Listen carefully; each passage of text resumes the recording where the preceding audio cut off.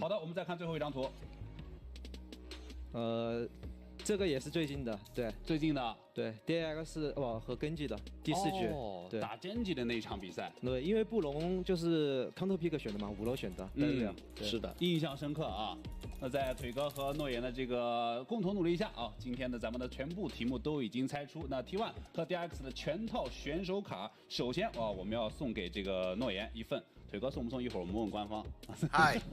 没问题。好的，然后并且这个今天的电竞经理特别互动环节，我们将在选票最多的观众中抽取3位幸运的经理人，获得当日的对阵双方的选手卡1份啊！大家记得要填写中奖的信息。好，那咱们马上要来到今天这一场重头戏了，全球总决赛的决赛，由 T1 对阵 DRX。其实，在这场比赛之前，很多观众朋友们有很多的讨论，尤其是围绕着2位老将 Deft 和 FAKER。其实我们可以先请诺言分享一下，因为当时2015年，当时 Deft 就来到了 EDG， 跟你当队友，并且在首届 MSI 中跟大家分享一下这个今天再次看到这2位选手的这种感觉。I have both of them open. You want to watch the English or the Chinese one? 就是还是很神奇吧，就是没想到他们能打这么久。对我感觉这个是可能就是年轻的力量吧。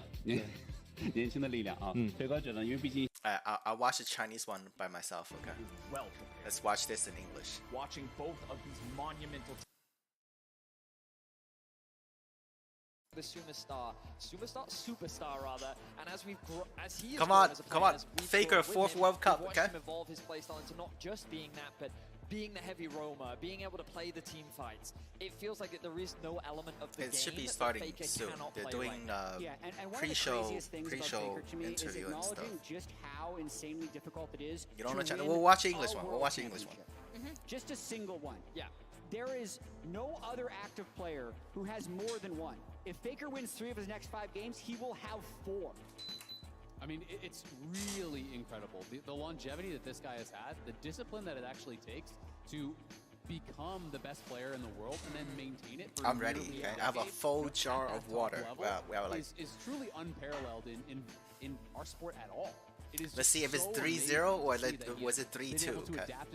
3-2 will be more fun. 3-0 will put less pressure on my heart. I want FAKER 4th world. I actually have seen people compare like his initial debut in like Meteoric Rise in 2013. Gacha games almost all come out of China. That's not true. Gacha game is first made in Japan. How much Zeka has improved since his initial debut, his LPL days. He was pretty shaky. Even this past LCK season, he was strong, but not like nearly what we've seen from him at this tournament. And he's such a huge part of how DRX got to this matchup in the first place. And I think that's why it's so amazing, is that it is so surprising, right? That this guy was able to come out. Yes, he did have some high highs in the LCK, but he had never been able to really maintain that good level ones. week over week. And for him to be able to come to Worlds and not only you don't like that horse racing game, but to be able to, I think, eclipse what he has you don't shown like us that before, horse racing game, and then maintain it against the best players in the world, game after game after game after game. It is just astounding to see this player bring that level to Worlds. And it's one thing to be countdown have 10 minutes. Good mid laners at this tournament, right? But I thought the countdown was only 1 minute. Yeah. He had 11 solo kills. 11 at the World Championship. Like, some people will sit there and they'll try to brush that off as, oh, I mean, who hasn't had a solo kill? Most of the pro players in this tournament. Like, he has 11 against some of the best mids in the world, 4 of which were against the reigning world champion in Scout. Like, that's just only a small part of what is Zeka right now at this tournament. His meteoric rise throughout this tournament, it is so difficult to really quantify if DRX win, like if Zeka win, that means he beat through like every famous mid laner and then to win Worlds on his like, I think it's his 3rd year play. It's his 3rd year, right? He spent 2 years in LPL, and this is his 1st year in LCK. Chovy, and he's got the GOAT left. Horse racing? Yeah, the waifu racing game. Sorry. I got you. Nicely done. Way to sneak in. yeah. Right? You see this? Yeah. That's the pass for Zeka here. If he win, that means he beats like every world title holder. It's a tough door to open, that last one, but if you can. It's a tough door to open. It's a tough door to open. So impressive to me is that Zeka, people try to encapsulate him as first, okay, well, he's maybe just a good melee player. Maybe he can play this matchup or that matchup. But when he played against Chovy, he was able to create massive lane advantages game over game over game. And he did it in a way that, to me, was so impressive because it was through the fundamentals. He's constantly applying Airy. He's constantly applying Scorch. By the time the Herald crashes and they get first tower, he missed only 5 out of a possible 114 CS. Wow. It's absolutely remarkable. He's never overspending mana. He's using almost exclusively auto attacks to get those last CS, using the W, which is his lowest mana cost ability, to constantly be applying Oblivion or you try, but you can't make it. That Scorch and that Airy, and to chunk Chovy down. He non-stop keeps the push, takes 2 plates solo against Chovy. This guy who is considered to be, by most, the best laner in the world, he just straight up Chovy. Like, he beat him with the fundamentals. The game? When I went back to watch this game, I was expecting, okay, there's going to be Zeka's good. Zeka's good, okay. Koma have very good eye for good players. Right, well, now you can't compete because you're too far behind. It never happened. He just played the whole lane perfectly. It's really, really incredible to watch. And this was actually so important to DRX taking this game, right? Because if you remember, they had the Kate Lux pushing bot lane that they wanted. I thought I wouldn't make it for the first game, but then they started late. Okay, good. Good. They started late. They're able to get the Rift Herald that's going to come in and crash, and they were able to take over the game from there. And I saw a lot of people hand waving. Well, it's the matchup. Ari's supposed to win. So I went and I actually looked. The global average at 10 minutes, Ari across all pro play is up on average 3 CS. So as the tower gets killed right here, this is about 10-15 into the game, he is up 27 CS. They started after 2 hours. Gold. When I saw the countdown, I thought they started at 6, but no, they're starting at like 8. This was incredible dominance against, again, let me say it, the best laner in the world, Chovy. It's just remarkable, and he did it every game. Not necessarily to this degree, but he laned incredibly well against him in all matchups. And again, this was not him on the Sylas. This is him playing a ranged matchup, which is one of the things he was criticized for largely in the LCK. Yeah, and I think that's super important as well, right? Like, I'm glad you chose this matchup specifically because his laning was not only stupendous, but it was on the Ahri, and then in the previous quarterfinals when we did see EDG be like, okay, we'll just take Akali and They did a pre-stream, I see. He actually came out. Oh, good. That means I made it. Okay, that means I wouldn't be late. I wouldn't miss the first game and only watch the other. We can't just say, oh, it's the Akali, 2 to 3. oh, it's the Sylas. Like, people were kind of saying during play-ins when he was popping off then. He's had to stretch and evolve so much, but what a success story it's been here at Worlds so far. Now, while you in chat continue to vote, Zeka is going to share his thoughts on challenging the unkillable Demon King. Zeka's going to share his thoughts. All right, let's see it. 안녕하세요. DRX에서 미드를 맡고 있는 제카 김건우라고 합니다. 일단은 저희가 이제 선발전부터 이제 결승까지 올라오면서 많은 일들이 있었는데 결국에 저희가 다 이기면서 많은 성장도 했고 그걸 바탕으로 좀 더 많이 잘해줬다 생각해서 일단 오늘 경기까지 이겨서 이제는 솔직히 두려울 것도 없고 그냥 일단 오늘 경기에 이긴 거에 대해서는 Will FAKER do his famous tumble again? I don't think so. I mean, he is 26 now, you know. He is the veteran, okay? FAKER is like FAKER is a veteran. He's like the senpai of League right now. So I don't think he'll do stuff like tumble. 그냥 약간 도전하는 마음으로 가게 될 것 같습니다. Yeah, FAKER's 26. 판당 5번은 내보도록 하겠습니다. 26 is old for esports, or at least for League. Most League pro player only lasts like 3 to 4 years. Okay, FAKER lasts 10, and still ongoing. I hope he don't retire. I hope he don't retire. I hope FAKER don't retire. They're not letting the pressure of what they've done get to them. It's not like, oh yeah, we're the 4 seed. We'll never beat Gen G, the 1 seed from the LCK. Oh, we'll never beat FAKER. They're saying, actually, no, we're just having fun, not really acknowledging what's happening and how well and fondly they will look back on this in 5 years if they pull it off. And they're just in the moment, which is, I think, super key. The cool thing I got from that was how he says, like, it's nothing more wrong like with I'm challenging him than dethroning him. So even like the line, like, oh, gods can bleed, like, he's still giving so much respect to FAKER and his. Well, I mean, FAKER is already dethroned, right? I mean, witnessing history. This is like finals after 5 years. a new mid lane god being born, right? You know, this is one of the most impressive, if not, you know, arguably the most impressive international debut from SKT Dynasty is basically over, okay? But now we're starting another one. We're starting another SKT Dynasty. Short of a storybook and FAKER is still in it. I just keep having this that's what's exciting. The Rise music video where Ambition mounts the tower, and then What do you mean FAKER dethrone, right? They did Samsung did that in 2017. Still with FAKER on his rise. That is how he qualified for the banner, right? Like the storyline is too perfect, and Zeka is setting us up for the perfect. I mean, depending on your perspective, either the protagonist or antagonist. Right. Ambition had to climb a mountain. Zeka just had to enter. Well, I'm for T1. I'm rooting for T1. So Zeka is the antagonist here. Those took him a long way. That's true. Yeah. Just say he wasn't flying. You're right. Yeah, I have no evidence one way or the other. Let's take a look at what chat had to say when it came to these two mid laners, FAKER and Zeka. 66 to 33. So 2/3. In terms of which player would get the majority of the vote, chat, you were concerned that this was going to be a landslide here. We did a lot of Zeka campaigns. I mean, 66 to 33 is still a landslide. What does he mean? Good job. How 66 to 33 not a landslide? It's 2/3 of the vote for FAKER. Does make sense. I thought it would be almost 80-20. Yeah. You're rooting for DRX at least get 5 games. Well, I want to see 4 games. 5 games will make it. 5 games will make it.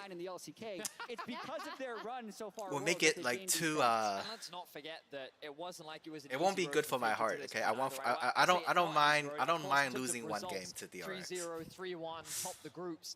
Like I want 3-1. Okay, I want 3-1. He is not washed. He is not just a name that cannot play the game. The reactions that we saw from him, the decision making that we saw from him in his semifinals against JDG. Like Kobe and I were laughing about it in the cast because he was still stopwatching the Malphite ultimates, right? He was still flashing and reacting to plays like he was back, like he was young again, right? And the man hasn't lost any reflexes, and the depth in his champion pool. There are only good things to say about this man, and it is not game is the best last game. Well, true, has had to prove that he is at the level to challenge the god. I want 3-1. I want 4 a games. Different player than he was 10 years ago, you know, when he started playing League of Legends, but he is still the greatest player. Well, he's a different player because the game have changed, okay? One person can't carry the game anymore. Matchup, so don't go anywhere.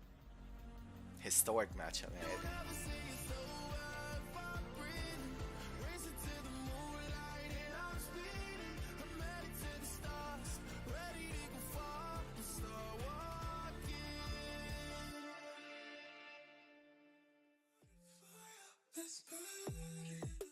You'll be going out while they'll be streaming, just pop up on your mobile phone. Oh well, good luck. That's okay. That's okay. The song is bopping. Song is great. 3 minutes.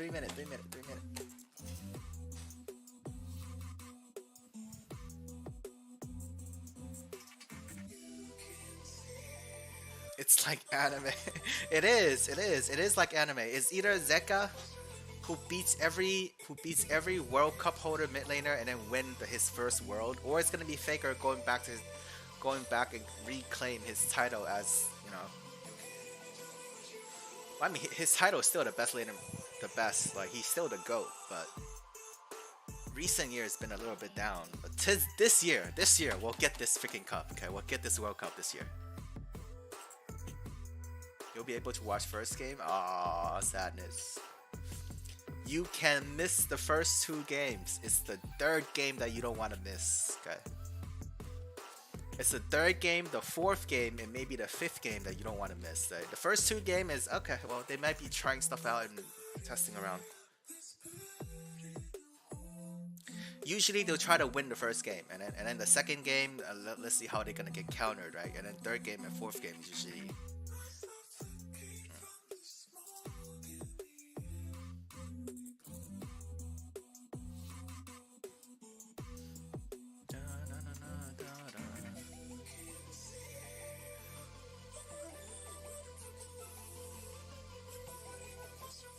First 2 games are just light jabs.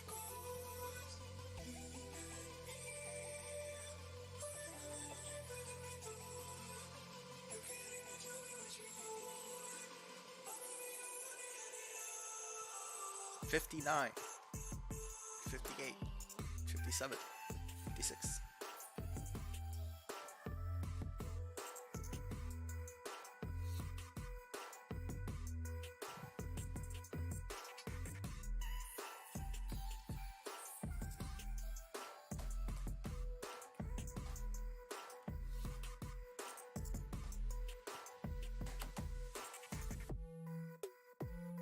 About half minute.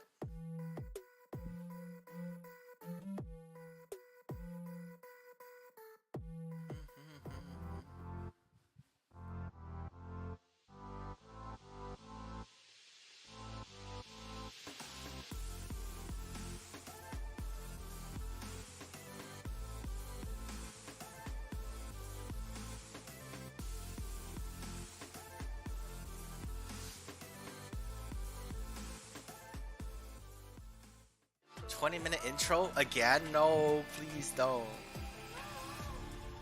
If it's a 5 game, it will already last like 4 to 5 hours. World at 2022 in the Chase Center as we gear up for T1 versus DRX. A quick note for those of you at home: we have a slight delay with the opening ceremony. Just means we have a little bit more time to talk about. There's a slight delay for the opening ceremony. Break out into song and dance for the next 15 minutes. Are you guys familiar with Reckless with My Heart?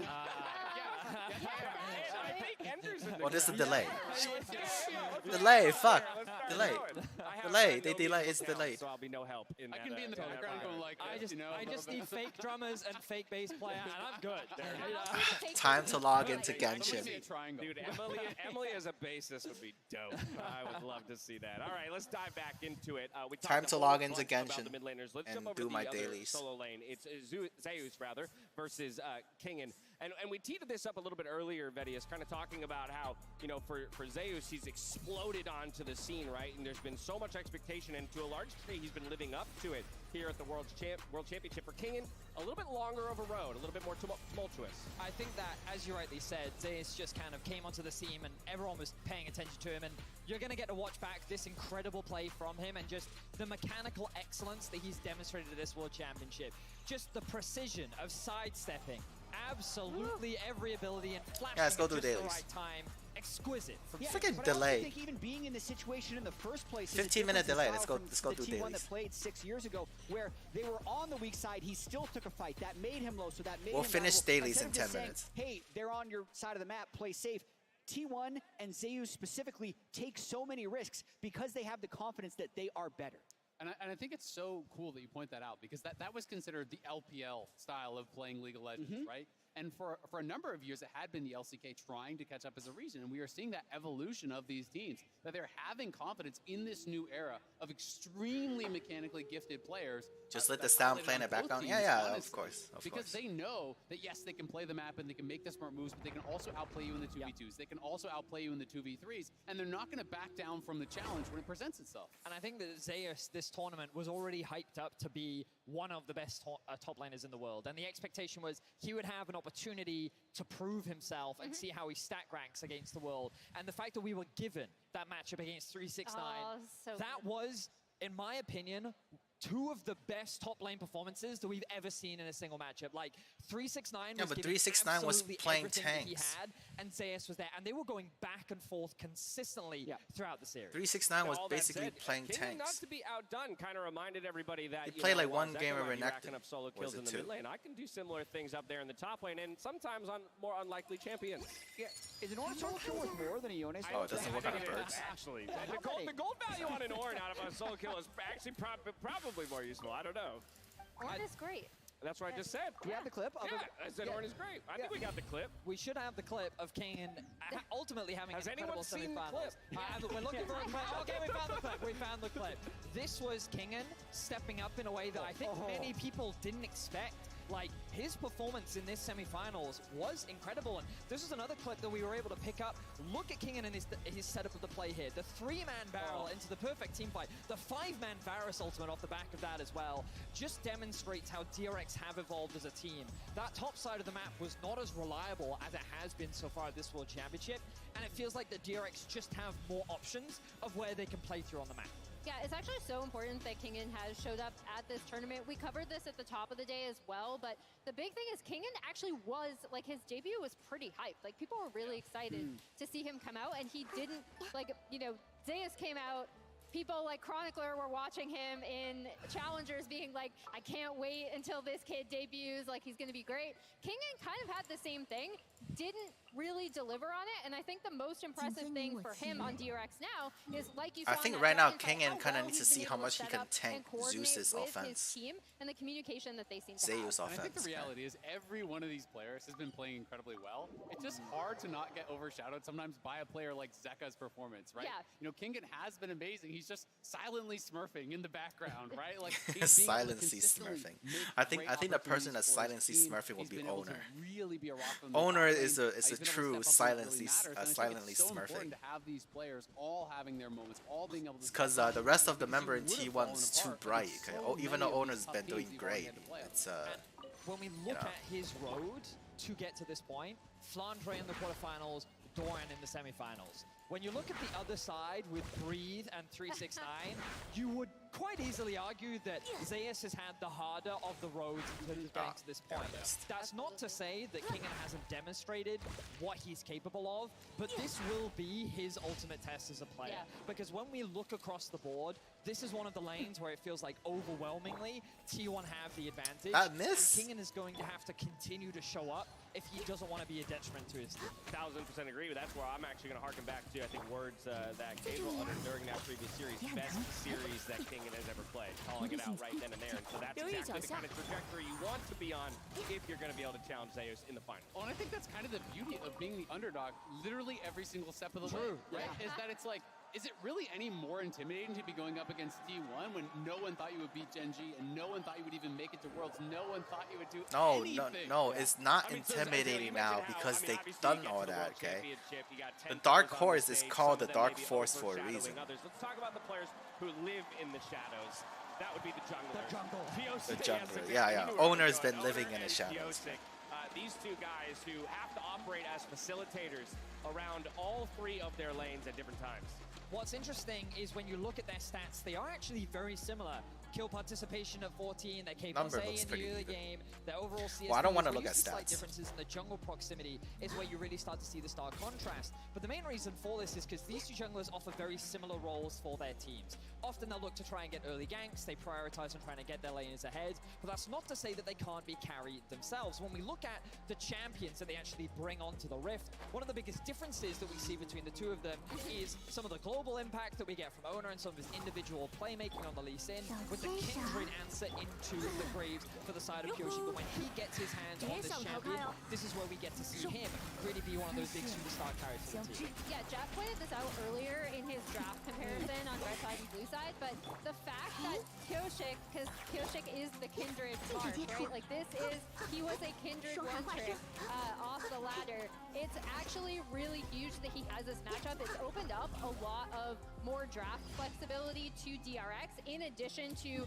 these creative pushing bot lanes that they like to play. And while I don't think like either jungler is probably going to be the standout like carry performer, that means their top lane needs to play tank.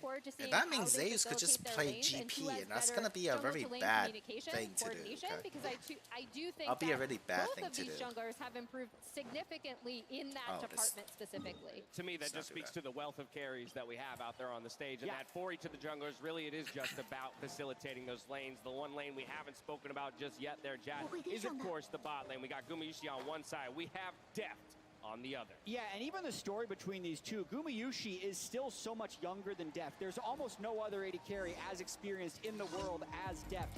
And they've both had some huge moments at this World Championship, but Gumayushi in particular has had a couple game-saving team fights. He had that one against RNG, and this one in particular, where if he doesn't pull this off, maybe they don't even make it to this series. And I can't stress enough how much of a struggle kind of he and Keria had compared to expectations. Keria was pretty open about dealing with symptoms from long COVID, but then for him to come out and have such a massive teamfight performance like this in such a huge series, another part of the reason why. And then they Baron right after this. Their bot lane, people are like, okay, it's spring T1. Because Keria took them for a walk, and then they're murdering people all over over the map. Guma come back and stop their recall, and then they just Baron. Does not do him justice to kind of skip over the struggles that he did have. Yeah, absolutely. Because if you just watch MSI finals, you're coming in, you're like, yep, Guma's the best MSI. Okay, he's still the best now. Great. Right. But, you know, he didn't really, I think, fit well in the current meta that was in Summer Split. You know, he had his struggles. There was a lot of criticism levied towards him. And coming into Worlds, he was actually one of the big question marks for T1. But he has silenced all the doubters. He is, again, playing at that peak level. And that is one of the big reasons that T1 is here today. On the other side of the matchup, Jat, is, of course, Deft. A near 10-year journey to this World This Final. play.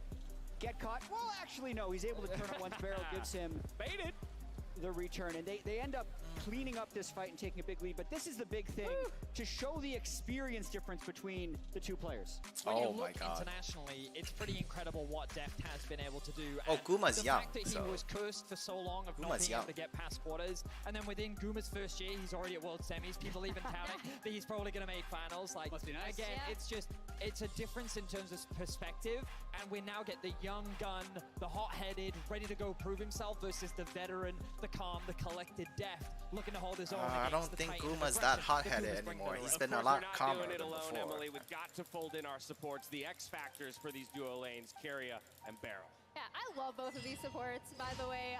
We're going to bring up a little champion look at Barrel, the Genshin brother, okay?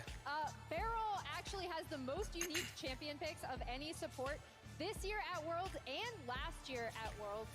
So this is a consistent thing throughout his career.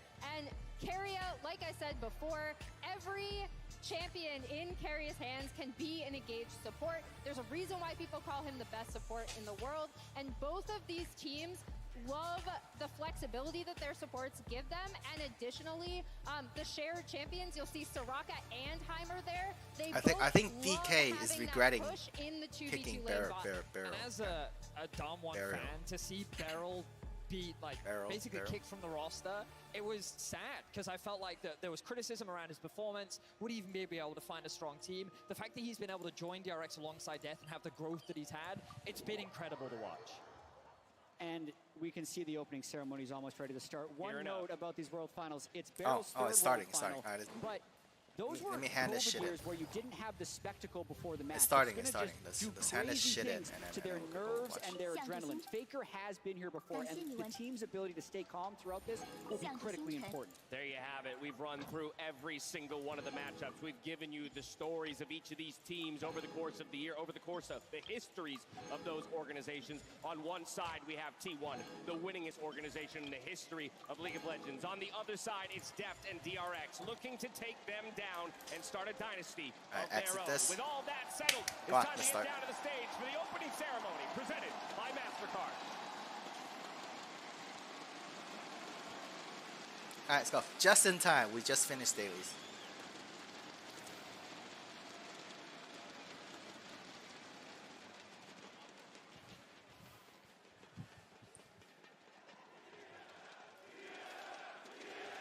Freaking TSN chat.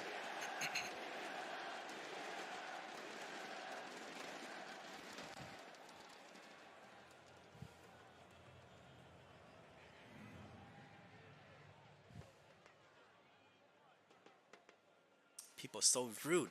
Why are they there with their phone out? Turn that shit off. You're at the place. Okay? You don't need your phone.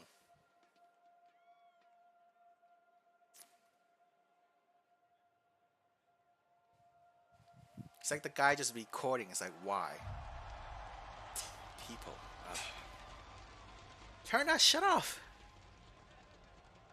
So rude.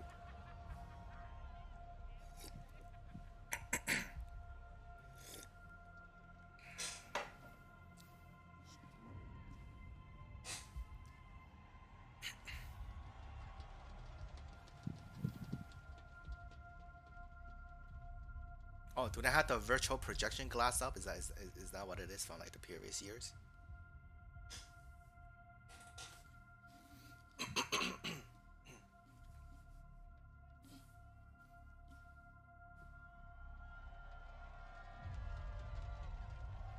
I haven't heard this year's song yet. Okay? I haven't heard this year's song yet.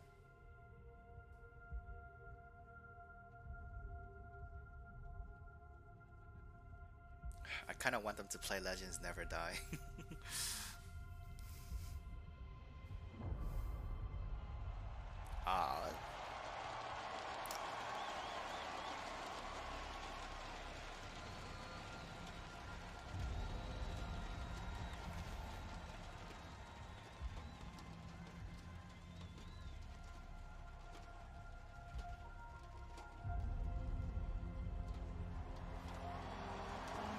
Presented by MasterCard.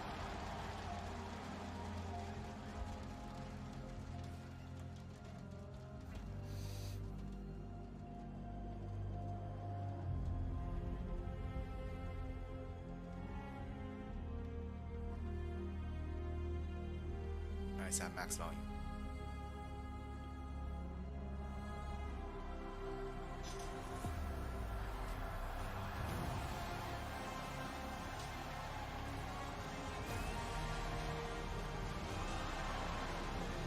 Five, 4, 3, 2,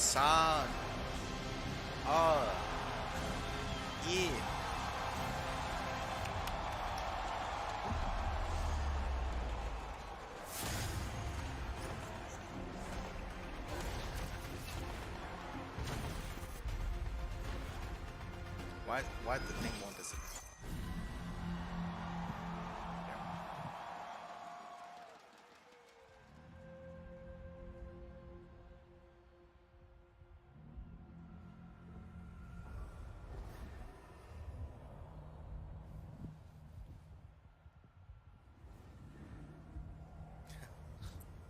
Is that the Baron? To the fallen, leave me to be with the broken one. Left time before I go. Hold the last burning ember. Oh, they're already on stage.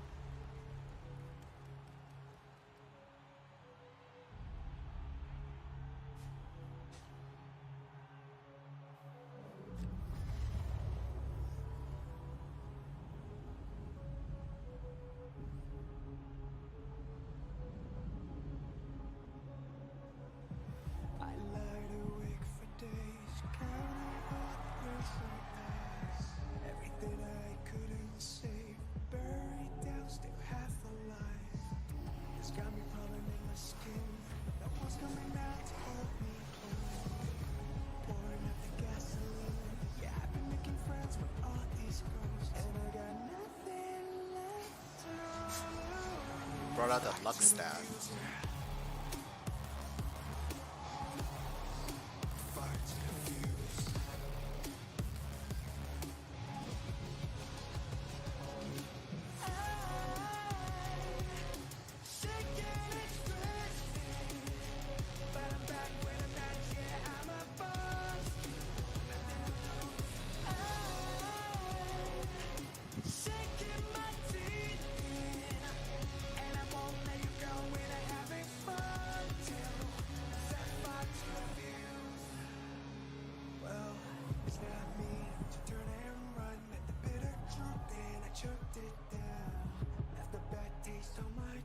But my appetite's growing now. I can see you crawling in your skin, but no one's coming out to hold you close.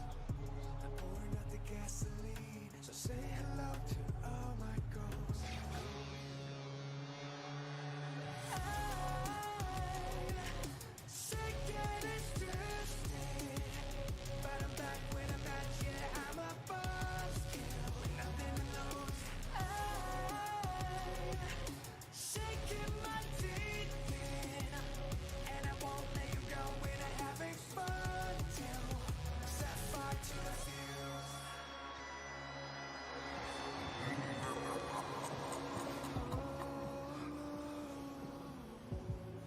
I'm moving like a shadow, you're walking in my death zone. Breathing slow. Move the heart, love the high. Watching life fade from your eyes. And this is not a warning. This is not a time. I'm zeroed in on you and I'm coming for the place. And I'm about to ignite. Just try to play cool. Echoes in your head like deja vu. I'm sick and it's drifting, but I'm back when I'm at, yeah, I'm a buzzkill with nothing to lose. I'm shaking my teeth in, and I won't let you go when I'm having fun till set fire to the fuse. Oh man, that looks cool.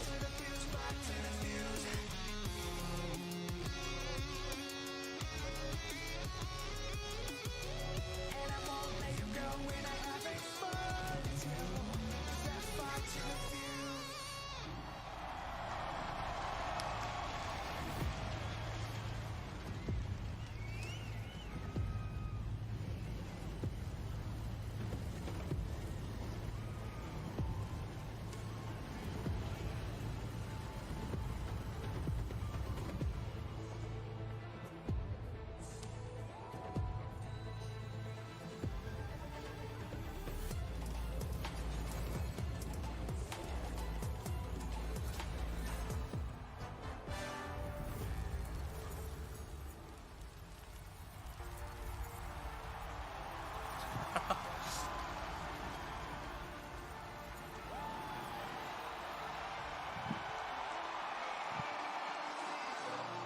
Don't ever say it's over if I'm breathing. Racing to the moonlight and I'm speeding. I'm headed to the stars, ready to go far and start walking. Don't ever say it's over if I'm breathing. Racing to the moonlight and I'm speeding. I'm headed to the stars, ready to go far and start walking. On a mission to get high up, I know that I'ma die, reaching for a life that I don't really need at all. Never listen to replies, learned a lesson from the wise. You should never take advice from somebody that ain't tried. They said I wouldn't make it out alive. They told me I would never see the rise. That's why I gotta get 'em every time. Gotta watch 'em bleed too. Don't ever say it's over if I'm breathing. Racing to the moonlight and I'm speeding. I'm headed to the stars, ready to go far and start walking.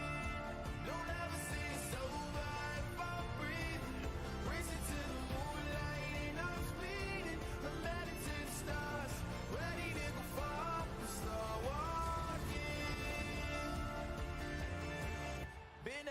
Since I came out my mama, thanking God that he never prove him wrong every time till it's normal.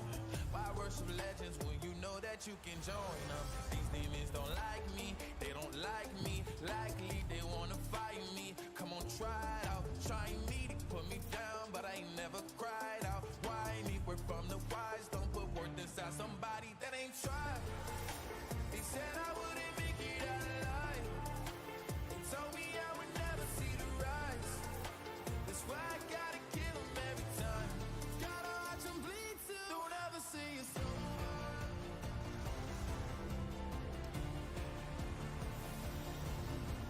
Still don't start? It's starting now. This is the opening show.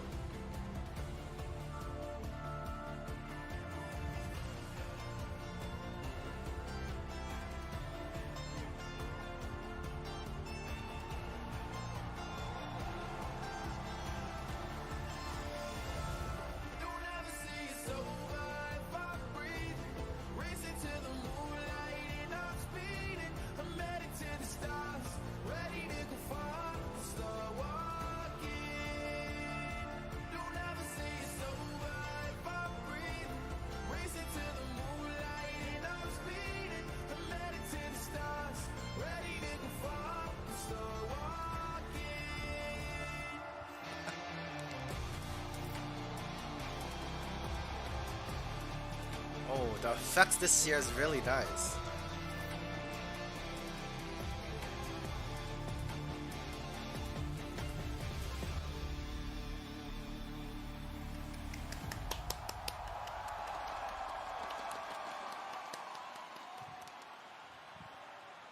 Awkwardly standing thinking what the effects are nice.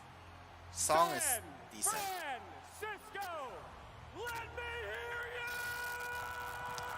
Jesus, the static. 24 teams have done battle over the past 6 weeks to bring us to this day. And of them, just 2 remain.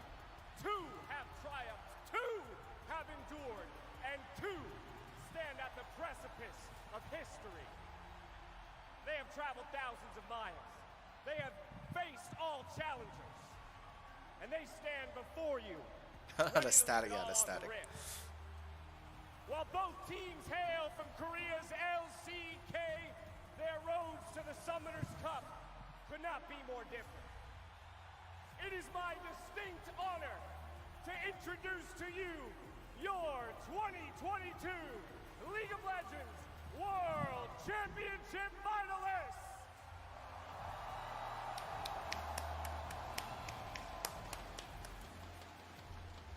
Here in the finals. Oh my God, a static. Time as an organization, bringing new blood and old to the ultimate field of battle. Give it up for DRX.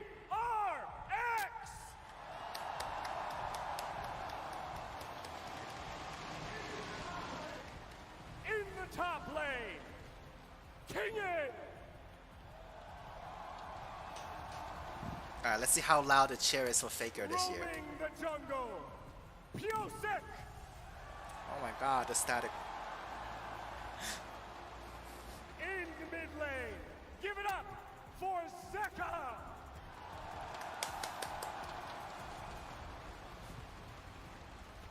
And in the bot lane, a near 10-long-year journey to the finals. There's so much static. Why? For Deft.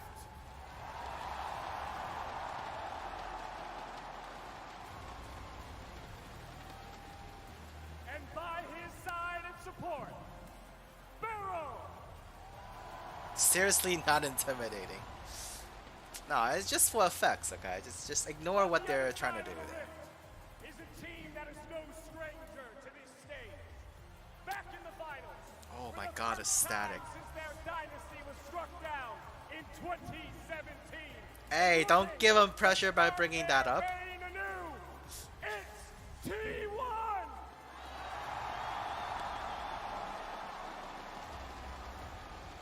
Their intros. Look at that. The chill just wave around. In the jungle,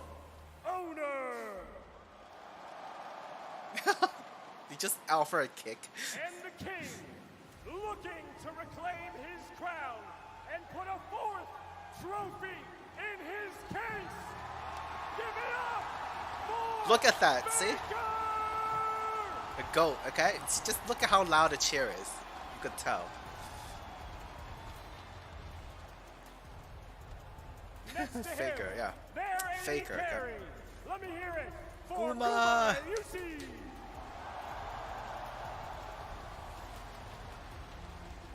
FAKER roll. FAKER. No, he don't do roll. He just give the shh. Chase center. The stage is set. The stakes are clear. And this is the final score to settle. One team will leave this arena world champions. The other looking back at what could have been. Give it up. You want the FAKER One roll. more time. San Francisco. It's DRX and T1. Yay! T1, T1, T1, T1, T1. Imagine the injury his wrist was. Exactly, that's why don't do the roll, okay? No need to risk. Oh, right, they changed the Summoner Cup. 2016년 마지막으로 롤드컵이 미국에서 열렸을 때 그는 They changed the cup. It looks pretty nice. Looks pretty nice. 페이커는 어린 팀원들을 이끌고 다시 한번 우승에 도전합니다. Wow, look at that. Look at that. 3 SKT T1s on that trophy. Okay. 결승전에 오기까지 굉장히 오래 걸렸고 또 우승하고 싶은 마음이 그동안 컸던 것 같아요. 첫 결승전을 앞두고 있는데 뭔가 이 결승에 오르는 상상을 너무나도 많이 했어서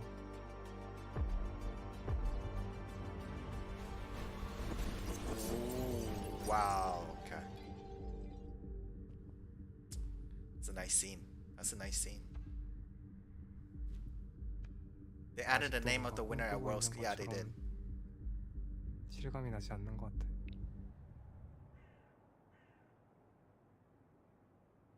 Are they not gonna put the high? Yeah, the high school. Okay. 조용하고 수줍음 많은 두 소년들이 Two shy and quiet students. Okay. 그리고 리그 오브 레전드라는 They're playing Moonlight Sonata. 평범한 삶. They're playing Moonlight Sonata. 학교에서 랭크 1등 우리 학교에 있다 이런 얘기를 들었어서 그때 처음 알게 됐던 것 같아. 그 선수보다 내가 더 잘해줘서. Is that you in a picture? I wish. I wish. I'm not that rich. 2013년도 때 데프트 선수랑 같은 게 데뷔했었는데 운명이라도 되는데 같은 곳에서 시작해서 다른 길을 걸어와 다시 만나게 되었습니다.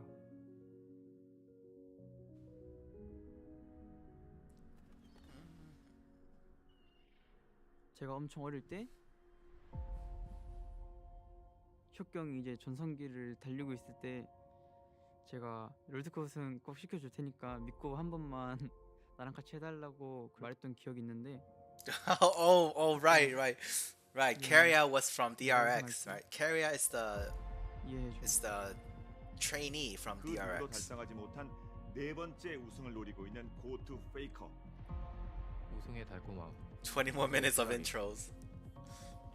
절대로 우승을 놓치지 않을 겁니다.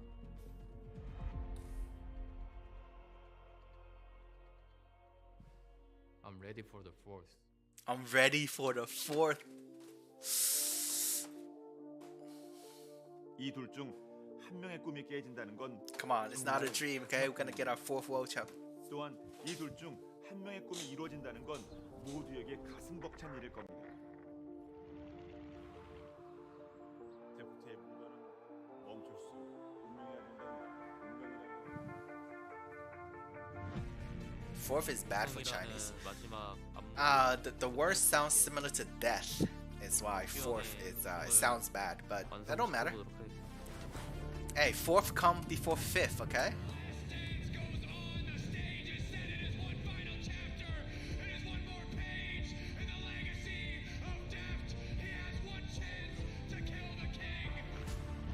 one chance to kill the king.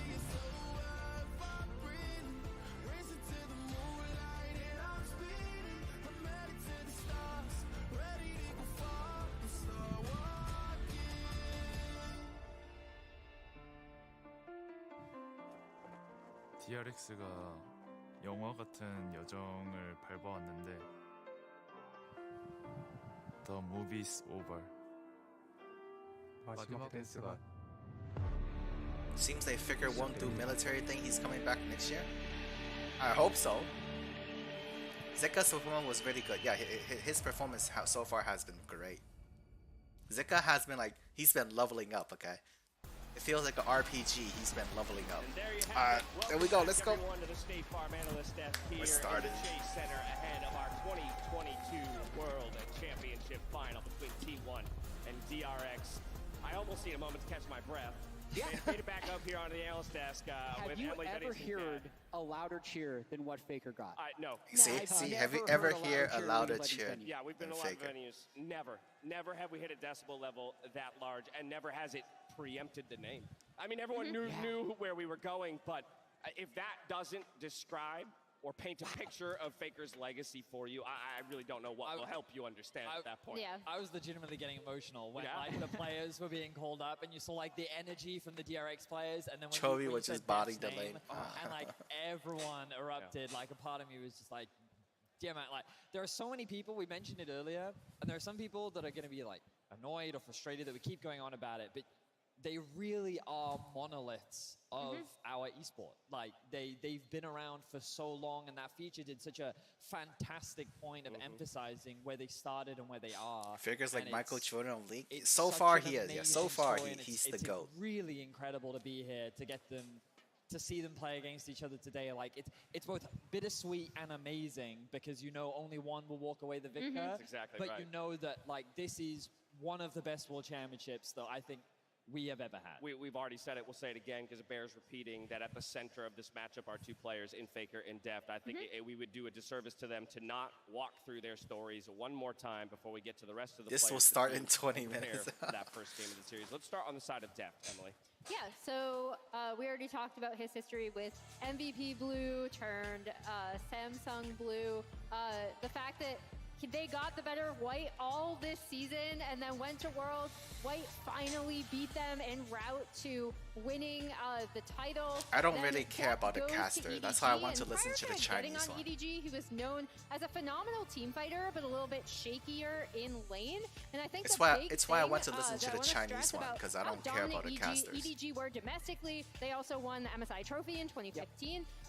Is that Deft in his time with Mako turned into not only a phenomenal team fighter, but a phenomenal laner. Now we see the series that still breaks my heart to this day that I brought up at the top of the day. Deft on KT Rolster eke out this particular win in the base race, but end up losing the series. A lot of people highlighted that as the series of that 2018 Worlds.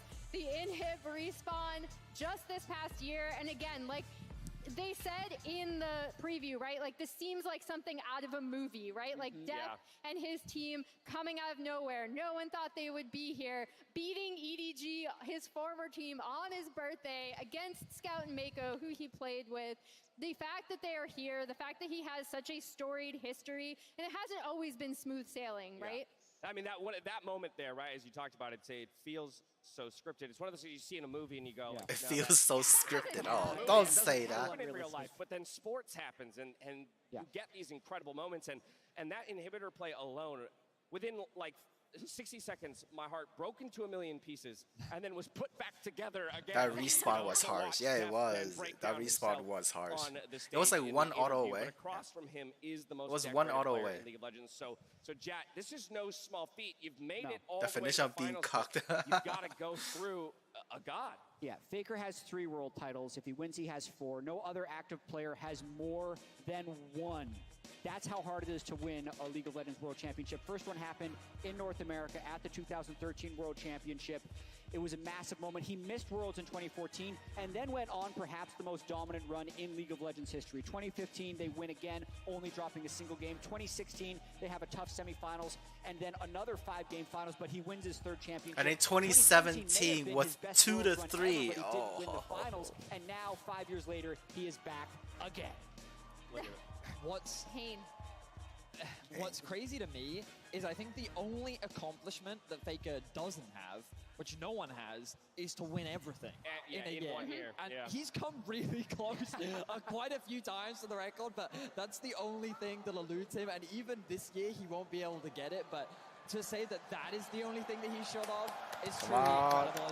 The players will now be making their way to the stage as we get ever closer to our first match of the day. Oh, absolutely. Love seeing DRX load onto the stage with plenty of cheers and fan support behind them. I think it's no secret to them that they're the underdogs, but that has been what has fueled them throughout this tournament so far. The fact that they could be that surprise team. The fact that, you know, they're taking the wins as they come and they're riding that high towards their peak play.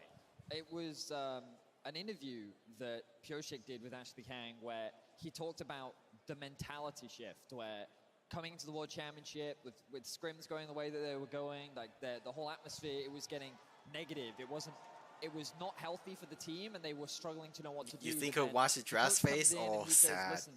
Bring your phone with you. Bring your phone with you. Like, it's possible, and we need to just start living in the moment. We need to start focusing on like what is ahead of us, and if we lose, it doesn't matter. All that matters is that we do our best and we have a good time doing it. And Pioshik talked about how that was a big mental shift for him, where he no longer thought about what he was doing wrong, and instead he only thought about doing his best and making sure that as long as he put everything on the table, that he could walk away happy. And it feels to me like that all of the players have just done that. They've put their heart and soul on the table, and they've shown what they can do. And so far, every single time it has been enough to get them to this point. I think it's really interesting because in an additional interview, also with Ashley Kong, Deft talked about how one of the things he's realized at this tournament specifically, and it also could have come from that discussion with their coaches, like it's not about it's less about the result than the journey. Like it's finally him coming through and accepting, like, I am. It's less like, about the having result a good than the time. journey. I have accomplished a lot, and obviously still he very much wants That's just to a win saying. his Okay? first It's World always Trophy. about the But result. I thought it was really interesting. And the to journey. hear The that journey coming matters, but out it's of always him about as the result. someone who has, you know, been I wish they'll do trying some to push crazy his picks in way Worlds. towards Well, that World's Trophy T1 and should has have yet to some be stuff in their pocket that they haven't showed yet. So let's see if DRX can force T1 to show all their hands. Looking for their fourth World Championship title, and that would be Bengi, just this time behind FAKER in the coaching position. It's so crazy to me, man. It's so crazy to me. All of them. I mean, he was the magic man, you know? There was a period in time where there were questions like when T1 was struggling, he then subbed in, and then all of a sudden, the whole T1 changes. It was just, it's such an incredible history for both of these players that while FAKER has been at the forefront, his loyal jungler has often been by his side. Yeah, FAKER was Batman, Bengi was Robin. It's the greatest example of League of Legends, and they won 3 World Championships together. Even in years when he was splitting time with other junglers, they'd win the games when Bengi was in there, the blank years in 2016. And even though FAKER has been close so many times, it is actually another one of those fitting storybook things that coming into the World Championship, T1 makes a head coaching change, promotes Bengi Seeing to old the League head of coach Legends, yeah, it position. does. Many people have noticed an improvement in drafts, whether that's better collaboration or better driving from Bengi. Nobody knows, but we do know that the drafts have gotten better, and they're 3 games away from winning another World Final. Yeah, FAKER may be the GOAT, but Bengi, don't forget, he is the jungle. Bengi is the jungle. Upon him. Yeah. And can we just appreciate the fact that when you called FAKER's name, he's silent. And, like, obviously the arena did not go quiet, but like that, what an incredible. He's given us so many moments throughout it. My favorite one being the role that he did. The role, the time about the role. That's just another incredible moment for FAKER to add to his collection. And Like, it's such a momentous occasion. I cannot wait to see these guys at the Rift.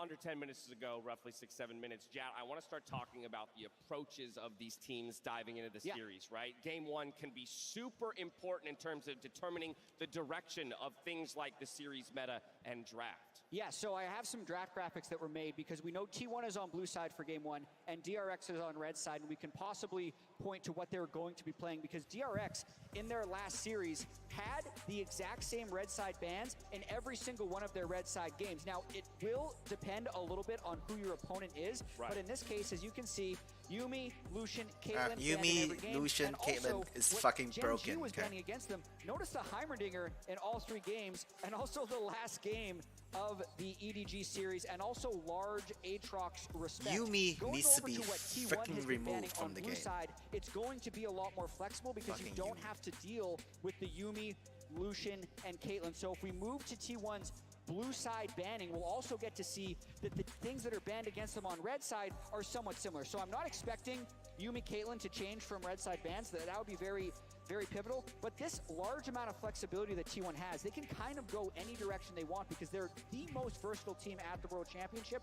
My prediction for game 1 actually is that at least one of these T1 bans is going to be Kindred, because then the first pick Graves is something that T1 is going to try and threaten, and there would be no Kindred to answer it. So that's what I'm looking at in Why game would I 1. want to ban I don't want to Kindred? get into the red side draft approach to T1 here because that's going to be at least game 2 and onward, but that's what I'm expecting to see in the first game. Vedius? And I think that what's interesting about the Aatrox ban on blue side from T1, often people will sit there and go, well, why wouldn't they want a first pick? Especially, or even leave it open when you look at a player like Zeus, and he's only come up with counters. If DRX to the picks matchup. Kindred, that means Particularly topside his had to very be a well-known tank. Yone. That's But not often it necessarily a bad happens thing. Because with red side, there's room, especially a team like DRX is willing to leave that open all the way to the end. Like, this is a team that will just hold off on trying to get Kingen the best possible matchup so that they don't give Zeus an opportunity to counterpick. So it's a dangerous pick to leave open, especially when there are other things that you definitely want to prioritize in the draft, which you often see from a team like T1. And the other super interesting thing is I know we looked at the supports, right, and their champion pools. The bot lane 2v2 is going to be very curious to me because in terms of bot lane looking at 2v2. Lucian, Caitlyn Lux is something that not all teams play competently, but both of these teams can. Yeah. So that'll be super interesting. The Lucian Nami, whether that crops up, will be super interesting. And then we've talked about how DRX's ban strategies really revolved around them getting a pushing bot with something like the Ashheimer if they want to Bronya will have a counter, or chapter just 33 for her in establish, Honkai. Oh no. Yep, they pulled out the Ezreal Karma. Are they which gonna I give us also Bronya liked. I believe that first was in after Caitlyn her Lux, if I freaking remember weapon? correctly. No. But then it leaves, like, so if you try to target ban Zeka, doesn't work. They'll find answers elsewhere. And then having the Kindred pick into the Graves also makes this particular draft for DRX T1 really, really interesting. Yeah, I honestly think that the bot lane for DRX is the most important draft tool resource that they have, simply because the more that they can force things like that Heimer ban, the more it opens up Zeka. Now, granted, Zeka has expanded his pool even a little bit throughout the best of fives, reaching back towards things like the Ahri and the Azir, where most people were prepared to call him a two-champ, player with the Kali and the Silas for his earlier performances in Worlds. It's but fine. I do I'll think pull there's a all heavy 3 of them. importance on the Yeah, DRX bot probably. lane, showing something I'll to pull T1 to all convince 3, them so it's okay. Either the Heimer or the Ashe, something like that needs to be on the ban table and open Zeka up a little bit more. For sure. I think the mid lane matchup is going to be really interesting because, we talk about the expected bans, and right now there's an established meta of like really powerful picks you can't afford to let through. I was speaking with Kadro yesterday, and I was like, what if you just drop Kersher the ban? Pro He looked at me Max and he's like, Bronya. are you joking? Do you really want to give Caitlyn over to Gumayushi? This man's literally like undefeated on the champion all year long. Like, there's a lot, and the Rise. What do you do about the Rise thing? From like, there's a lot of questions that I think we're going to get answers to as soon as we get into the game. Quite soon, in fact. And so it is that time that we turn our attention to predictions, starting with the MasterCard fan predictions here at World 2022. The fans have been pretty sharp in their predictions with a 70% prediction rate. 76 Here they're giving for it to T1, 76% of the vote. So over 3/4 of the fans think that it's going the way of T1. Any initial response to that? Kind of go to chalk? About right. You expect Yeah, it more? It's about right. It's about right. T1 should be big favorites. They were dominant all year long. They faltered a little bit towards the end of the summer split, but other than that, they've been the best. All right. From there, we turn to the talent predictions. We polled the whole team to see who they think would take it and in what series score. And see, this is a more even split than 75 or 76-23, and so quite interesting. But we also see series scores everything from a dominant 3-0 for T1 from Max Atlas Anderson, of course, to 3-2s as well. What is quick shots? What's interesting is what is going on there? That's an alpaca. That's an alpaca. Oh, an alpaca. Yeah. I'm not wearing my glasses, so I was like, is that? He just put a picture of his dog on? I was going to say a lot of people predicting DRX expect the 5 games, but Dracos and Goldberg fully committed on the 3-1 dominance from DRX. That's a lot of faith. I'm actually surprised at how many DRX predictions are here. The two people I'm looking at, though, are Atlas and Chronicler, because they're the two LCK casters, and they both said 3-0 T1. Yeah, see, for me, it 3-0 T1. 3-0 T1 will be boring. I want 3-1. Teams are ready to load I want into 3-1. our World Final. So with that, it is my absolute pleasure to hand things over to Cadril. Coach Banky moment.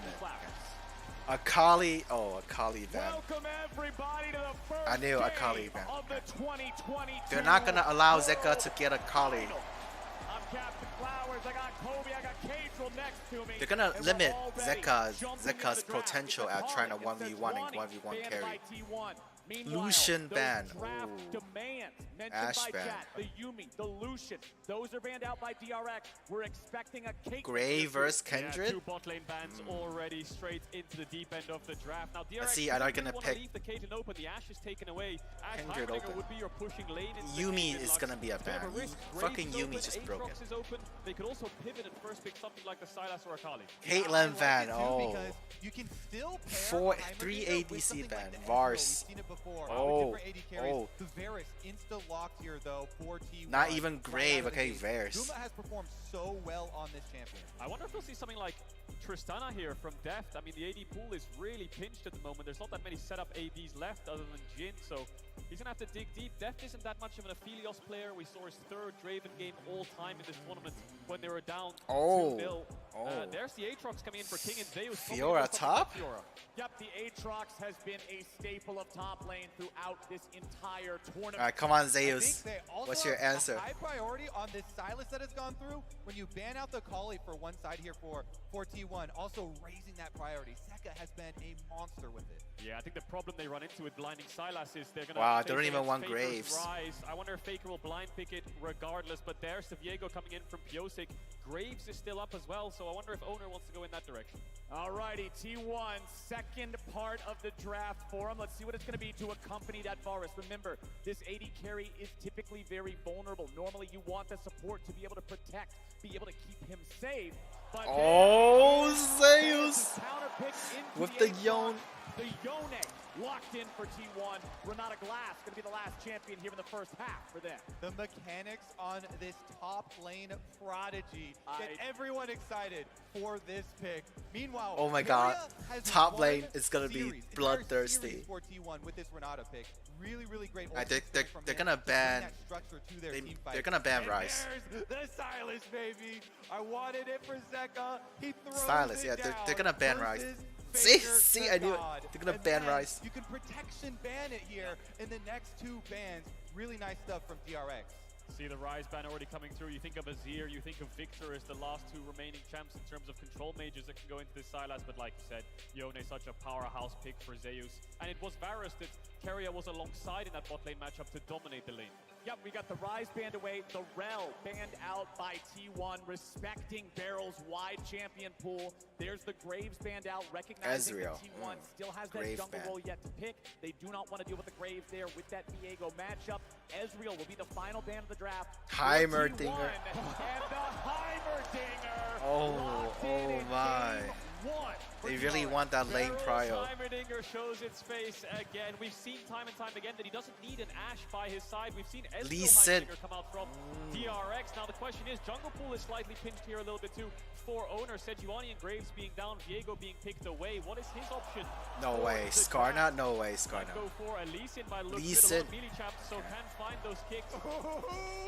You love to see it. Alright, what's Faker gonna pick against Dallas? With the Lee Sin and Faker. Azir? What's it gonna be? Alright, it's gonna be Azir. Comes down again. Now, okay, so we'll have one late game. I'm thinking misfortune for Deft if you go by what has been most played, but do they have something secret? That's a good question. You think of Misfortune, you think of Jin. Kallista's up, but Kalista Heimerdinger doesn't sound the strongest. Sivir Heimerdinger, maybe not the best up against Azir with the long range. So I think something that can either go in or something that can set up. Pushing lane is all the DRX need here in the bot side. Sivir is going to be the answer. A bit short-ranged against the Azir, but Deft confident enough that that champion can get the push and keep the push in the mid-game. When you're thinking of push, when you're thinking of AD carries, Sivir's always the one that first You think T1's gonna lose? The team looks fine. Solo laners that have the capability team looks of being fine. a side lane threat, of being a 1v1 monster.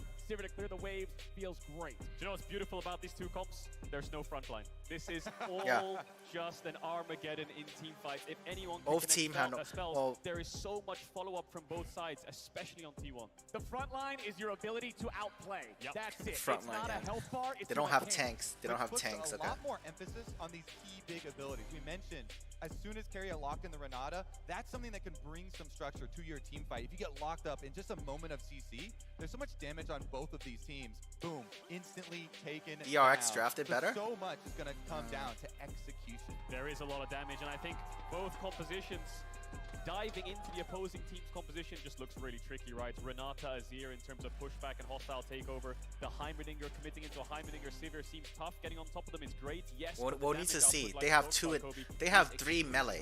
And we have 2 big. They have 3 melee. We have Renata. So Zeus, of course, on his Yone, one of those melee champs is going to have to navigate those difficult team fights. And Zeka, the breakout star of Worlds 2022, on his let's see first game. Honestly, for me, he has been the individual standout of the entire tournament. He has been turning heads since play-ins.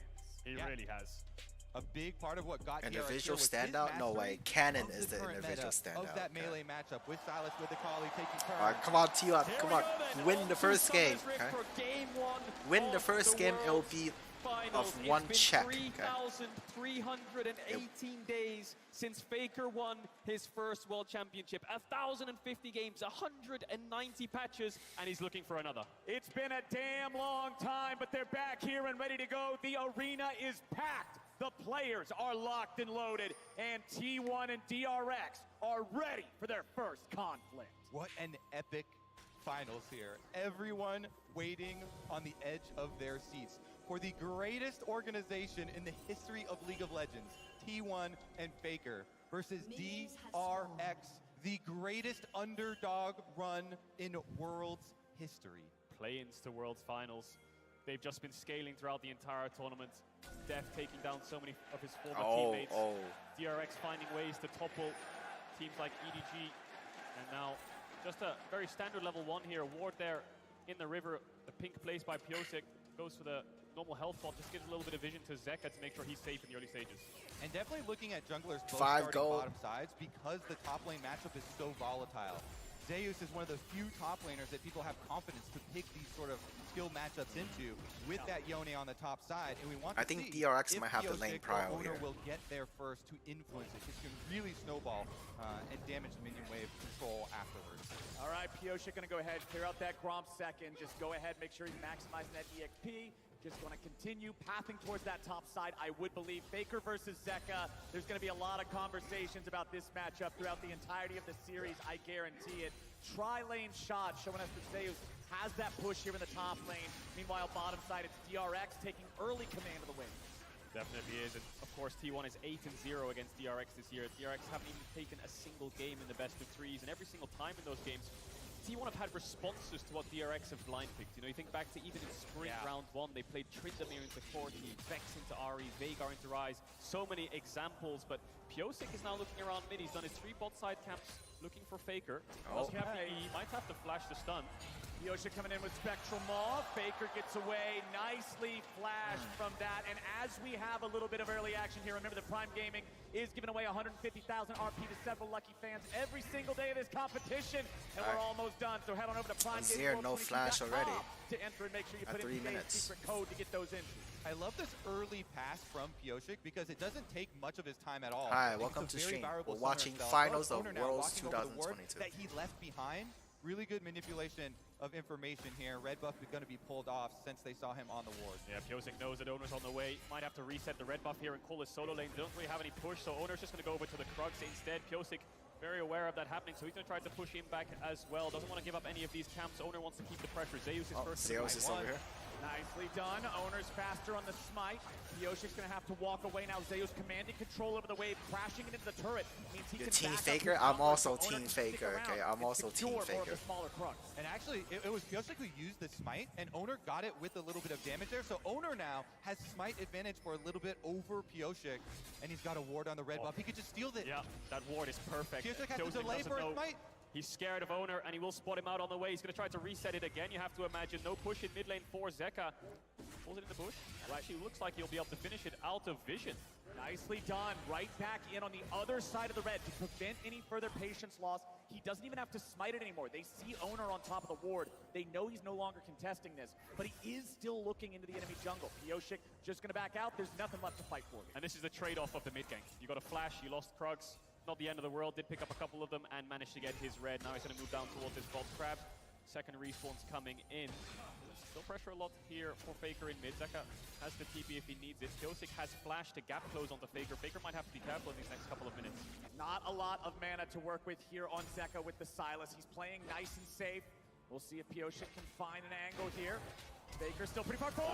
Oh. Spectral Maw and first blood over to Zeka. Zeka. Oh my. Star here. Two flash. Pioshik, multiple Two ganks flash for returned first blood. Before the flash gets Two back flash up. for first blood. As you said, instantly flashes in there for the stun. They get their kill, and they get the money exactly where they want it. This Sylas skills so well and can have some kill pressure. This is going to be a huge problem for T1 in the mid game. Zeus forced to flash away. These solo lanes going in favor of DRX.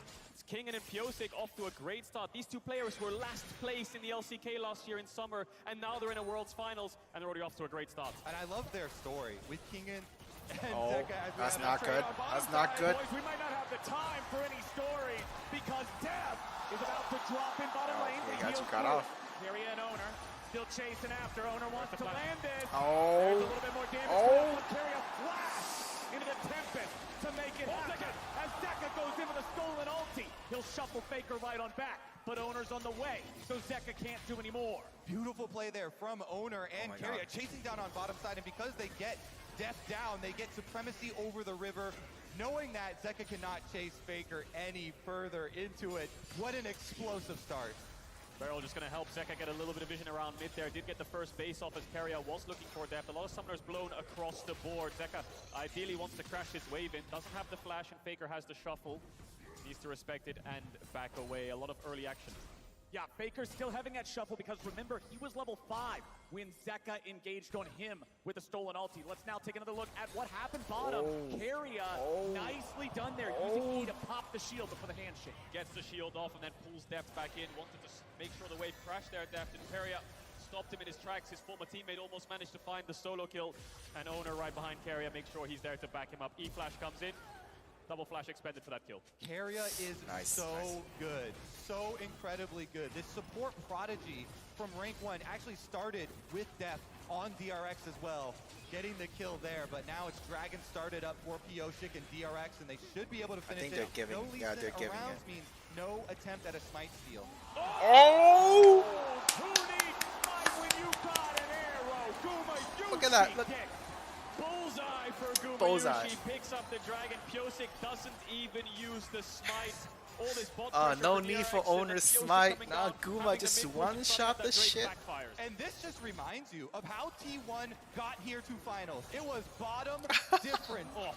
The hacks. Carrier takes down Def, then immediately afterwards, Guma's able to snipe away the objective as well. This T1 bottom lane is the T1 bottom lane that was promised originally. Best in the world. Right, these guys stumbled at MSI after an incredible run in spring. In summer, it's been about recovery. And when I look back at their semifinal they played this past weekend against JDG, it was the bot diff that really stood out. It really was, and Owner is hovering around there now, making sure they have some kind of vision to push out. Deft with no flashes, an easy setup with a level 6 Lee Sin. Owner's just trying to juggle this mid and bot push to make sure they can control this bot side river. But with Herald up, Kingen's going to start that one top push in favor of DRX. Zeus no flash. Zeka is ready to move across. Beryl is on his way up. Will be first to the top side river. How does T1 dissect this fight? They're looking for Kingen.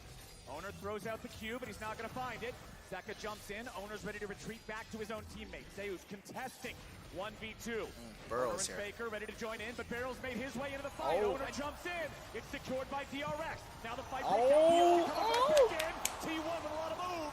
Zeka tries to get the kill, but he won't be able to secure it. Zeus, oh my god, Zeus OP. But not finding another kill just yet. It is T1. They Zeus lose OP. the objective, they get the kill, and they stop the eye from being picked up. Yep, their smite was a little bit early. 95 health left on that Rift Herald. So DRX, they get the 300 gold for getting the Rift Herald, but FAKER sweeps in, the Azir sweep back, allows them to pick up the kill, and Owner surviving there on the backside also means they get priority on the map. So they're able to deny that eyeball you're talking about, as well as FAKER getting an extra turret plate. So let's look at that again. Goes in, Owner with the Q2 smite, 95 HP, and then Pyosik picks it up. It's Zeus who gets the knock-up onto Pyosik. The shuffle into the Zeus ult actually catches 3 of them. Barrel's not level 6, so he can't put down the big turret. Zeus confident enough to chase through, and like you said, kill to T1. Pushing lanes for T1 with plates means it's Zeus almost got another kill there. I love the fact that we got a fight that big early on in game 1. It bodes very well for the series. T1 up about 700 gold now, just shy of 10 minutes into the game. They've got a 1-kill lead. They've got that stolen Drake, but we're probably not going to see any more big fights for another 2 minutes until the next Drake spawns. Total gold on the left side of your screen. It's Zeka and Gumayushi pulling out in front. And Keria, man, in the last fight as well, sniping him again with another handshake to push them together to set up that kill. Getting a last hit for himself as well. Will be a fairly rich Renata. But changing River lanes Control goes already. over to DRX and they secure the crown. Just It's all about bot push really for DRX. King and Zwing in isolation, and Zeka needs some kind of vision to threaten FAKER to make sure that he can't push into his tower, keep him under his tower. Zeka has that looming threat. If the second he lands a chain, he can push him back into Pyosik. It's all about mid-bot side here for both these teams. And you saw the way Zeka just used the spells, throwing out the E2, following it immediately with the R. If that E2 connects, boom, if that E2 hit, you get shuffled. As we pan back topside, and Zeus is still in control. Owner coming up through the crushes now. Yeah, with all the focus on the other side with these little skirmishes, Zeus has been able to get himself that CS lead with his Yone counter pick, and Owner does have Flash and Lee Sin kick available. They're going to look for the knockup. I wonder if they can execute this dive. Zeka has TP, so the longer this play goes on, the more it'll backfire. I think they're hoping that Kingen takes a trade into Zeus and looks for a kill. Kingen showing a lot of respect, so no play to be made there, Owner. T1 could have broken the entire game open by getting that kill, heralding the top tower. Zeus will be unlocked on the map, but Zeka's going to TP back mid, start contesting his waves. And you can see the timing for Owner. He does not want to waste any further seconds on top side because Dragon is respawning. So they set themselves up for that possible counterplay up on top side or a dive if there's a play ready, but they don't want to overinvest and waste time with an objective. Kinger's scared of Zeus. Oh, of course. Who's not scared of Zeus right now? His drugs, and Keria has retaken the bot side vision, allowing FAKER to push in this mid-wave and then move towards the bot side to feel safe. They should be able to secure that Dragon pretty handily. Alrighty, we've still got the stolen Azir ultimate on Zeka as well. There's a ton of playmaking potential here on either side. Back to what you guys were talking about in the draft. The lack of front lines is going to be very heavily felt. Oh, the lack of front line is going to be really, really fun. T1 with control over the river as the Drake spawn. Another big thing with T1 getting control of that river like you're talking about is the Renata ults that can come from Keria. He can cut off these entrances with the wide crowd control that is afforded to him. Let's see about it though. DRX, they bully them off. Wow. DRX showing up, forcing T1 back a little bit. Zeka's here on the play. Owner! Drake stolen. Owner gets it and he gets away. Zeka and the rest of DRX, they won't have a whole lot more to do, but that is 2 Drakes to nothing now for T1. 2 Drakes, 2 Dragons. For T1 as well, if they look forward to the next couple of Dragons. DRX very late to this play. They managed to find an avenue in. It did turn into a little bit of a 50-50, but T1 had really good positioning and setup in terms of vision before they had arrived. Still a little bit of pressure on this bot side as Zeka is the one catching bot wave, and Deft has moved towards mid. Yeah, Pyosik coming down the river too. I love both these junglers, the confidence, even after the 95 health left on Rift Herald. Owner says, don't worry, I got this one. Pyosik with the gank onto Keria gets at least his flash. Doesn't follow through the ult, a little bit scared of Owner. And if you watch DRX versus T1 the majority of this year, it's just been a slow bleed out for DRX. T1 had better macro in the regular season, they had more pushing lanes, they had more options to play for, and it was just a slow and steady loss every single time for DRX, barring the last time that they faced each other. in round 2 of Summer, where DRX actually had a pretty good gold lead and a massive kill lead, but it was T1's macro that brought them back into this, and it's DRX's macro that has improved so much in this international tournament. And talking about macro, that's the other thing that really stood out for me about T1 in their semifinal last weekend. It was the bot diff, and it was the decisions being made as a team, not just later on, but early too, to outmaneuver JDG and constantly find advantages. Yeah, I think T1 are one of the best in the world. In fact, probably the best in the world now at pushing these leads. When you get this gold lead, to be able to set up on the next objective, Owner comes top again, Zeus goes in, gets his turret plate, and Rift Herald #2 about to arrive. But remember, Rift Herald #1, despite the fact that there was a fight over this and a lot of players were there, the Rift Herald #2 is one of the most important So herald. the second one, I'm hoping we get some more results. Lots of lane shifts Everyone is coming in topside here. already. DRX have sent their jungle support up towards topside for King and Deft to stay in mid, so I wonder if DRX just want to break the lane They phase lane swap right now already. and put the ADC's Sivir in mid, mid put the already. Heimer towards mid and start pushing in these waves, building towards those 2 items so you can control the map a little bit better. Yeah, it's always so nice to be able to get mid-push when you're looking at the next spawns of the objectives, so then you can either move in, do this Herald first, or once Dragon comes up, of course, you can do the exact same thing from the other side, and T1, get it first.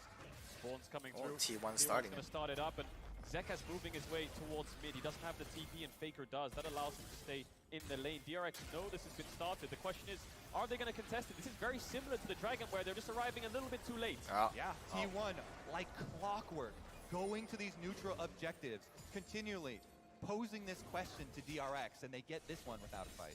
The gold lead continues to build. 1,500 now, 15 minutes into the game for the second seed from the LCK. As Faker gets away from the Everfrost there of Zeka, the extra playmaking potential. Somewhat countered by the fact that Faker does have Crown of the Shattered Queen, going to make it harder to kill him when they go in. And especially considering the squishy nature of both compositions, I like this. Jesus, the Faker pokes. Definitely agree, and T1 showing why a lot of people had them favorites in this matchup here. The lane phase, very oppressive from them, and being able to consistently push the tempo. Owner still hovering around this top side. Doesn't look like they're giving much resources to Faker. He has TP and they want to look for a play through top. Kingen seems to be the target for them. Owner is actually going to base and move towards mid, you have to expect. So very stock standard swap of lane phases here. Just moving around pieces on the map to try to control vision around mid. No neutral objectives just yet. Well, the big thing I'm looking at is we have solo laners hitting their level 11, second level ultimate power spikes here. That means that the dive, the burst potential is really starting to get high. So I'm expecting to see more of these plays. I'm expecting to see more of these roams. I'm expecting to start seeing some dives and a little bit of testing the water to see if they can just skill check their opponents. And T1 are the ones who can pull the trigger first. They have that Herald. They probably want to put it towards mid or top. I mean, every single tower is incredibly low. They're having push in all of these 3 lanes, which just allows them to control this map so well. DRX grouping up now, trying to find an avenue to get a little bit of vision. Maybe they can look for a pick. Keria still not having that flash up. There's a ward around him, but Owner's ready to cover. Yeah, I think their biggest advantage they could set up for themselves here, DRX, is trying to establish that vision control over the Dragon before it spawns, because T1, since they got that Rift Herald #2 so late, they can sync up the activation of the second Rift Herald here with the spawn of this Dragon. You know, make a hard push first to gain priority on mid, then slip down to the objective. Heimerdinger does so well, though, this pick that has been so fun throughout Worlds, when your opponents have to come face check you into brush, and that's what Beryl is trying to accomplish. Yeah, you see the turrets being placed, wards being put down. My eyes are on Zeka for this next fight. It would be Guma arrow hurts a lot, yeah, because he had one item Zeka though. has a great position to look for. Zeus walking down. Remember, Zeka has no stolen ultimate right now. So that's They're gonna a big summon the deal. Herald for Dragon. What's he going to steal? When is he going to steal it? Yep, they're summoning the Herald for Dragon. Goes a long way. First Herald of the game summoned up here in mid lane. This will be the first turret killed by either side. And it's mid lane tier 1 dropping. T1 claiming it.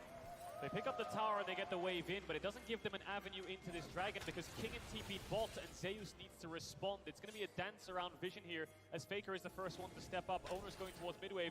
Kingen will find the bot lane of T1. That's not where they want that's to not go. what it... DRX, they're ready to go. Can they survive? No. Keria will fall, but he's traded back for Zeka. A 1-for-1 that should favor T1. That was a fantastic setup for DRX, so a little bit of a backfire to go 1-for-1. A couple ultimates used from T1. DRX the same. Dragon is still up, but DRX still looking for a pick. They're hoping that Gumayusi walks back through this tribe, which I think T1 thought they had to go through bot lane there. And look at this. FAKER goes mid to put up the Azir turret, try and get his mid priority that way, and then he can come right over. Remember, Gumayusi as well stole the other dragon. Can he fish around here? They've got vision inside the dragon pit and teleport Zeus coming right out. All right, teleport from Zeus. They're trying to catch Zeus. Zeus. Barrel gonna keep him back. Zeus ready to try to outplay here with a soul unbound. Immediately resets his position. They're really gonna give up the drag? To distract and distract. He did. Drake secured as FAKER goes in. Oh, now they're trapped. 40% engaged. Zeus ready for the re-engage. Fate sealed. Oh god. Is down. God, Zeus. And T1. Zeus OP. T1 so precise, just dominating this game. Zeus, magnificent sleight of hand on the bottom side, but they're not done yet. Kingen looking for the snipe onto FAKER. He just walks out of the Inferno chains and goes for it. Oh, but FAKER goes back in. FAKER gets Barrel. And T1's ready for more. Oh my. But the Ruined King will barely survive. Owner walks away, and now T1 might just pay for it. Kingan's ready to chase down Guma even further. Zeus coming around from the side. Kingan backing away. T1 No, Carrier is there for the FAKER getting another. Zeka running home. Oh, it's turning into a slaughter in game one, boys. 20 minutes here, and T1 have 3 Drakes as well as the gold lead. Huge swing of gold now for T1. Check. Massive fight around 3 the Drake Dragon. already. They played it with check. so much patience. There was never a moment where they felt rushed or pressured to just take a fight. All of a sudden, they're just playing through waves, making sure they have numbers advantage. They sneak it away. Carrier was there, just a little DRX late. kind of think they have to get into this fight, and T1 are the ones who stand tall. Playing with supreme confidence. Zeus here in his first year on the international stage. The sleight of hand to distract DRX down to the bottom side. Then FAKER says, we collapse on them, pull off the pincer. And this is the Sivir, right? Not very good range in terms of hitting back. The Azir is just damaging your health bar. Deft falls, and then T1 look for another players. We've got a fight on live. We've already got that play right now. Pioshik on the run, but he'll run nowhere. FAKER goes on a rampage, and Barrel goes down with them. T1 find 2. They find the jungler. They're gonna Baron at 20 minutes. There's a reason why T1 is undefeated versus DRX. They're outclassing them in 20-minute Baron. Single roll right now, and T1 will pick up that Baron just shy of 21 minutes in the game. Oh god. Absolute domination here. The objective bounties are already up. The game signaling just 2 minutes. Ahead. 2 minutes. The goalie's now 5K. And they picked right up where they left off. This team, their ascent has been so fun to watch. Consistently outplaying people in draft, in mechanics, on the stage, pressing these objectives at every turn. Zeus and Kingen getting into a bit of a 1v1 here, but Zeka's also nearby. Oh, that's not... FAKER ready to respond too. Kingen is low, and Zeus takes the kill. Now with the full retreat coming out, Zeka's gonna win the shuffle, and T1 just has to wait it out. They'll take out these minions.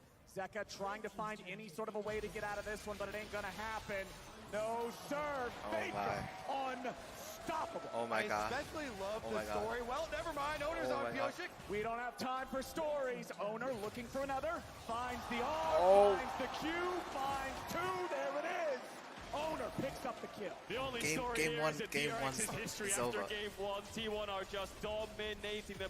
And you can't fault DRX because they have to find picks. T1 have a Baron buff. They're going to start the siege with Azir and Varus. They can go for 1-4 with Zeus on the Yone. They tried to make the picks happen, but T1 are very aware of their plans. T1 ready to break the base in half. The first inhibitor turret is gone. Inhib at 22. A little bit more. There we go. At 22 and a half. But DRX comes in with a TP. T1 has the Azir turret. The Sun Disc can protect them. Zeka's looking for the angle. He steals the Fate Sealed away from Zeus. Barrel gonna throw down these turrets, but DRX can't find the opportunity they're looking for, and T1 will escape. They can't punish the siege. They tried their best with the TP, but that Azir tower is just too much of a threat to go for a 5v5 underneath their tower with this gold deficit. This is DRX looking for the pick onto Zeus to stop the 1-4 on a side lane, but FAKER's there to respond. He knows that their only plan and their only play is killing the top laner of T1. FAKER making sure that doesn't happen. Yeah, that side step, beautiful. Step back here, dodging away from the stolen Azir ultimate himself too. This player and T1 story with them, having confidence in their own. Never mind. Oh my god, this fight already. Oh, Carrier walked a bit too forward. Death goes on a killing spree. There's a second. A shutdown. DRX get 2 for nothing. 20 seconds on the Dragon spawn as well. That will be the soul of T1. But look at FAKER. He's just barreling down mid lane, looking for another inhibitor. Looks like 2 will fall because all of DRX are staying. Bases are coming in, but Zeka doesn't have the TP. It's Owner and Gumayushi who will play patiently. Giving the Dragon FAKER for with inhib. the TP coming back up soon means that T1 might be giving able the to Dragon match for the inhib. numbers around this Dragon fight. FAKER in mid lane, taking out the inhib. DRX immediately jumping onto the Drake. They want to stop this soul by any means possible. Owner's coming in. Sonic wave over the wall. Owner's still waiting for it. Not going to happen. Objective bounty over to DRX. But now they got to be ready to run. They've got to exfiltrate, and T1 will not pursue. Even though it really hurts to give up your mid inhibitor to FAKER there, you have to stop this soul here for DRX. You also get the objective bounty shutdown, trying to make some of this gold deficit up.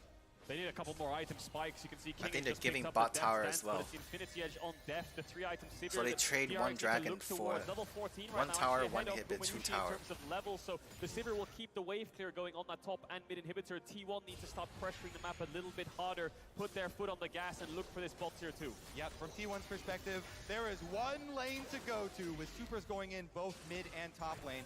Just group up on bottom side, pressure it in, continue to take objectives. Don't let DRX farm comfortably.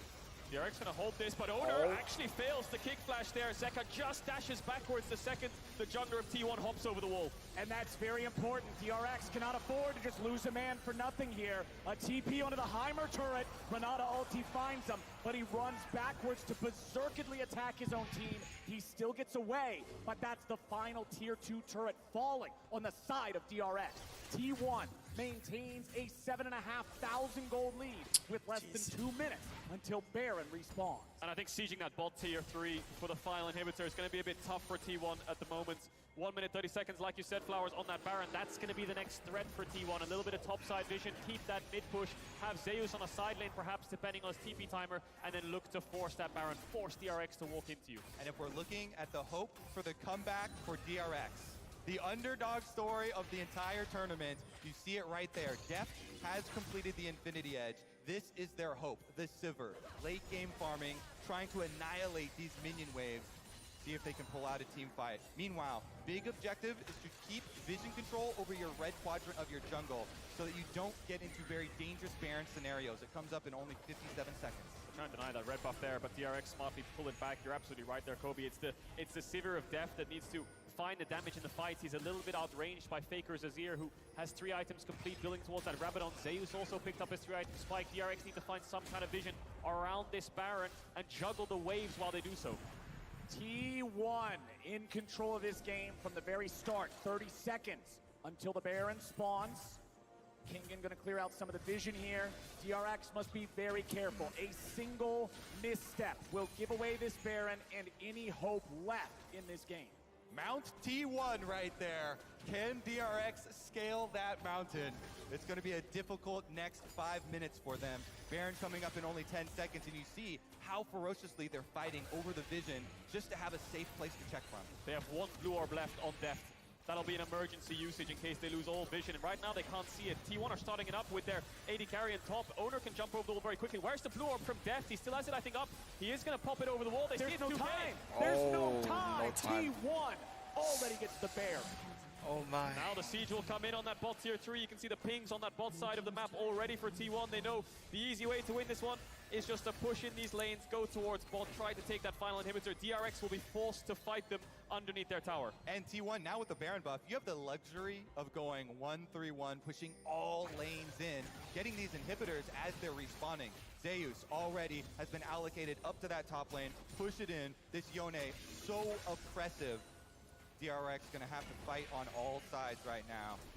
DRX is caught in such a difficult position here in this game. They have to weather a storm that is barreling towards this bottom side, barreling towards their last remaining inhibitor turret. Sometimes the best hope when you're in a position like this, assaulted on all sides, just Sivir ult and go attack one of them as quickly as you can, because the more time you give T1, the more damage they do. Well, it's T1 on the offensive. 3 men bottom, Kuma's 1 half HP. man in each other lane.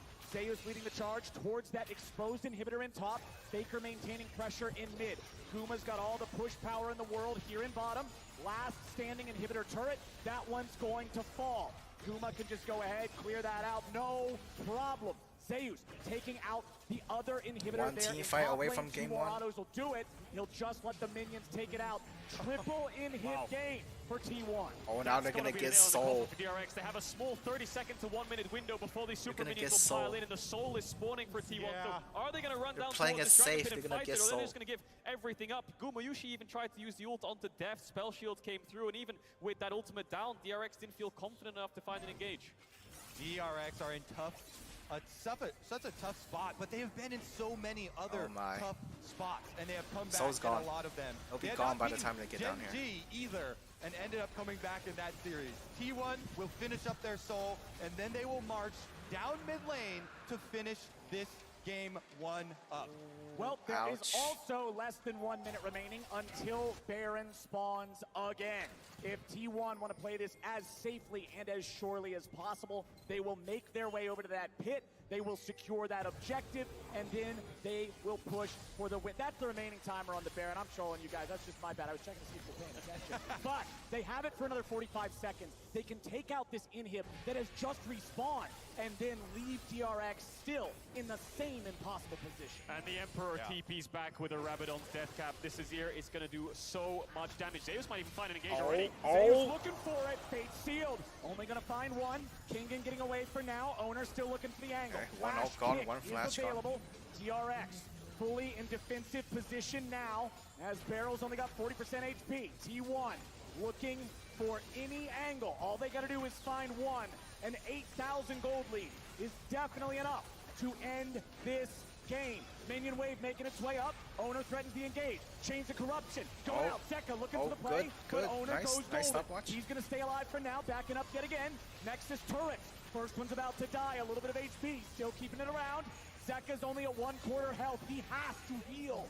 Pioshik eats the sonic wave. No resolution strike just yet. Needs to start a fight somehow. Out of turret and out of time. T1 still looking for the end. Still looking to keep going. They're ending slowly. Is all that remains. I love how Owner keeps checking them, seeing if they will flinch, jumping in on the Lee Sin, but not going for the flash play. And here comes the end. Zeus looks for Q3. Zeka with the nice ulti. They still got a little bit of damage. Zeus out of the backline. Barrel's gonna die. Depth is gonna die. T1 will find the fight and find the win in game 1. Clean, calm, and Zeka got a nice engage, but there's not enough damage to finish that over. Similar game to the DRX And Zeus knocked them up at the back line. Where it was just clean from the get-go, out skirmishing, out setting up in terms of objectives and vision. That man on your screen right there on One the down, Azir, just 2 to dishing go, out so much 2 to damage, go, was 2 never to really go. touched in these fights. You can say that again. Every T1 member clapping in this game number 1, establishing the dominance here right from the get-go. We got to see individual skill, we got to see team skill, we got to see a couple of sick dragon steals. T1 came to play, my friends, and DRX is going to have to find Zeka's an okay, but not better than answer. FAKER, like people are Objective saying. spawns, Yeah, T1 are at it. They take it away. What are you going to do? I think DRX were just arriving way too late, especially towards that second dragon, second herald spawn. Zeus is By the time fucking they got there, Zeus it was is gone, the and they didn't even beast. cross Okay. map or plan ahead and think, Zeus let's go is try the to trade beast. something on the other side of the map. Let's try to fight the objective. Oh, we arrived too late, so DRX needs to rethink the way they approach these games. And as DRX continue their battle against the T1 Empire, check out their pick, What We Left Behind, as the song that represents their playstyle on the official LOL playlist on Spotify. Take a listen and join us over at the State Farm Analyst.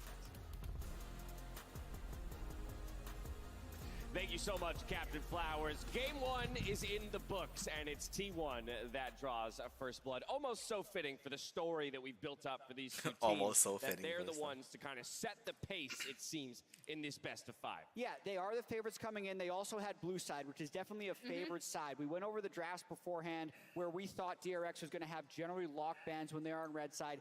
They did strangely enough, not a ton of huge Zeus surprises MVP of here, T1 wins so far? especially when you consider DRX also got slammed in Game 1 of their semifinal against Gen G. I'm just happy that in Game 1, the blood gods were sasatisfied, right? We started off the game with both teams going for each other's throats. Like, it was beautiful, especially with Pyoshik investing into the early gank mid, into the repeat gank mid, and then we saw a bit of a blunder from Def from the bot side, but both teams were going toe-to-toe all in the early game. And not just in the play, though. I feel like in Champ Select as well, Emily, bringing out the Yone for Zeus, that is a statement right there by T1. All right, so we touched upon this a bit in draft, but here are Zeus's career Yone stats. You'll notice that he is undefeated on this champion. Yone this includes undefeated. The game that we just saw. And the most important thing is not only that Zeus can absolutely pop off on this specific champion, but that you will see they can leave the Aatrox up, which Jet touched upon briefly, and have this counter in their back pocket. So this is where things kind of go pretty wrong for them. FAKER comes in. The Yone, Zeus just bullies them out. And obviously, DRX really wanted this. They committed to Herald. I thought they're going to ban Yone. They banned Rise, which is also a big problem. For Aatrox, which is such a strong champion. They banned Rise because Rise is also a big problem. Is absolutely a massive win for T1. I find that his ultimates are always impactful. That's the craziest thing to me in the way in which he transitions that pressure across the map. But of course, when it came to the early game, it wasn't really all about Zeus. He was kind of left isolated in the top. We saw a lot of aggression in the early game, in particular in the mid lane. And you can see here, Def just wants to get FAKER there is still useful. Mechanical execution from Carrier, popping the spell shield with the shield of his own, and then getting the handshake to lock him in and secure this kill. Def doing what he can to try and escape, but ending up trading his life as well. And this kind of set the benchmark in terms of the early game, in terms of these early skirmishes. You could see the clear game plan from DRX was get Zeka into a position where he could dominate in the side lane, because he was really going to be the only one that could handle Zeus' pressure on the Yone. And if they couldn't find these early leads, scaling was going to be a problem. But the game 2, let's see what DRX is going to bring up onto the table. This big sinkhole that you then have to be very difficult to deal with. And then we saw this constant push in mid and top for T1 that DRX never really could shut down. Yeah, and I think the other thing that kind of is going to fly under the radar a bit is even when DRX did have that bot pushing pressure, go do your bathroom breaks now. Not able to get that first break we'll be back for game 2 because of the Varus Q that ended up stealing it away. So another little, which did more damage than Smite, by the way, the empowered Varus Q, which is more damage than Smite. Yeah, that's absolutely wild, and it set again. It kind of it sped the clock up, right? Yeah. It made that soul point come that much sooner for T1 and would definitely apply the pressure to DRX. But you mentioned right off the top, Vedius, that it was DRX putting pressure on FAKER in the mid lane early, and his ability to both sustain that pressure, recover from it, and then do more is why he gets our 1+ OP player of the game for this very first game in our championship final. And I love the confidence that we saw from FAKER. I'm glad that we're getting this play up as well. Well, because later on, he's just going to get an incredible kill onto Beryl and then walk away with his life. But his positioning in the team fights was fantastic. Even after the early pressure that was thrown down onto him, he was able to bounce back. And this is the play that I was talking about. This setup, this confidence in what was effectively a 1 versus 3 to walk away with this kill. Beautiful from the GOAT. And I really do think part of it is because he has been here before. If he wins 2 more games, he will be a 4-time world champion. No other player has won more than 1, right? Beryl is also in many world championships, but in terms of his ability to perform and run on the stage, it is so far over any other player ever that he will have these type of performances in the early games when other players are still working out the nerves. And the coolest thing, I think, is to see the aggression coming out of FAKER, right? And the decisiveness, which is something he's always had. But when we talk about this T1 team, I feel like people still, if they haven't watched them in LCK, always think, oh, they're going to be slow, they're going to be boring. And this team in particular... Oh my God, that's so brilliant.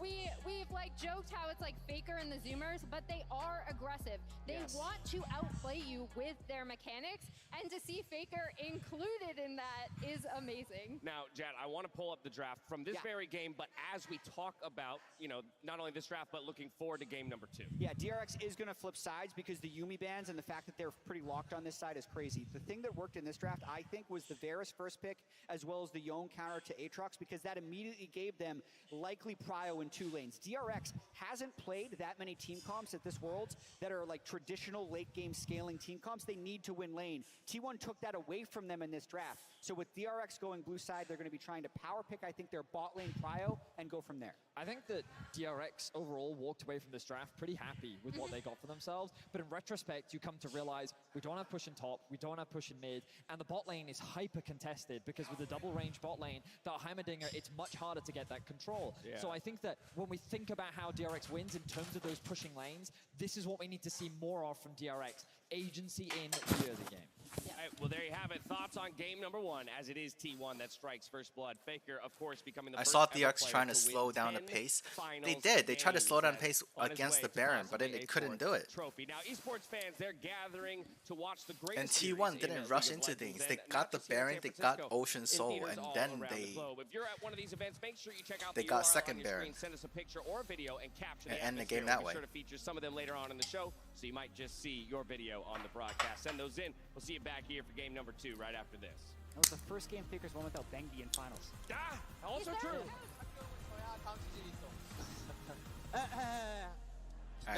Game 2. FAKER still pretty far forward. Flash! Spectral ball! And first blood over to Zeka. Drake secured as FAKER goes in. Deft is on the run. 40% AD. Zeus ready for the Zeus is Fate sealed, and Deft is down. Zeus looks for Q3. Zeka goes in with a stolen his ear ulti, but it ain't gonna do a whole lot. They still got a little bit of damage, but it is not enough. Barrel's gonna die. Deft is gonna die. T1 will find the fight. Zeus was on death that whole time. Second.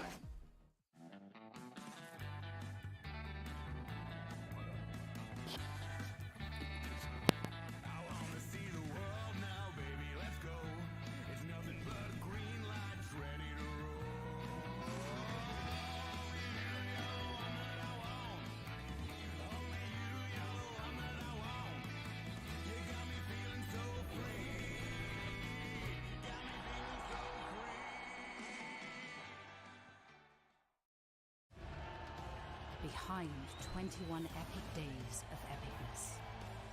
Behind 1 billion hours of drop jaws.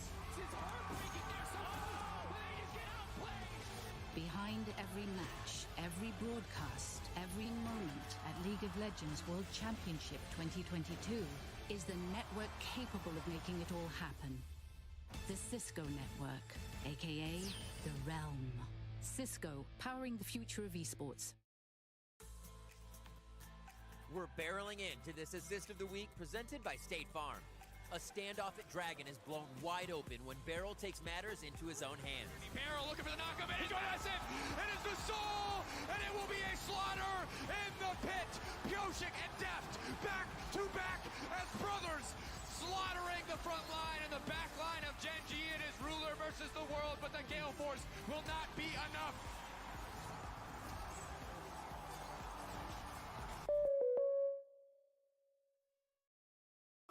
See it's over if I'm breathing, racing to the moonlight and I'm speeding. I'm headed to the stars, ready to go far and start walking. Don't ever say it's over if I'm breathing, racing to the moonlight and I'm speeding. I'm headed to the stars, ready to go far and start walking. Picking Ornn into Zeus, picking a carry, just not a good idea. Red Bull gives you wings.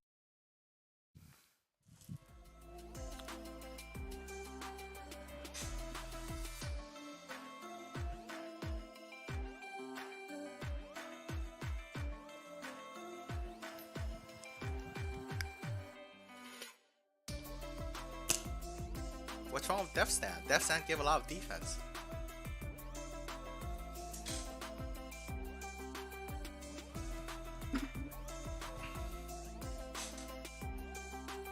Death Stand cuts damage. What else was he supposed to build? Tank?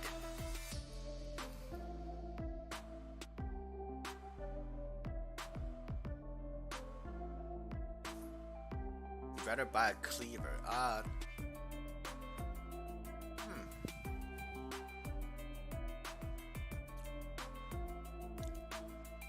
Yeah, it's gonna be hard no matter what he picks. Zeus is just OP.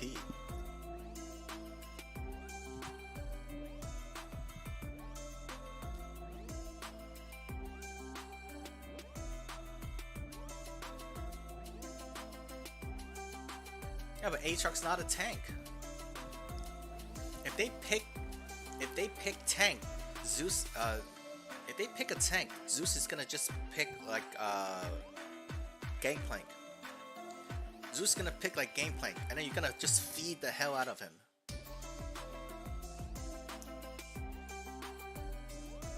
Yeah, but Ornn wasn't the counter pick. Yone was the counter pick. They pick Aatrox first. If they pick Ornn first, they can't give the counter pick to top side. They need a counter pick for bot side.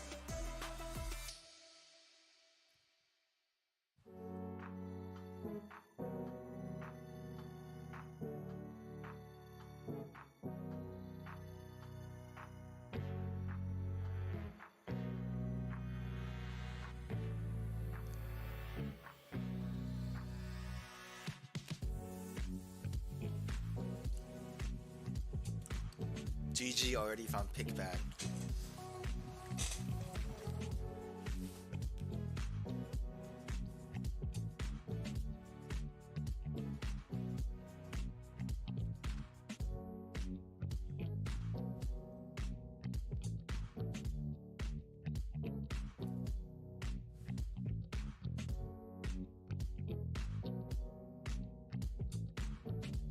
Poor Death. Oh, let's see. Now, DRX is on blue side, so let's see. Let's see what they're gonna do.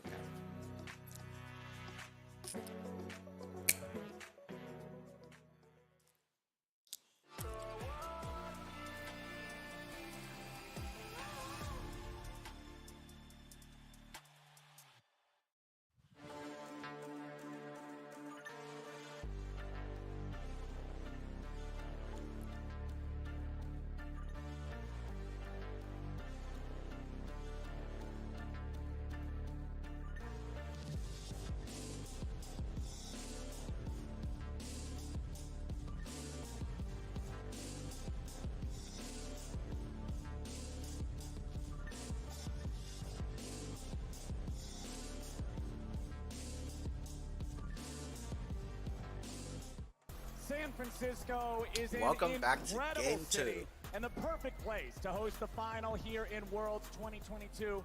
Y'all just saw some city scenics and behind-the-scenes shots from our feature shoot, Shot on 1+. And now, my friends, it's time for game number 2. Time for the comeback to start. DRX are always doubted. You know, they always fall down. They fell down against Gen G. They fell down against EDG, and they always find ways to bounce back. I think in this series, blue side is so important. DRX are probably going to hop over to that side, and we'll get a much different draft. But what I will say is, DRX got their hands on a lot of picks that they excel on, and T1 managed to beat them on them. Yeah, that was one of the things. Even though you have leeway to be more creative on blue side, I thought from red side, the answers that DRX had were very good, and were very good champions for their players too. That game number 1 was so much down to outplays from T1 all across Lucian the map Rise in their laning phase. Really, really nicely done. Outplays during laning phase and grouping up the objectives, being there first. They never really gave DRX an opportunity to hit back in time. So let's jump into champ select here. It's Lucian and Rise, banned out by DRX. T1 will take Caitlyn and Yuumi off the table. Pretty standard stuff here for the red side. They have to pay the taxes.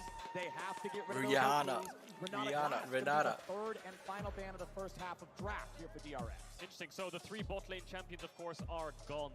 And DRX think that Renata was a pretty big problem in the last game. I wonder if they first pick Varus here, if they think that this is the most They don't want Faker's Rise is too OP. Aatrox is up, Sylas is up, Graves. There's a lot of powerful champions that they could lean towards, but the first Grave is not bad. T1 was so strong because of the Renata, I feel. I feel like with a different support, it could be a little bit weaker, so we'll see what DRX approaches. Yeah, it's interesting because DRX, like you were talking about earlier, Deft has not been playing the Aphelios, so it puts them kind of at a -1 in these AD carry pools. Oh, the VARs. There it is. Bans over and VARs. over and over. And so they're pushed into this scenario where taking it away from Guma. And Guma usually does play the Aphelios, of course, like I said, so they can lock in an Aphelios lane here, they can lock in something like a Kalista lane if they're confident. Sivir could work very well into Varus, something that DRX was running. Viego is up if Owner wants to lean into that. I think T1 have so many options. The question is, do they do what DRX did and take away this Aatrox? And therefore, does Kingen have a response to that Aatrox? Oh, the no, Ash. my friends. We're getting a different flavor. Remember, this champion was banned on blue side by T1 in game 1. Now it is locked in. Zeus with the Aatrox. By T1 Zeus with the Aatrox. T1 just have so much leverage. They've already defeated the Aatrox at your hands, and now Zeus with it gets to pose the same question. Are they thinking about Heimerdinger, I wonder, here on 3, just running the Ashe Heimerdinger into DRX? They've played it before, carry as Heimerdinger, but they're going to pick up the Aatrox. They pick Aatrox, so okay. does King have a response? I think Kingen's response to Aatrox is probably something like Fiora, one of those carry top laners that you can match it with. We see this Camille as well to great success. Kindred. But it wins after one item. Kindred, so that means they're gonna go tank you top. hover the Graves, I hover the Kindred. This is Pioshik's answer.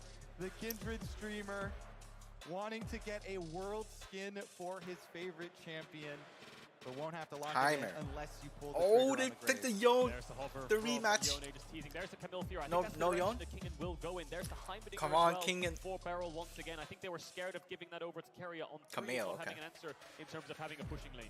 I also love Camille against a champion like Ashe. You go for her, you hit her, easy kill every time. So now the answers for Heimerdinger lanes have been greatly discussed. I'm very interested how deep Keria goes. He's one of the supports with the deepest champions pool. Could go Soraka, could go Zyra, lots of things pushed around. Could also go Ashe support as well. We've seen it from players like Mako if they want to just flex this to support and pick up an AD carry here. No, Lux. they're going to go Ashe Lux into Heimerdinger Varus. Maybe they think they can get a little bit of push. They have a lot of follow-up and a lot of CC. Yeah, super long range, so you can try and fish around for those bindings and get really good poke.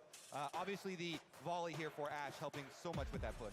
Plus, Heimerdinger's normally good at blocking certain skill shots with the turret. Lux Binding will hit the target directly behind, so it can go through that little bit of a shield he likes to deploy. Very true. The E and the W from Lux and Ashe respectively will be able to burn through those turrets as well. Now we're going into the 4-5. We've got top and bot, both side lanes picked from either side. It's mid-jungle where the focus now comes towards. We've seen picks like Lee Sin, Graves is still up, Viego is still up, Sylas is still up, and the Azir from FAKER as well. Yeah, you have to think, with the Ryze already being banned out, Sylas priority again rises up in this one. Azir answer is still possible, but with a Kindred ban, that also raises Azir the ban. Graves possibility again. If you've got no answer there for the Pioshik Kindred, it is going to be such a tough jungle camp to deal with. And T1 have a lot of Oh my, damage Grave right now. jungle. They have Graves jungle, they have a pushing bot double range. They could play a supportive mid laner in this comp. Something like Galio or Lissandra would be amazing for T1's comp. We'll see what DRX rounded out with in the mid jungle. Yeah, I think you want more aggression because the best pairings with Graves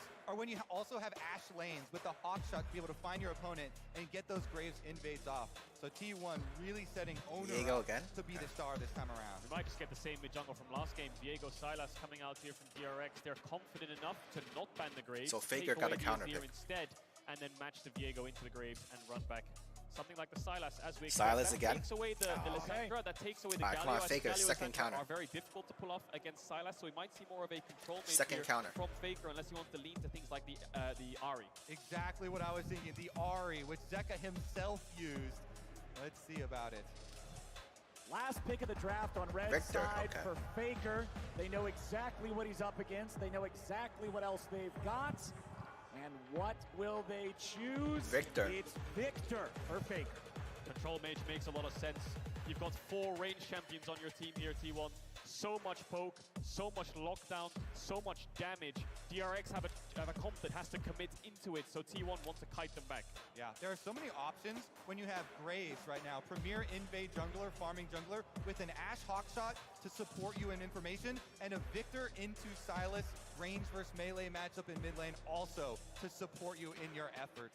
T1, they've trusted so much in their youth programs, with Zeus, Owner, Guma, all coming from them, and FAKER now going to Draft do one looked pretty more even. and back him up.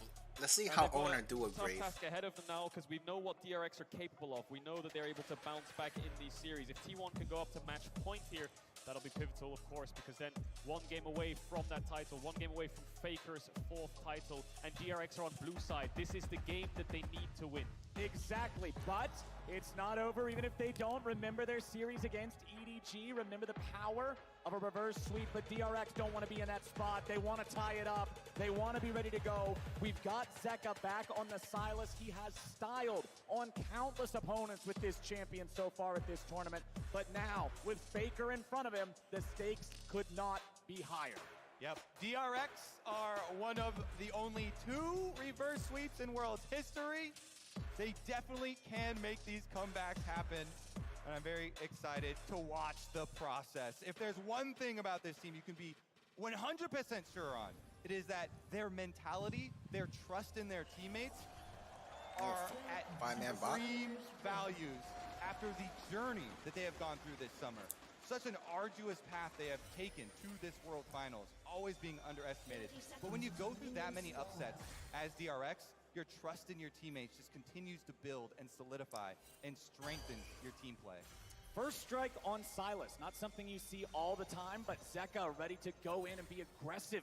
You would have to think up against FAKER here. Again, T1 not running any big tank on their squad, but the same can still be said for DRX. Both sides, again, betting on their own skill to find the angles, find the engages, and find the plays. Aatrox going through the draft just means you're always going to get carry matchups onto you. Can't match it with a tank. You talked about it, Kobe. Level 1. What will T1 do with it? They have the Graves, buff spawning very soon. Looks like he's going to go towards his red, and there's no invade to be had. You saw DRX trying to mock any kind of aggression. T1 won game 1. But Owner won't have that T1 wins game 1. Yeah, a couple interesting level 1 things as well is the Graves, since you don't need that sustain, can start with the control ward here. Owner actually holds on to his control ward, does not use it early. He's getting the ward down? Okay. Scout the Raptors and get the vision on that as well. The other thing is Beryl on bottom side with the sweeper uses it to clean out those side brush.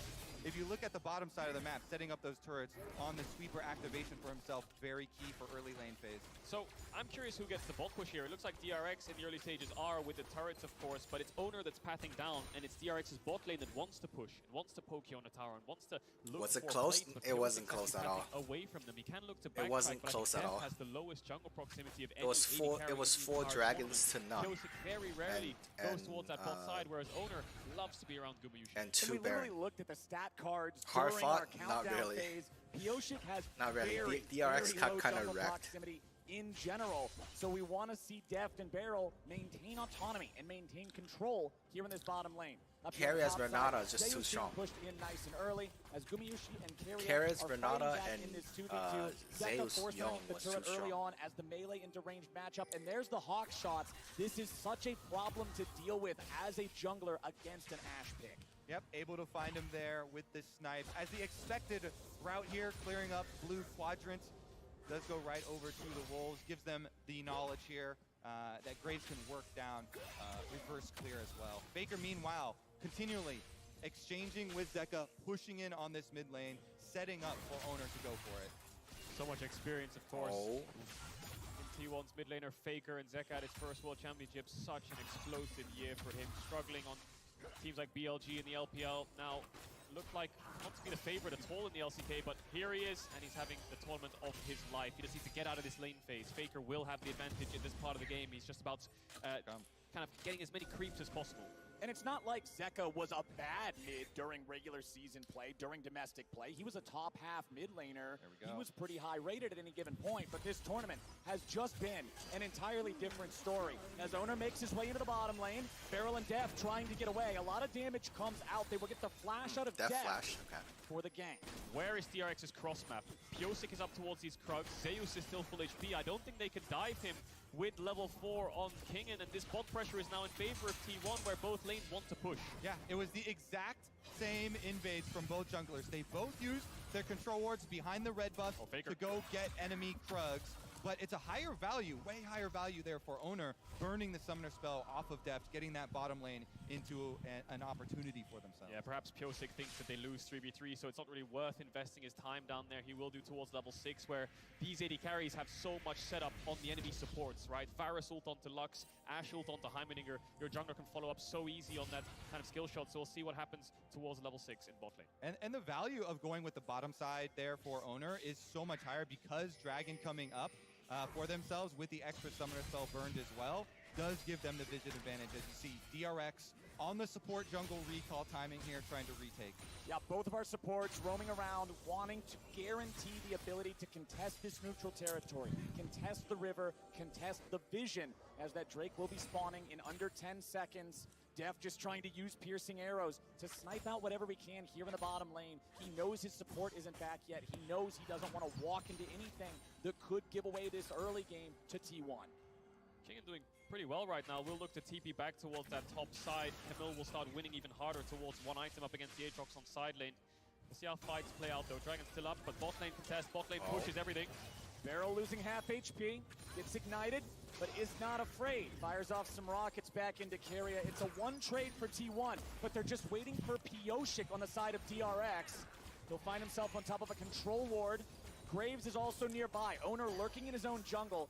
DRX knows that if T1 is trying to stand and fight, this is not probably a play they want to take, so they back Pioshik away. Yeah, important defense of that control ward there. DRX farming T1 better. have Owner coming down and threatening in the fog of about- war. Pioshik has to give up. They can't take away that key vision. Level 4 on both sides, Crab spawning, but bot push for T1. TP back from Faker will allow mid push and first response from the mid laner of T1 to allow Owner to get that Crab, so small jungle advantage across to T1. And a little bit of optimization there from Owner. He waited for the dash up until Pioshik was right next to the wall, trying to get the Q1, Q2 damage instantly on the Diego to chunk him out. Still didn't end up working out for him, but now he's back into his own jungle, clearing out again. Bit of a slow early game, but the stun onto Gumayusi connects. Cleanse is down. That opens up a window for Deft towards that level 6, and they need to find that window. They need to break their way through bot lane. How many times have DRX made comebacks in situations where you counted them out? Can T1 stand strong? They've only lost 2 games this entire tournament. Will they fall, or will they lose a game here to DRX in the finals? We will soon find out, but Gumayusi trading aggressively on the Damage here onto both AD carries. Guma's at about 200 HP, but Beryl has no mana left to work with. Yeah, Beryl keeps landing these grenades onto Guma, though. Got the cleanse out on the first one. Good chunk here as well. If he had a little bit more mana, maybe they push it harder. Ooh, close, but no cigar. The arrow does not find Gumayusi. Deft is looking to stay around, push a little bit more. Wants to get one more wave taken care of before he gets his recall, I would assume. Beryl goes back. He purchases his control wards. He's going to go back out onto the map, look to set down some vision, look to do a little bit of roaming as Deft finishes off the last little bit of this wave. Keria should be around. Keria's going to freeze it and catch the sure wave. Yeah, he's going to too freeze the wrong. wave. Yeah, he's going to hold the wave there and force Deft to base a little bit further back, try to stop his recall. He's going to pull it into the next wave so it stops crashing, and then it allows Gumayusi to catch up and get a couple of these creeps that he might have missed. You can see that how the bot lane dynamic is playing out. Poke Varus, lethality build, Comet, Vamp Scepter for Gumayusi to try to sustain. Faker. Barrel's ready to go. The grenade finds the mark, but there's not enough damage. Faker deploying the gravity well on top of himself to stop it from going any further. Zeka finds a lot of damage into Faker. He's only got 200 HP left, and Zeka has ulti, but Faker is safe. Mid pushes everything, that's why Beryl's here, because Herald's about to spawn. You can see Pioshik moving over towards it. Kingen's just taking a base to make sure he's ahead of Zeus in itemization. Deft has ran towards bot, so he might see a 4v4 around this top side, but DRX actually not going to start it up just yet. Yeah, super high value gank from Beryl here because of the fact that they already have used their teleports, allowing the push out, and Zeka on the Sylas. Highest CS in the game. He's so good at these Sylas and Akali melee mid lane champions that have to trade their health early and focusing on CS. He does such a good job of getting that money early. Keep your eyes on the minimap though, because Gumayushi's around mid, Faker's come out of base, Deft is sprinting towards the top side, Zeka on the way as well. It's going to be a 5v5 around this Herald. Zeus is grouping up with his team. Kingen's prioritizing top wave, the Herald resets. Level 6 on everybody except Beryl. That is a big factor here. He's not even close, and T1's got 5 men on the top side river. Owner did something interesting there. He used his regular smite on the Riftveil to transform it into the 900 damage smite in case there's a smite fight, so he has the empowered one. All right, let's see it. DRX ready to contest. Gravity well over the wall. Gonna find Death. Forced to cleanse. Wants to get away. Has to flash. Down. Barely getting away from the snipe. But T1 controls the fight, controls the river, and controls the Herald. Same story from game one. T1 are first the objective. DRX are forced to face check. Deft oversteps. He's out of the fight. 5v4. DRX have to give it up. Oh, and there's so much long-range threat with the Graves ultimate, with Victor ultimate, Ash arrow here from Guma. Now Deft, no summoner spells. Mid lane T1 pushing in the aftermath as well. FAKER wants some money. Zeka doing a good job sidestepping away from a lot of this damage that could be heading towards him. He'll farm up all of those minions, maintains an incredible CS lead, finds the E2 onto FAKER. Q2's not going to get the damage, but he's doing just fine. Meanwhile, Beryl up here in the top lane. Grenades and rockets, not going to get a whole lot done just yet. Beryl still not level 6. Kingen goes in. Owner's the target. But now Lux is here. Down. Carry is here over the wall. It's first blood over to Owner. Oh my god. Oh my god. Absolutely oh my god. Oh my god. Will not find Carrier. the damage yet. He won't find the damage at all. Carrier gets it. And T1 goes 3 for nothing. Carrier, the oh my god, sniper Carrier. on the wall with the Lux ensures that Zeus stays upright in this. What a beautiful skirmish from T1. They bait him right in there, calling over Carrier, lands the combo. You hit it right there, Kobe. Carrier saves the day. 3 kills to T1 in a play which DRX were looking for, sending Beryl up towards that top side, having Piosik hover around, look for Zeus, try to find that pick. T1 read them like a book. Again, Carrier's there to respond. Zeka very low. Beryl gonna push FAKER back so to allow his mid laner to take a base. Man, oh man, it is not the start that DRX wanted in game number 2. Beautifully played from T1 in that topside skirmish, but the Herald is still in the inventory of Owner. They can still use that anytime in the next 2 minutes. Only 3 deaths so far, but their nothing sights lost. are on the Drake. This is something that we've talked so much about in the pre-show. T1's ability to outplay in these skirmishes. And we've seen it in the semifinals, in the quarterfinals, them just dodging so many skill shots, setting up these even number scenarios and getting the huge advantage out of it. Another arrow lands into a full combo. It's just a big chunk, but it's while they're also getting the objective. And they have the Herald as well, so they can push in these bot waves, force DRX. Oh my god.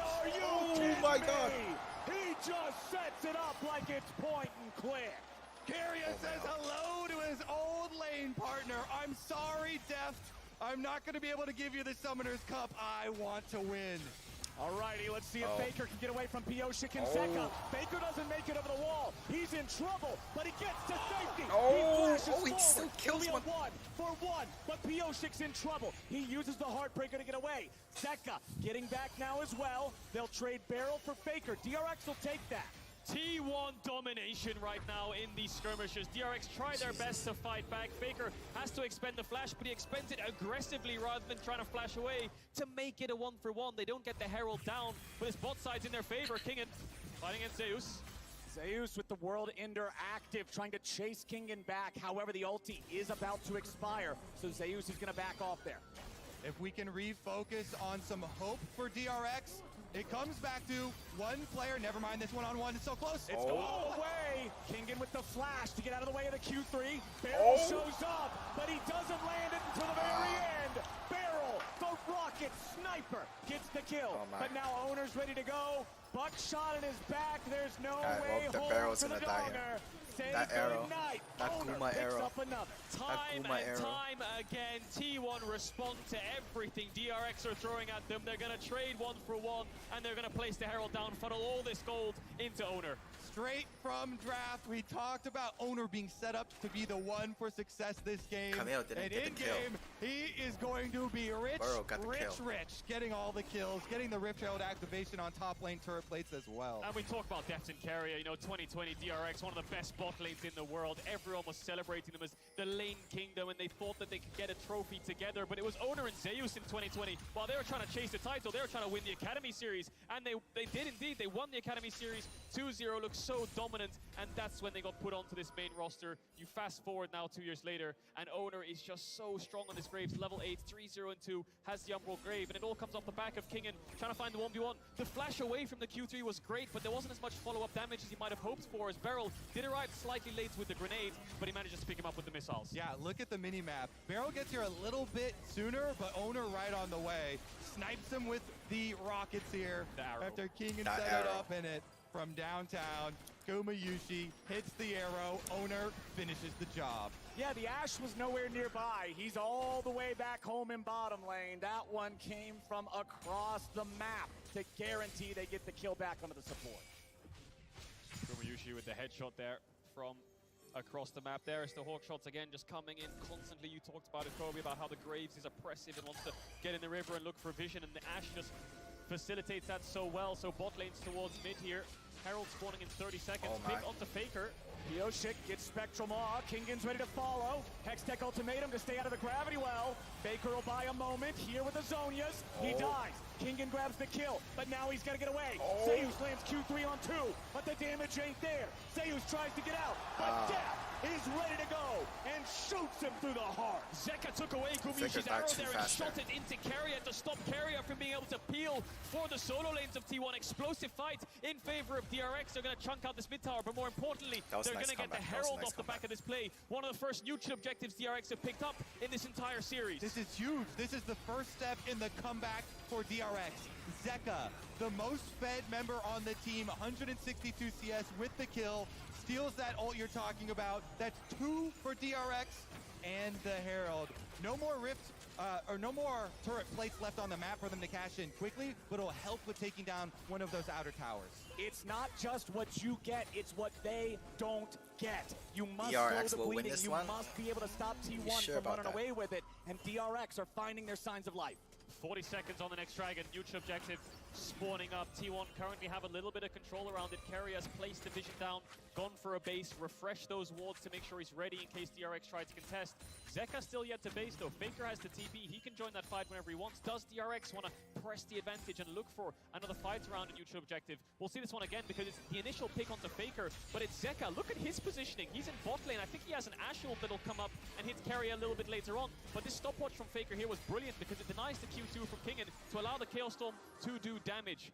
Arrow comes through from Zeka all the way from downtown, stops Carrier from being able to peel to save Zeus. Boom. Boom. Ouch. Nicely done. Nicely done. But now we find ourselves ready for another neutral objective fight. It is still almost a 2,000 gold lead for the side of T1. So DRX, they'll have to play smart. They'll have to find their moment, and they'll have to find a pick. Yoshik already going to start up the Drake down here. Nice CC on the barrel, but not enough follow-up to take him down. First turret's going to die up there in the top lane. It's FAKER getting credit for that one. T1's not going to contest the Drake, so DRX will trade it for the first turret. Yeah, smartly cross-mapping there from T1. FAKER saying he wants the top tier 1, but I think DRX are going to Herald here. Yes, they are, so FAKER will move down. Zeus will move up. They're going to get a bit sandwiched here, DRX. Barrel's very low. The Herald won't kill the tower, so they need to get the next wave in. Gumayushi has to use the cleanse.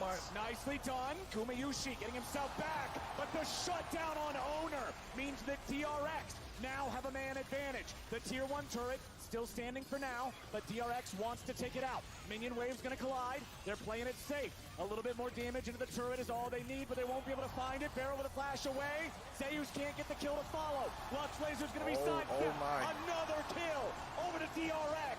This team is ready. They're doing it. They are making the comeback a reality. They're starting to believe. A tower down in mid lane. This opens up the map for them to get that vision back in their favor so they can actually set up their own plays for once. T1, of course, are still in the lead, 1,000 gold, but DRX back-to-back successful plays. Barrel is such a legend. I'm just going to say it right now. 3 finals appearances. This grenade across the top to land onto Owner to get him the first kill. I think a Mikhails came out from Carrier there on top of a cleanse. They were focusing so much on Gumayushi. Keep your eyes on Barrel. This guy's 30% HP on Heimerdinger just walking up to T1, baits them into him, forces Zeus to flash to try to get the kill on the gap close, and then they turn it into another kill, another tower. Look how much confidence this player is playing with. Flashes out away from Zeus. Zeus tries to follow, can't catch him. He just the laser. Lux Laser walks away, and T1 can't get any money back. That was a beautiful CC chain from DRX. It was the grenade into the stun from Viego, into the extra stun as well. Burst him all the way down. Kingan jumps over. The gold lead has shrunk to less than half of what it used to be. DRX are finding moments, they're finding moves. Stopwatch available on Zeka's Silas here as well. Still the only member on the team without a death for DRX. Tier is also stacked halfway up for Deft here on that Varus. Has the Eclipse as the mythic item, so you know he's going to be spamming out some of those high damage arrows the further we go. DRX playing mid to top here. Zeus ready on the face check. He knows he doesn't want to go towards top side because the wave is in a great state. Arrow misses there from Gumyushi, tried to force the cleanse out of Deft to make him so he has a bit more pressure on this lane. Does Deft want to ult him back? He's going to throw the Q. Doesn't have cleanse there, Gumyushi, but Keria, first item Mikhail's to keep his AD carry safe. And you're going to have a side lane problem here for T1 because Camille's got a double stacked wave up at that outer tower. DRX are going to take even more objectives right now. Pyosik cuts off Zeus, so Zeus can't go defend that tower. And look at the work Kingen is putting in. Great shift here from DRX. What you innately do is you push T1 back from mid lane to make them take a longer path to top. You take a shorter one so you can respond if they want to defend. Kingen doesn't have vision around the jungle support right now, but he knows that he's taken the objective. There's nothing left to be done. Zeka in isolation against FAKER, who has a little bit of wave clear. He's going to proc the crown. Yeah, that was a beautiful intercept. Here we go, though. Steals the ultimate. Zeka's ready to go. Everfrost to lock FAKER down. He walks away from the stolen Chaos Storm. FAKER's at 40% health and no mana, so he has to fall back from this structure. Zeka has control over the bottom lane, and may just be able to take another turret as Kingen backs up from the top side, respecting the fact that T1 recently had a lot of men up here. TP coming in from FAKER. He just picked up Sonya as Oh, he that's went in not for the good. dive. Can they pull it off? They're gonna miss the stun, but they find the second. There comes Stasis. Cross map arrow. FAKER has no ulti. Remember it. FAKER's got no way out, and Zeka gets the kill. Welcome to the bottom lane. Teleport completes, and DRX welcome FAKER with open arms. That means the other side of the map, T1 know they've got the numbers advantage. They take away the jungle. They try and push in, but no kill. Yeah, they can't pressure this tier 2 either. Kingen can just kind of sit in their face and clear away the wave. A lot of pressure in mid here from DRX means that they can collapse quite quickly. The bases are coming through to run towards top. There's Beryl on your screen, ready to help out the top laner of DRX. Bot tier 1 falls, and DRX have a gold lead against T1. It's been an entire year of best of threes where they have not had a game state this strong. It's actually so crazy how many comebacks. If you come back from that inhibitor respawning game, you can come back from anything. Whoa! I love Beryl.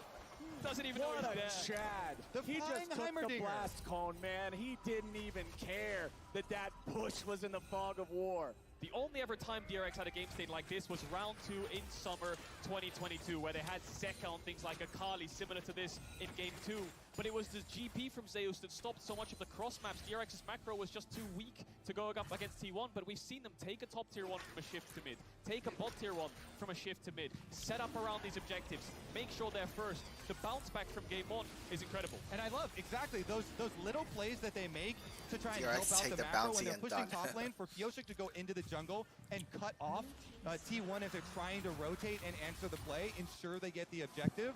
Now they're up in Dragons as well, sacking this one with no counterplay from T1 because they've pushed out both side lanes. T1 need to approach these fights by kiting back. Kingen's going to jump in. Zeka and Pyosik are going to jump in, looking for a reset on the Viego. Deft and Beryl are going to play at range. So that means Zeus kind of needs to play frontline for T1 and try to help them burn through the divers of DRX's solo lanes. Ooh, Beryl eats a little damage there from the laser, but one of the big reasons I think DRX has swung the tempo of this game is after Keria found that ambush for the 3 kills in the top lane, DRX have been doing a much better job avoiding those bindings, just like that. They're keeping enough distance that they can stay away from We'll see Keria's how trap. Grave do And near now mid we game. have to see Zeka, after all we've talked him up, after an amazing year at Worlds, an amazing tournament, can he actually carry the team fights versus FAKER, the greatest of all time? He's the most fed member on DRX.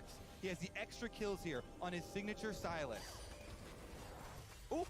All right, I thought for sure that might have got there. I thought we might have got the 0.25 last seconds of the recall to interrupt it, but not quite, not quite. Every time the camera goes onto Beryl, he's being really cheeky, isn't he? He's just playing, he's a very stubborn player here. You know, I was speaking to Ashley Kang in terms of how he approaches communication with his team. Sometimes in draft in Damwon, he'll just say to players like Nuguri, you're a good Fjord, just lock it in, don't be scared. Just pull it off and we'll have a good game. So he just plays with so much confidence. Yeah, Zeka has said the same thing in his mid lane matchup when Beryl gave him the confidence saying, we are up, you know, your opponents are going to be scared, play more aggressively.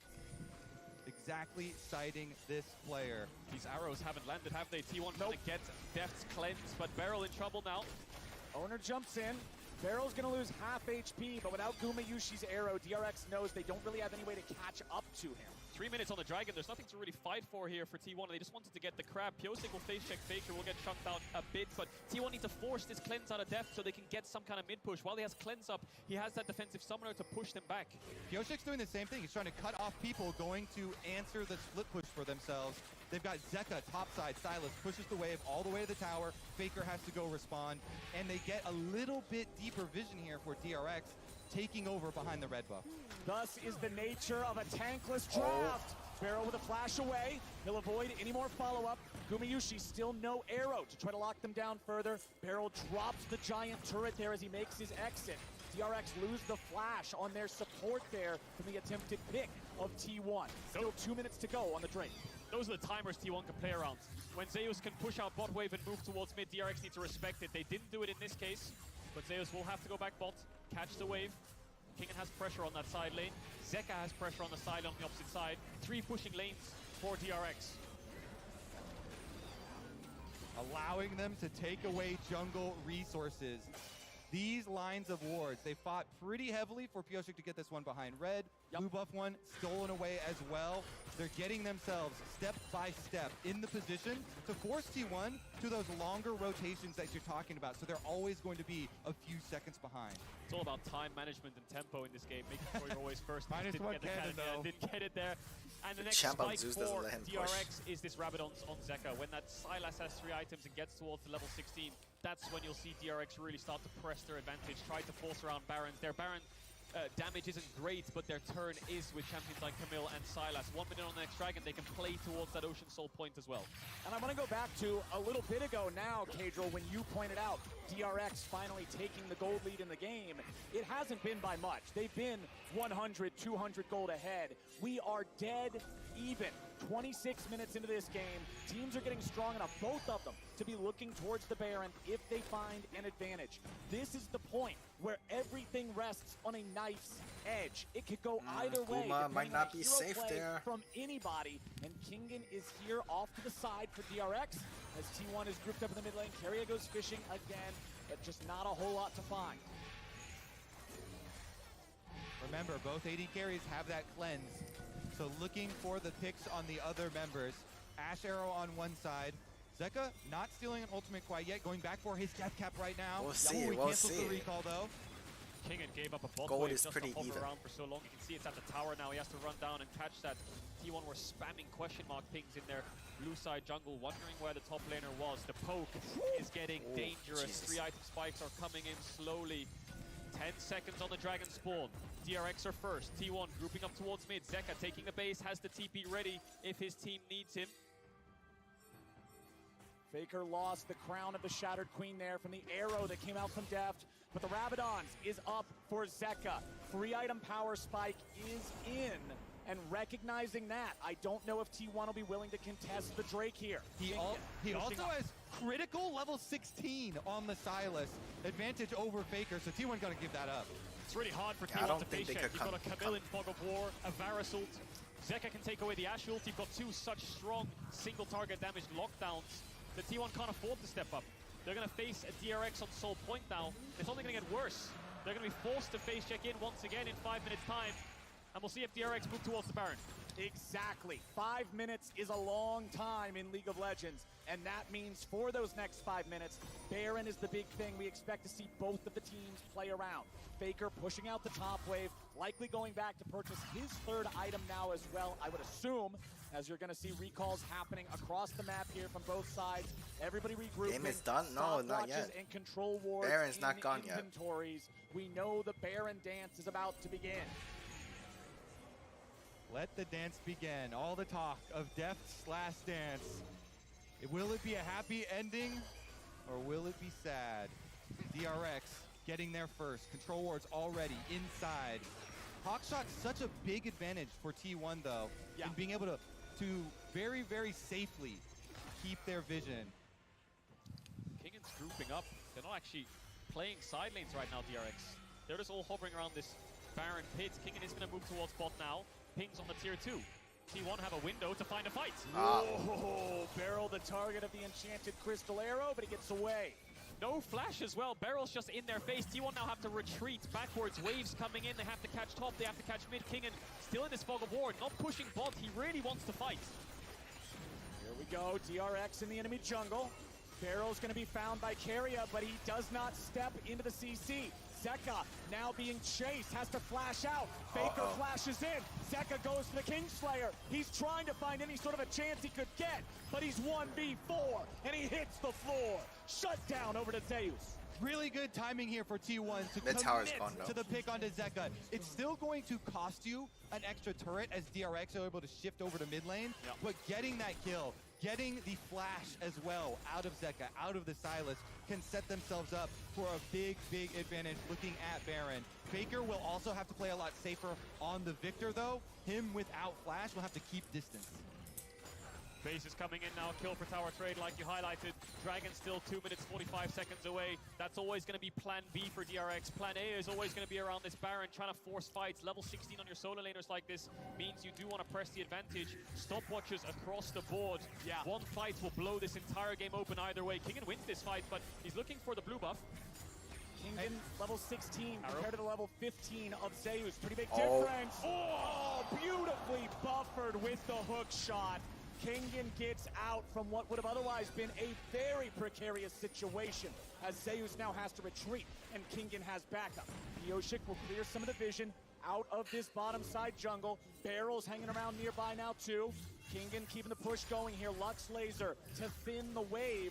Zeus wants to try to get rid of as many of these minions as he can. No, they lost one full line of turrets. Hook shot right back to safe. They lost 2 mid tiers. DRX remains the same though. They want to continue with these same setups where they're able to push in on top and bottom first. That way, even if one of the side lane pushers gets picked off, like we saw Zeka last time, they still get an advantage, are able to trade a turret on the other side with the extra pressure that they mount. T1 take this little timing window though to hard shove mid, and here comes the flank. Barrel going for the bouncing grenade. He's not going to find nobody yet. Chains of Corruption find Faker, but a nice use of the Mikhails gets him away. Owner's now your target. Kingen goes golden, getting himself out of aggro's way. Now you got Zeus here on the front line. Zeka stealing away the Gumayushi ult. He finds Zeus. Everfrost ain't going to hit the mark. T1 in retreat. DRX in chase. DRX heading back over to the Baron pit. Deft firing arrows to cover their retreat. Barrel in some danger, has to flash the chain, but they get the ulti out of Zeus. Summoner spells blown across the board. Still 1 minute on that dragon. Everyone needs to take a base, get their health bars back up, get as many items as possible, refresh wards, come back out on the map and contest these waves again. It's a dance around mid. DRX can't commit too hard into T1, and T1 really want to kite back. Yeah, the biggest takeaway from that fight is that the next one, there will be blood, because splashes are getting very scarce. The only 2 remaining ones are on the T1 bottom lane. So these arrows that are coming from Gumayushi, the flash bindings that are coming from Keria will be so much more likely to land, to find purchase in the next attempt. And just as big as summoner spells, Gumayushi has purchased a stopwatch. Kingen used his in that fight, but has upgraded it into a Guardian Angel, and Pioshik still has his.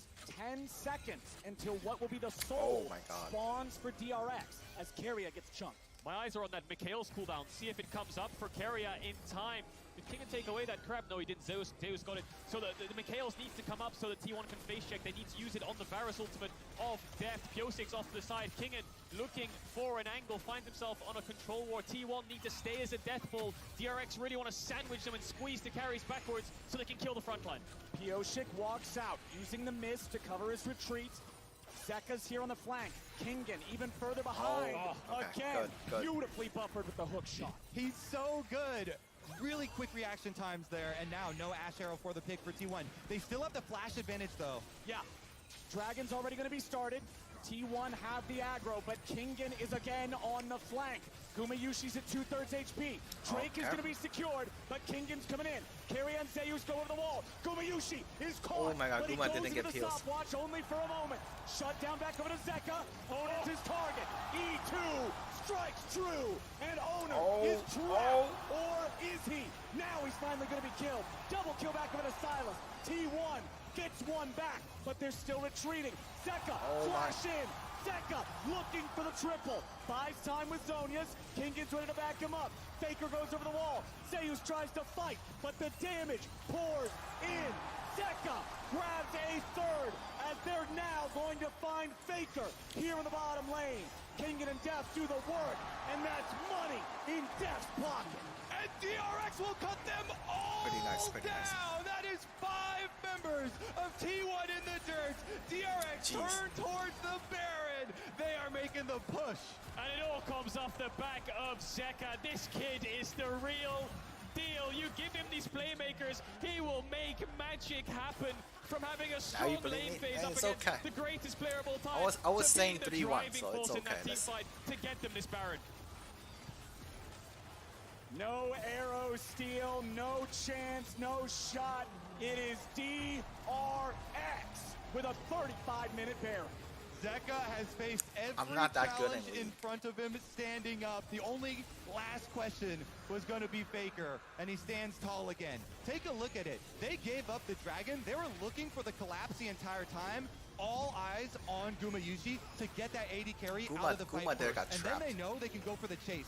With Silas and Camille, some of the longest range chase for solo laners you can have in the game. Zeka, as well as Kingan, finding the collapse. And that's it. It's Zeka and Kingan, the driving force. Beryl right behind them. Pyosix just fishing for resets. Deft missed his ult, missed a couple Qs, didn't get as much impact as he would want. Zeka didn't go for the Q there on Keria. Maybe could have picked up the triple. But T1 just don't have the damage for this Silas. He's just running straight through all of them, picking up all the kills. And eventually, Faker falls to Deft and Kingan. Faker without enough mana to try to fight back in this 1v2 as Keria runs himself into the turret, and execution is all he can hope for.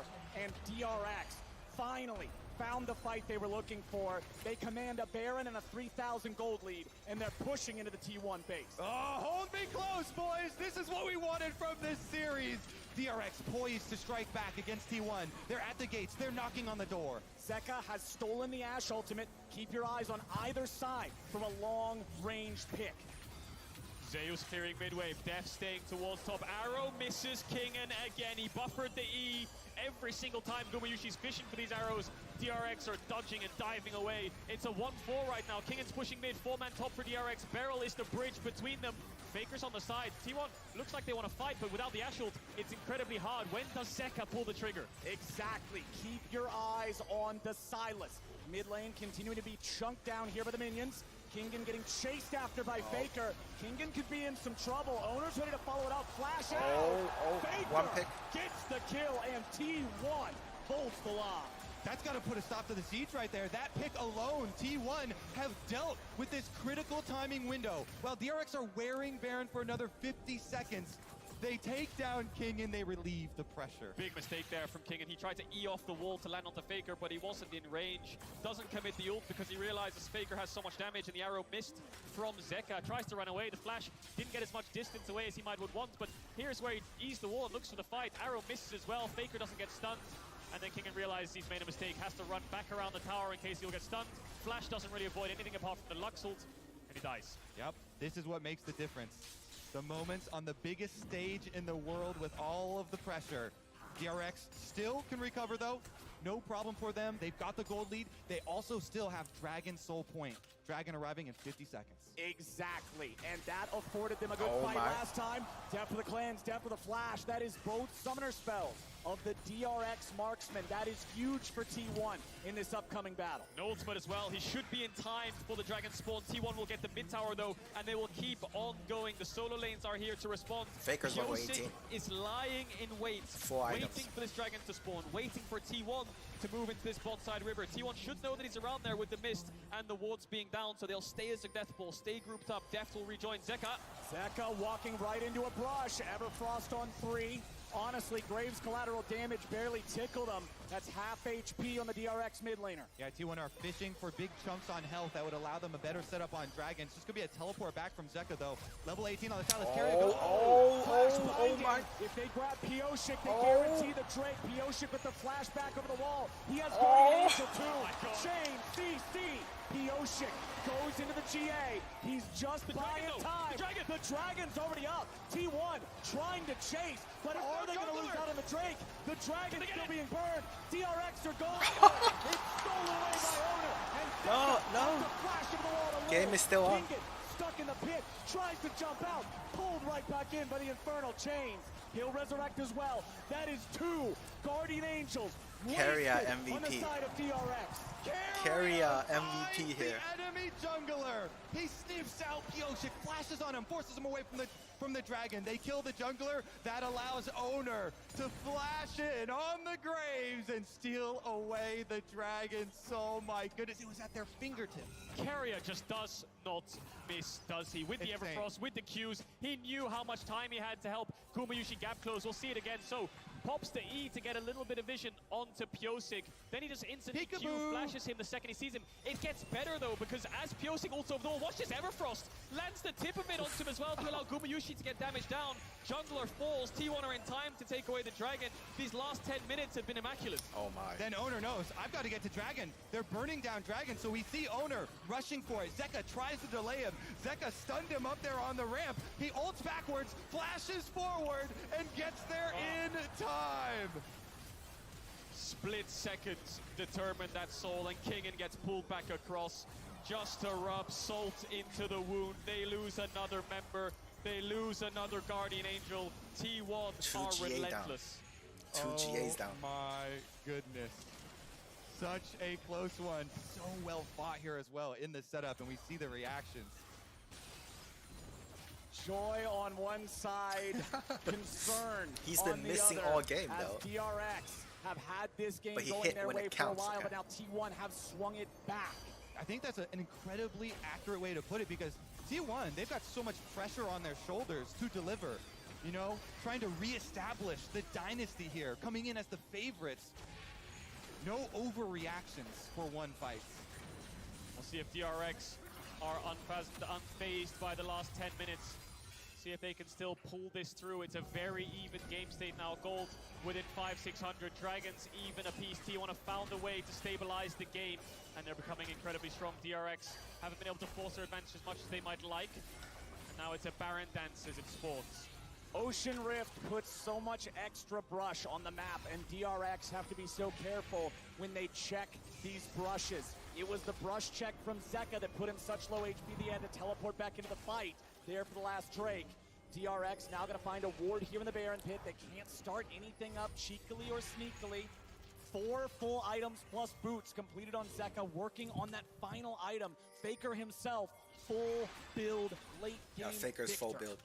DRX have really struggled in these last few fights, but they faced way worse heartbreak in their series against EDG. So Devs coming out of base, has the Serpent's Fang, 6-item lethality, Poke Varus is ready. Summoners coming up for Keria. Gumayusi still doesn't have the flash, neither does Owner. He had to use it to get the dragon. Does T1 started up? They have pretty good vision to do so. Zeus has the TP, but they have a free bot tower as Kingan decides to group DRX as 5, trying to get this next mid wave in. Yeah, #1 priority there for T1. They were Zeus trying up to TP. find out all these wards so they can't get flanked again. The flanking power of the Camille, of the Silas, has been devastating. Trying to clear all of these brush and control the side lane push first. Let's make sure it doesn't happen again. Kingan gonna find FAKER, but they're also gonna find Beryl. Kingan wants to get away. Beryl nearly dead. Had to flash to save his own life as T1 have a nice health advantage now. And you'll see Owner, Keria, and Gumayusi heading back towards that topside river, heading back towards that Baron. Def gonna do as much damage as he can, poking with these piercing arrows. T1 continues to stay together as Kingan tries to cut the wave, trying to make some space, distract T1. The Drake spawning in 1 minute, the Baron still up as they fight for mid lane control. FAKER's Victor is a really big problem for DRX right now. He's scaled to the point of 4 items with a crown, with the Rabadons, and it just means that with this full build Victor, how do they get on top of him? They have to proc the crown initially, the ultimate comes out, Beryl instantly has to flash away. Kingan has a little bit of magic resist coming in, but this full item Victor is doing so much work to allow T1 to push forwards. At least DRX have been able to buy time for their Guardian Angels. They just had Pyosik's cooldown come back up on it, and very short on Kingan's. 30 seconds on Dragon. T1 first to the river. Kingan in a position to look for a flank. Def needs to arrive. He's trying to clear out the mid wave. Lux ult from Zeka pokes out Owner, but Kingen trying to sandwich T1 here, who want to stay grouped up, who want to look for this dragon. The poke wasn't a ton. The fruits are going to heal it off as Owner grabs all of those, and the Drake is ready to go. T1 has stopped this so long enough that now it's guaranteed for either side. Whoever takes it, and we're done with these Ocean Drakes. T1, they're going to start it up. They've got the aggro. They're going to burn through it a little bit, but they're taking their time. Kingan's coming around from the side. Carrier trying to keep him away. Def with a piercing arrow. Faker goes in for flashing gate. And the Owner has been taken by Owner.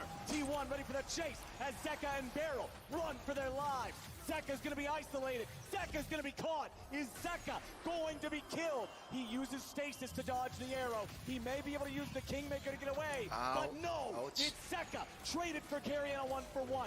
Now a TP coming back into the mid lane. T1 with a solid advantage here. Def gonna look for some poke, finds it on Owner. They're so good at using these timing windows. T1, they focus everybody on pushing DRX off of the dragon, allowing Owner to get it. Pioshik is sticking around for the Baron transition here, but Carrier also sacrificed his life to keep Kingen out of the fight. It's a 4v4 and they started up Baron. Baron's gonna burn fast. T1 got it at half HP. Beryl also at half HP. Pioshik and Def ready to fight. Chains of Corruption fly out. They're going to find 3 different targets. Faker is low. Faker is that's down. not good. Zeus tries to fight. Owner into the back line. Going to pick one back up. Def gets Guardian Angel on Gumayushi as Pioshik is ready to fight. Sword versus gun. And Owner has to run away. Deft has one shot to kill the king, and he doesn't miss. Faker falls, Gumayushi and Zeus as well. Zeka's TPing in, and he has to TP as he spawns. Do they go towards Baron, or do they look to end the game? It's only Carrier and Owner for 40 seconds. They gotta focus on the minion waves. They can't do it. They don't need to focus the minions if they're gonna be able to focus the enemy team. Carrier drops as Owner is now the target. DRX, a couple minions at their back. They keep going to go. Kingen wants Owner, but he ain't gonna find him. 50 seconds, 20. Continues. Inhibitor. They won't make. They probably won't make it. Want to make it happen. They won't make it. Trying to flash in. Trying to he killed a wave. Trying to save it. No. DRX rise to the occasion, and they will tie this series.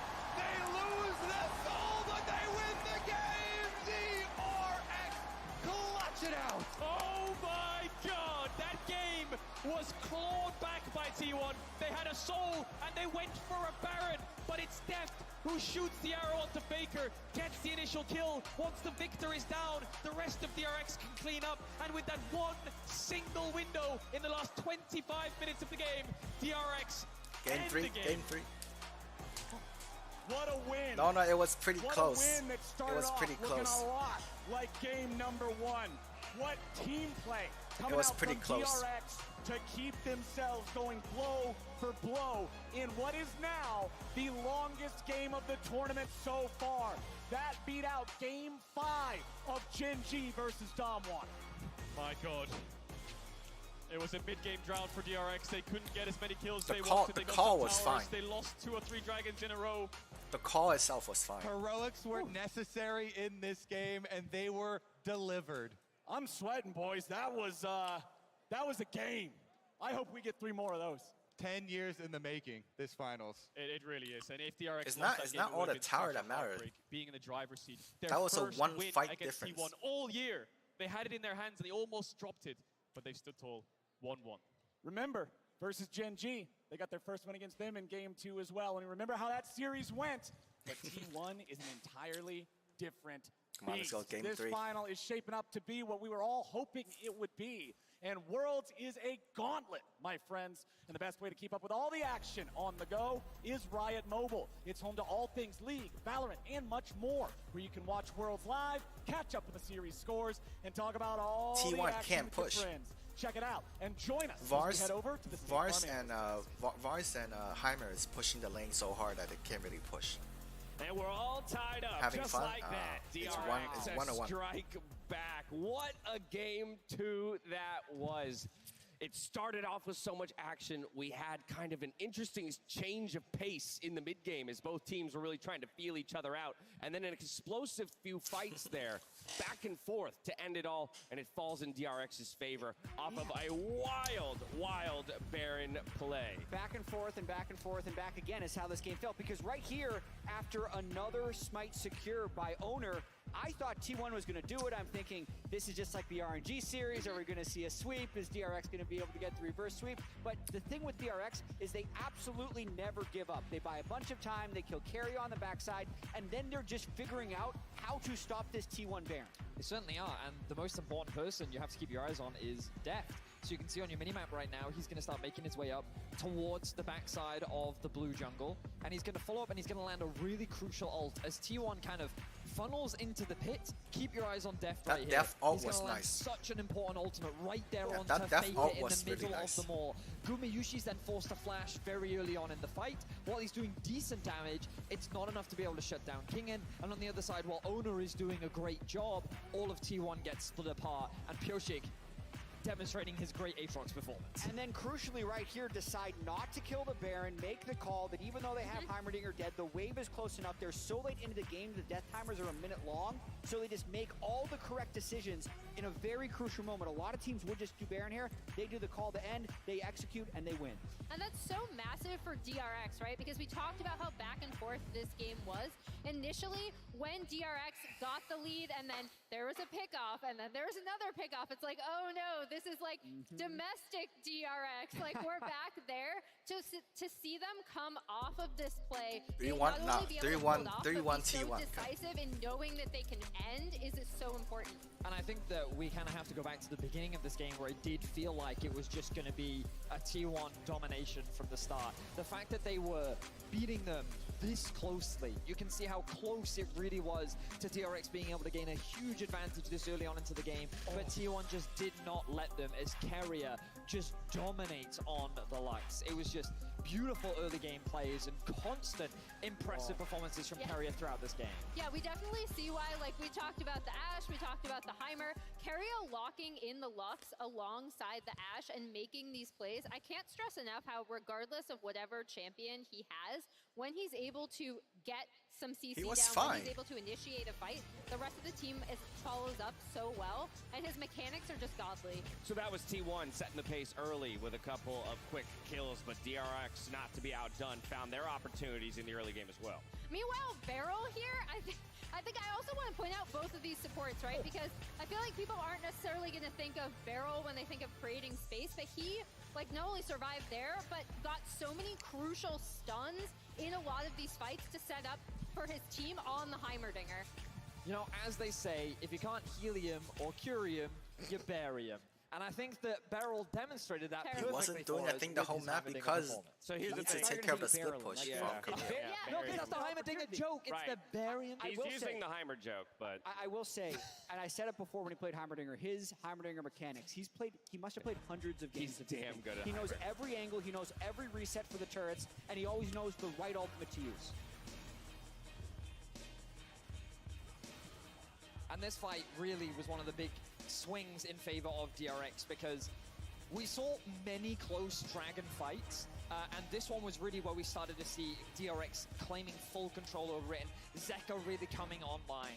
This is the player that we hyped up so much in the pre-show. This is the individual that we put so much emphasis on that you needed to focus on, and getting his hands on the Silas once again, when you give him the resources to be a carry, this is what he's able to do with it. And the setup for this was also pretty impressive because they were actually able to get their 1-3-1 setup with Kingen, with Zeka in side lanes. And that was actually, again, such an improvement from what we saw from DRX in their domestic play. So while it was DRX, obviously, that took the victory in this game number 2, I wanted to point out a specific T1 play, and it keys into Carrier and some of his top performing here in the series so far. As we know, every second counts, and thanks to the reliable Cisco network, Game 2 DRX here, it's a twofer. First, T1's Carrier pulling the trigger the moment he sees his opportunity, lands every single one of his skill shots that is CC related on Pyosik to make sure the jungler gets eliminated. And then, of course, T1's owner will have a couple of impressive mechanics himself to secure that dragon. It was feeling like this was going to be the moment that T1 has the sweep in hand. As soon as he gets all of the movement abilities, ulting backwards, like every split second counts in this sequence. I like it. We're updating the tagline. It's not just every second, it's every split second counts now. Yeah, such an amazing play by T1, and there were so many little moments throughout this 45-minute-long game that could have gone either way, but it's so fitting that we are tied 1-1, guaranteeing at least 2 more. Exactly, and I just wanted to show that because it goes all the way back to your initial point, Jet, that when DRX takes a punch, okay, sure, but they get right back up and they look for that next fight because we were pretty much ready to call it when something like that happens in a high-intensity game. So here we are, reminding ourselves of the draft here from game number 2. T1 on blue side. What do you want to see here, Jet? Yeah, I want to see DRX when they do the switch up to have a better answer to Varus, because Varus has been the first pick champion in both series. I don't necessarily think that DRX is going to be letting through any of their major champions. I think that DRX just needs to keep getting these prior lanes. They had it in top, in mid, they had good control with the investment, and in bot lane, they're contesting that wave. Push is important, Dash. We're all tied up. We are guaranteed to not have a sweep here in the World Championship, and I couldn't be happier about that. Let's see if we can get all the way to 5. There is so much action that has led up to today, and while it can't, or rather can be hard to keep up with, Spotify and a few of our colleagues, this being one right here, have got your back. Be sure to download the newest episodes of both the Riff Reaction Podcast and Dive For Ya to get informed and to revel in the anime arc of our finals. While you do, we're stepping away. When we come back, it's game number 3 right after this. Kingen goes in, Owner's the target, but now Zeus is locked down. Carry is here over the wall. It's first blood over to Owner, and T1 are absolutely outplaying. Pioshik will not find the damage yet. He won't find the damage at all. Carry gets it. Faker goes over the wall. Zeus tries to fight, but the damage pours in. Zeka grabs a third as they're now going to find Faker here in the bottom lane. Kingen and Def do the work, and that's money in Def's pocket. The push continues. Inhibitor falls. DRX want to make it happen. Owner trying to flash in, trying to do it, trying to save it. But no, DRX rise to the occasion. Oh, game 3.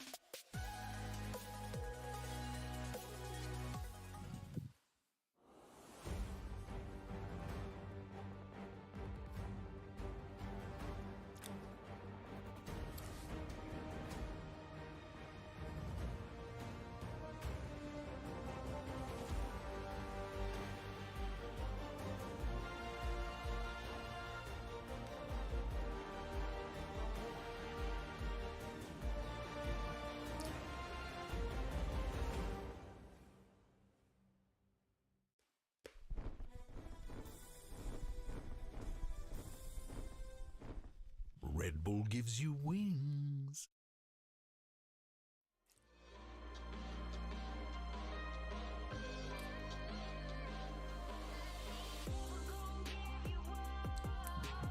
Three minutes, game 3.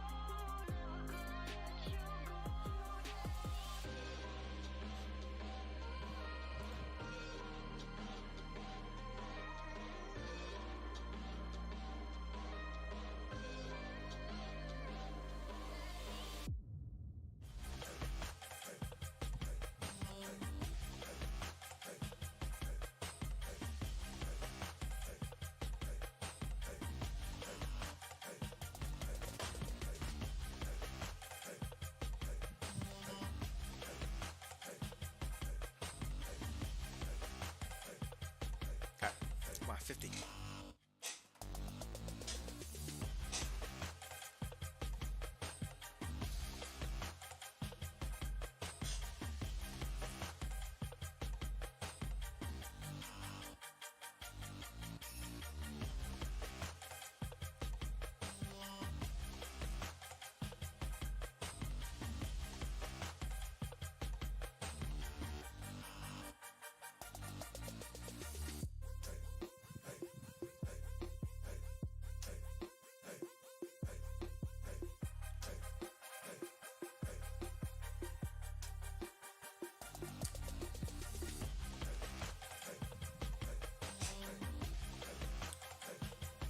Two, one. All right, so game 3.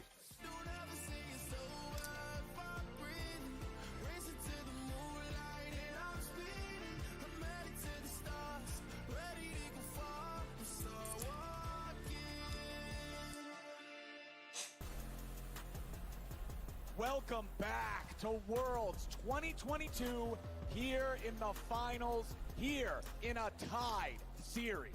Oh boy.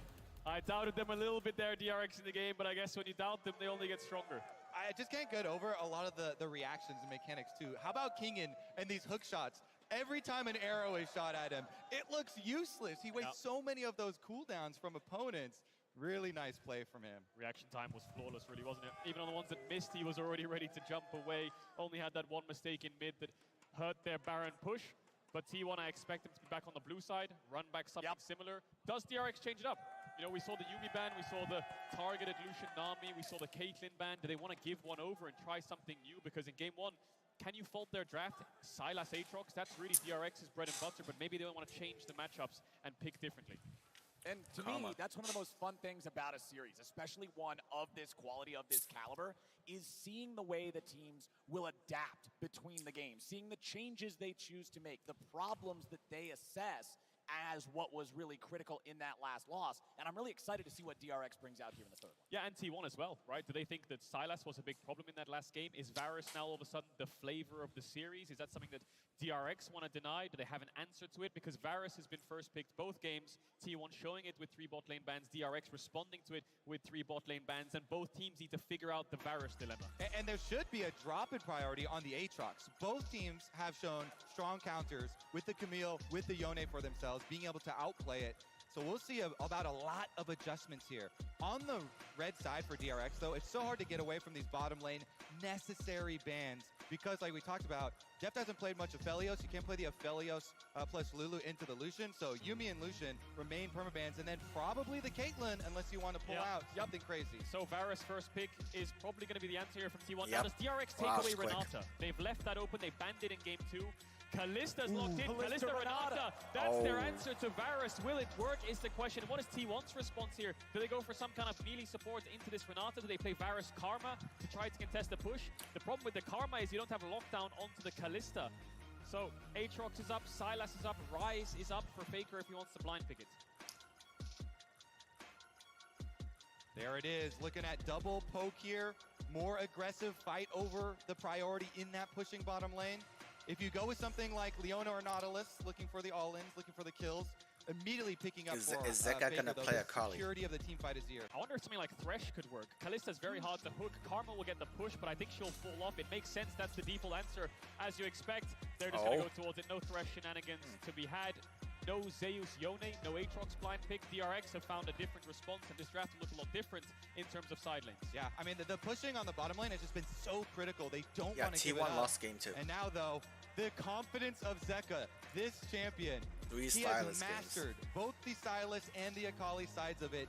It's a big part of DRX's handle on the meta that got them here. Confidence to lock it into FAKER again. Last time around, he actually had more CS, even with all the harassment from the Azir. Great ultimate to take away as well. Varus ult is just going to be so powerful through tropes. There's a Yone ban, so I think T1 might have to ban away Aatrox. DRX might look to pick Aatrox up on 4 here. A lot of powerful champions up and available. Camille, Fiora, Aatrox. We're looking at champions like Graves, Viego as well.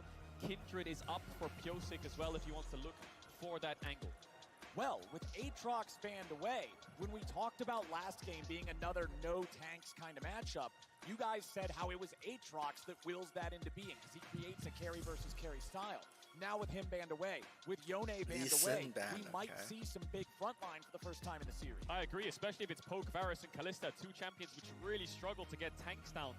They need to be careful though, picking Ornn for T1 against Sylas, you just give them that engage onto your mobile carry. And they ban away the Kindred answer to the Graves, so it's up to DRX. Looks like they have Graves is wide open. That would need to have Zeus on something with CC though, because if they pick the Graves, then they've got no lockdown. Is Poppy a good champion here for T1, I wonder? I mean, into Kalista, you can really lock down the Kalista. Vi is another one that has good lockdown. Nocturne is something we've seen, but he doesn't have the follow-up. Yeah, I'm thinking something like Poppy here. The Graves is great, but you're playing 4 range champions again. And they've done it before. T1 have been the team to play all damage, all range. It could fall on Zeus to be the melee, to be the front line though, with some CC setup. Well, we do have the Sejuani banned away early on. That's one big tank. But we'll see which other they decide to lock in. The Gragas hover lasting for quite a while here, but there is still a little bit of time left on the clock. They will lock it in. It's Zeus on the Gragas. Yeah, I think with Karma, you need some front line there. I wouldn't be surprised to see Ornn come out here from King, and Aatrox is removed from the equation. Double tank matchup. I worry for T1 with this Graves again because you're playing 4 range, but if you can punish early, then it will give you profit in the mid to late game. Of course, the champion can do a lot of damage, and they're playing with triple threat. The Meatballs have arrived at the World Finals. And now we get to see some of those big frontliners and huge engages. And that means increased focus on the bottom lane, especially for DRX here, investing their picks in the Kalista. This Kalista has not fared well at Worlds. Have to play it aggressively, pairing it with the Renata from Barrel. I want to see how DRX game plan looks now because we already got the Faker versus Zeka mid lane matchup of the 26-year-old versus the young new hotness. And now it's looking at bottom lane here, Deft, 26-year-old on the other side versus Gumayushi, 20-year-old hotness as well. Opposite sides, of course, from both respective veterans, like you highlighted there, Kobe. And bot lane will have to be a pivotal point of focus for both these teams. We saw Pyosik go towards mid earlier on with a similar kind of matchup in game 1 to get Faker's flash. Why did he do that? Well, it's good to get mid lane flash early, but in the Sylas matchup especially, it allows the Sylas to get the push into Azir early on, which he doesn't normally get, which allows him to get towards bot lane first if the mid laners decide to roam down there. And I'm excited to see how the early game objectives go in this one, especially now that we're back to an even series or an even state in the series, excuse me. T1's objective control in game number 1 was absolutely dominant. In game number 2, TRX and D1, they had 1 dragon each at the very start. There wasn't that same level of, man, we're losing everything for DRX. And T1 is grouped up as 5 here at level 1. Yeah, 5-man bot to get middle brush control. I expect them to either sweep or put a ward down here to make sure that the Varus Karma doesn't get any kind of cheese from the Kalista Renata, make sure that they can poke them out with things like the Mantra Q. They don't see anything yet, so they're going to walk their way into this bot side jungle, but they know that Deft is in the river, so T1 are first to bot brush, which helps the bot lane matchup level 1. Yeah, of course. So much focus on this bottom lane in this draft with the big tanky boys on the top side. Especially when you have Graves too, Owner trying to get the early information. Defensive ward from DRX behind their red though, trying to see if there was any attempt at getting that invade. DRX show themselves on the entrance. Owner is being a bit careful. They should know that there's a ward. And Gumayushi is playing with lethal tempo, so I expect him to go more towards an on-hit Varus build. We won't see a poke Varus come out. Normally you see things like Comet and Hail of Blades in that instance. And it makes so much more sense this game, right? You don't want to have lethality versus the Ornn. You want to be able to chunk through the front line. Alrighty, we're going to have a top-side start here for both of our junglers, which goes exactly like what you guys were expecting. Attention on the bottom lane. Junglers want to be pathing down here to see if they can interfere with this and make something happen. And there's a commitment here of Zeus. Strong leash on the blue buff for Owner as well. So not only did Owner get Graves, he also gets the stronger leash, will be accelerated in his clear to try and slingshot down to that other side. I'm curious what Pyosik decides to do. He's on Red Raptors. He's going to move towards bot side. Does he do a camp and gank mid and try to relieve pressure on Faker? That ward on the bot side jungle could help him look for an invade. Alrighty, as we see how the lanes are going, remember to make sure to grab the exclusive Very Nasus Much Wow emote from Prime Gaming by connecting your League of Legends account with your Prime account.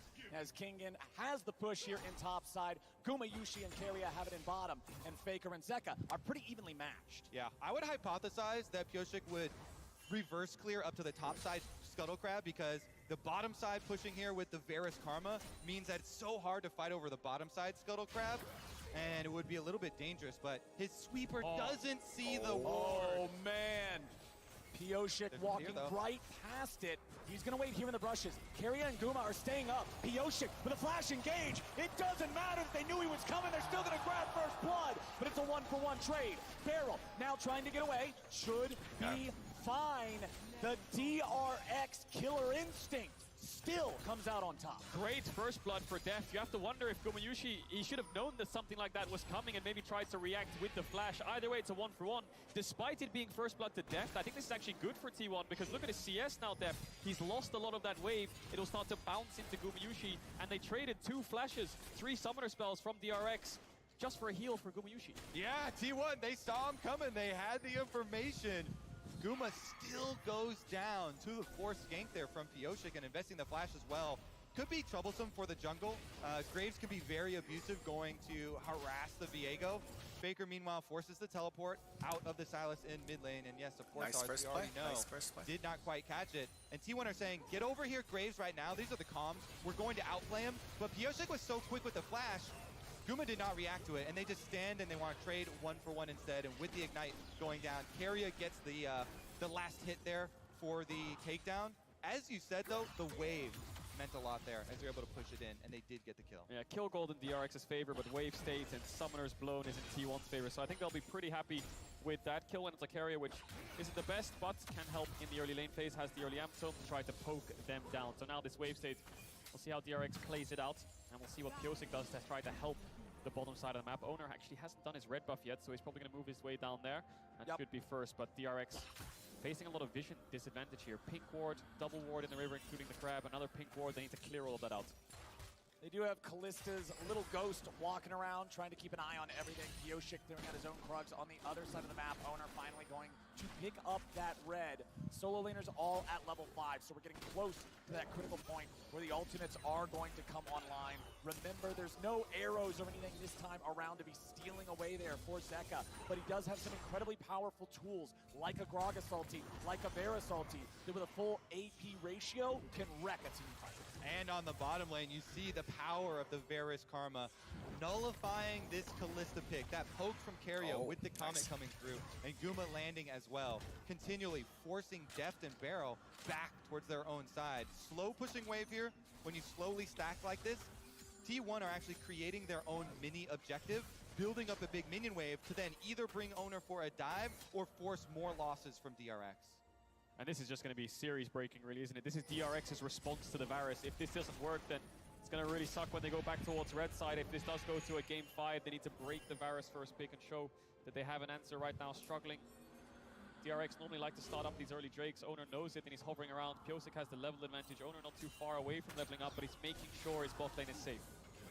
Both junglers also on the same purchase and the same charges on the knife. So nobody has the enchanted smite yet. Nobody's really close. Pioshik going to throw down some of that mist as he'll move forward, look to clear out a control ward. But with the lane control for Gumayushi and Keria, they are going to be able to keep that control ward alive. Zeka stealing away FAKER's ulti, but they are both level 6, so it would be shuffle for shuffle if they decide to fight it. Yeah, that right there is why Owner invested so much time and the control ward money to protect his bottom lane, to allow this to continue. Giant CS lead ballooning because of all that bottom lane attention. Zeka trying to solve some of the problem himself as well, though, reaching level 6 onto the Sylas with the flash play as well. That's the power of the mid push. Yes, you might lose 3v3 or 2v2, but if you have that extra number that can hover down, it just means it's very hard for them to push out the wave. Wow, that's everything they have there, T1 bot lane on the wave, so DRX are just going to start up this dragon, try to secure it. Owner trading it for a crab. Plus, you gotta love having Kalista for these neutral objectives. The extra power of the Rend plus Smite combo to work together and be able to take those down. Deft knows that this is uncontested. He doesn't even have to stay there, so they can give that one over to Pioshik to Smite secure, and Deft can make his way back down to the bottom lane to farm up as many minions as he can. And you can see DRX's commitment to the game plan, commitment to their win condition of stacking the dragons. They give up more CS off of Deft in order to secure that. Owner, meanwhile, as you said, he gets the crab as well as taking away the red buff. So 1 minion wave, 1 red buff, 1 crab, kind of the payment there. Jungle and bot lane getting off to a great start here for T1. Mid lane's been very quiet, top lane as well. It's the next Herald that'll really decide how this early game pans out. 30 seconds on the spawn. Zeka, the ult was timing out, just going to push the wave with it. Can't catch Faker. And let's keep our eyes on Deft and Beryl here because they're going to move towards this top side. Great body slam there by Zeus to interrupt the knock-up. But it's going to be a 5v5 around this Herald, and Gumayushi is still on the bot side of the map. How much can T1 get for this Herald? Does DRX just take the Herald and use it top, try to funnel everything into Deft? And remember, back in game 1, we got a 7-man fight at the Herald, but it resulted in the eyeball being unable to Are they giving the first? I want to see both sides ready for a fight here. Ready for a big engage. And look at the lane matchup. All you have to notice is that they are keeping Guma and Keria bottom. So it's going to be a hard push for T1 towards bottom tower plates. Just give up this Rift Herald and see how much money you can get off the other side of the map. Meanwhile, Owner also counter jungling off the blue quadrant. T1 trying to get as much as possible. The race is on. DRX want to get this Herald quick and use it as fast as possible. TP there from Kingen to try to clear out the wave. Can they dive him? 3v1. Kingan's down here, but Owner's ready to follow up and make it happen. The ulti from the Ornn used to clear out the wave as Owner's going to get jumped on. Zeka's ready to go. Owner with the dash back over the wall. He'll stay fine, but DRX will hold here in bottom. Beryl lost his flash off screen. Zeus threw the ultimate at him and tried to knock him under the tower, so the Renata doesn't have flash. Deft isn't level 6, but Piosik is around. He's taking the blue buff right now by the looks of it, and they can't get any plates, so they need to place this as soon as possible because T1 are currently winning. Okay, Beryl, okay, Deft. Let's see how much money you can get up here against Zeus' Gragas. At bottom lane, the plates are still just being hammered by Gumayushi and Keria. As T1 winning the race, Piosik's coming top. Can DRX make the dive happen? Gragas would be the target, and he's a pretty tanky guy. Piosik's going to step forward here, connects with the Spectral Maw, but Deft's just going to be able to chase him away. Zeus tanky enough to not die here. All they got to do is take down plate number 3. The Herald will be able to finish off the last 2. Deft and Beryl, that's not quite enough. Nope. It will not die to this. They can't get the tower. The charge, there it goes, okay. The turret's still standing. Zeus, however, is not, and Piosik will grab the kill. He was focusing so heavily on trying to deny the turret that he gives up his life, and DRX aren't done.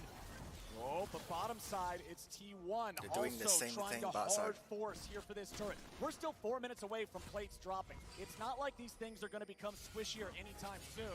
Piosik will grab the crowd as Owner makes his way into the top side river. Piosik should just be able to get over the wall there. Has to use flash to do it, though. Ultimate on cooldown, had to use it to kill I think Zeus. T1 still pressuring this bot side. T1's going to get a first tower. Mid-hovering. Kingen has no ultimate either. T1 really want to get this bot tower, but no ultimate on Gumayushi. Might need to take a base soon. Has a lot of gold in his inventory. Overall, slightly even, but T1 favored because of how long it took for DRX to set up. Will they get the tower? Oh, almost! They do get it. And Kingen has to flash away as well. Definitely T1 favorite then. Yeah, huge amount of money on Gumayushi, and there you see it. That's a nice in trade. Wrath form at the top of the charts, and of course he is going the on-hit build, as we said. So going to be able to chunk through this front line, all these melee champions, this short range of DRX. Kingan's they gonna lost be late one to dragon. top because he was holding They bot gave side, the so dragon Zeus will get for another plate. topside Faker's farm. having constant mid push. He's taking a plate. They're slowly bleeding out here, DRX. They're trying their But best yes, they to lost speed the one game up. dragon. Dragons in 50 seconds. Dragon in 50 seconds, a 2,000 gold lead while being down a single kill just shows you how much has been built by T1. Getting all these plates, getting all this money, and getting nearly double the farm in the 80 carry position. Gumayushi, 113. Deft at 68 here on the Kalista. This is not the early game you want when you draft this champion. Now take a look at the setup for this dragon. Number 2 arriving. Stacking is kind of critical here for them to continue. See how much they can commit to it. Control ward already placed in the pixel brush, trying to set up for it. It's very difficult though with bottom lane already having outer tower down. T1 can just push through this bottom side and get the early move for a possible flank. And T1 have the TP as well, so DRX need to look for a pick. That ward could find it, but the uproar glaive will spot it out. They don't have vision on Gumayushi, so they have to catch the wave. And like you talked about, push in bots, move towards river. Faker has mid push. Zeus is first and has TP. DRX are going to have to give this up. Well, the silver lining for DRX is that this is the second Drake of the game, and they got the first. So T1 will not be fast stacking towards a soul, but they will tie up that neutral objective as the Cloud winds quicken, and we get ourselves a Cloud soul here in game number 3. Zeka just trying to clear out the waves here in mid. 1.5 minutes left. to get Cloud's so more money, useless. which T1 has been doing a really good job of here so far. Zeka tries to jump in and go after Faker. No E2 means he won't be able to follow it up with the stolen shuffle. Carry is hanging around nearby, as are Pioshik and Barrel. Faker with the flash away. Zeka with the flash follow to throw Faker back into his own team. But now Zeka stands alone. He'll try to get himself away, and Barrel provides covering fire. Zeka with a re-engage back after Carry, and Zeka will finally die to the arrow of Gumayushi. Now you gotta look at Zeus, who there's just not enough damage to take him down. It's mid for mid, 1 for 1, but Pioshik is trying to get away behind enemy lines. Another engage comes out here in mid. Gumayushi with the chains of corruption onto Kingen. A flash miss comes out of the arrow, and Gumayushi is punished. The bailout will not save Kingen. It is another 1 for 1. Barrel and Death ready to fight back. As Oner gets shot that's up. not good. There's the maul. There's the kill. There's the money in Death. Jesus, so bloodthirsty. Pioshik never recalled. He ran into the enemy jungle and hid there, lying in wait, choosing his time correctly to strike. He takes down Oner. They get the extra kill for So DRX bloodthirsty. in that scramble. And he came back for revenge, didn't he, Pioshik? It's a 3-for-2 overall in favor of DRX. Zeka lived for so long, so it took T1 so much time to get him down that the rest of DRX arrived. Great land of a skill shot here by Zeka. Faker can't get the sidestep. They both push each other back, but Faker dies fast because Pioshik can dash over the wall with his ultimate.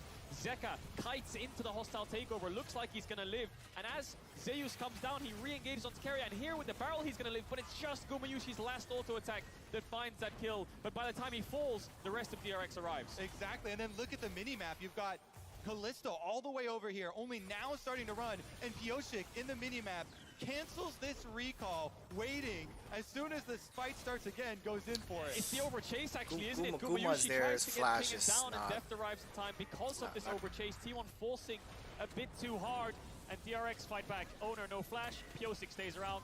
They land the stun, they get the kill. The patience out of Pioshik there as Def gets hit by the ulti. Has to retreat a little. Hostile takeover, a really good disengage. But Kingen and Def still got to get the hell out of town. Pioshik and Zeka, in the meantime, have taken the second Herald of the game. Yeah, that was an incredibly big cooldown here. The flash off Gragas, the Gragas flash engage used onto Def. They only got the cleanse.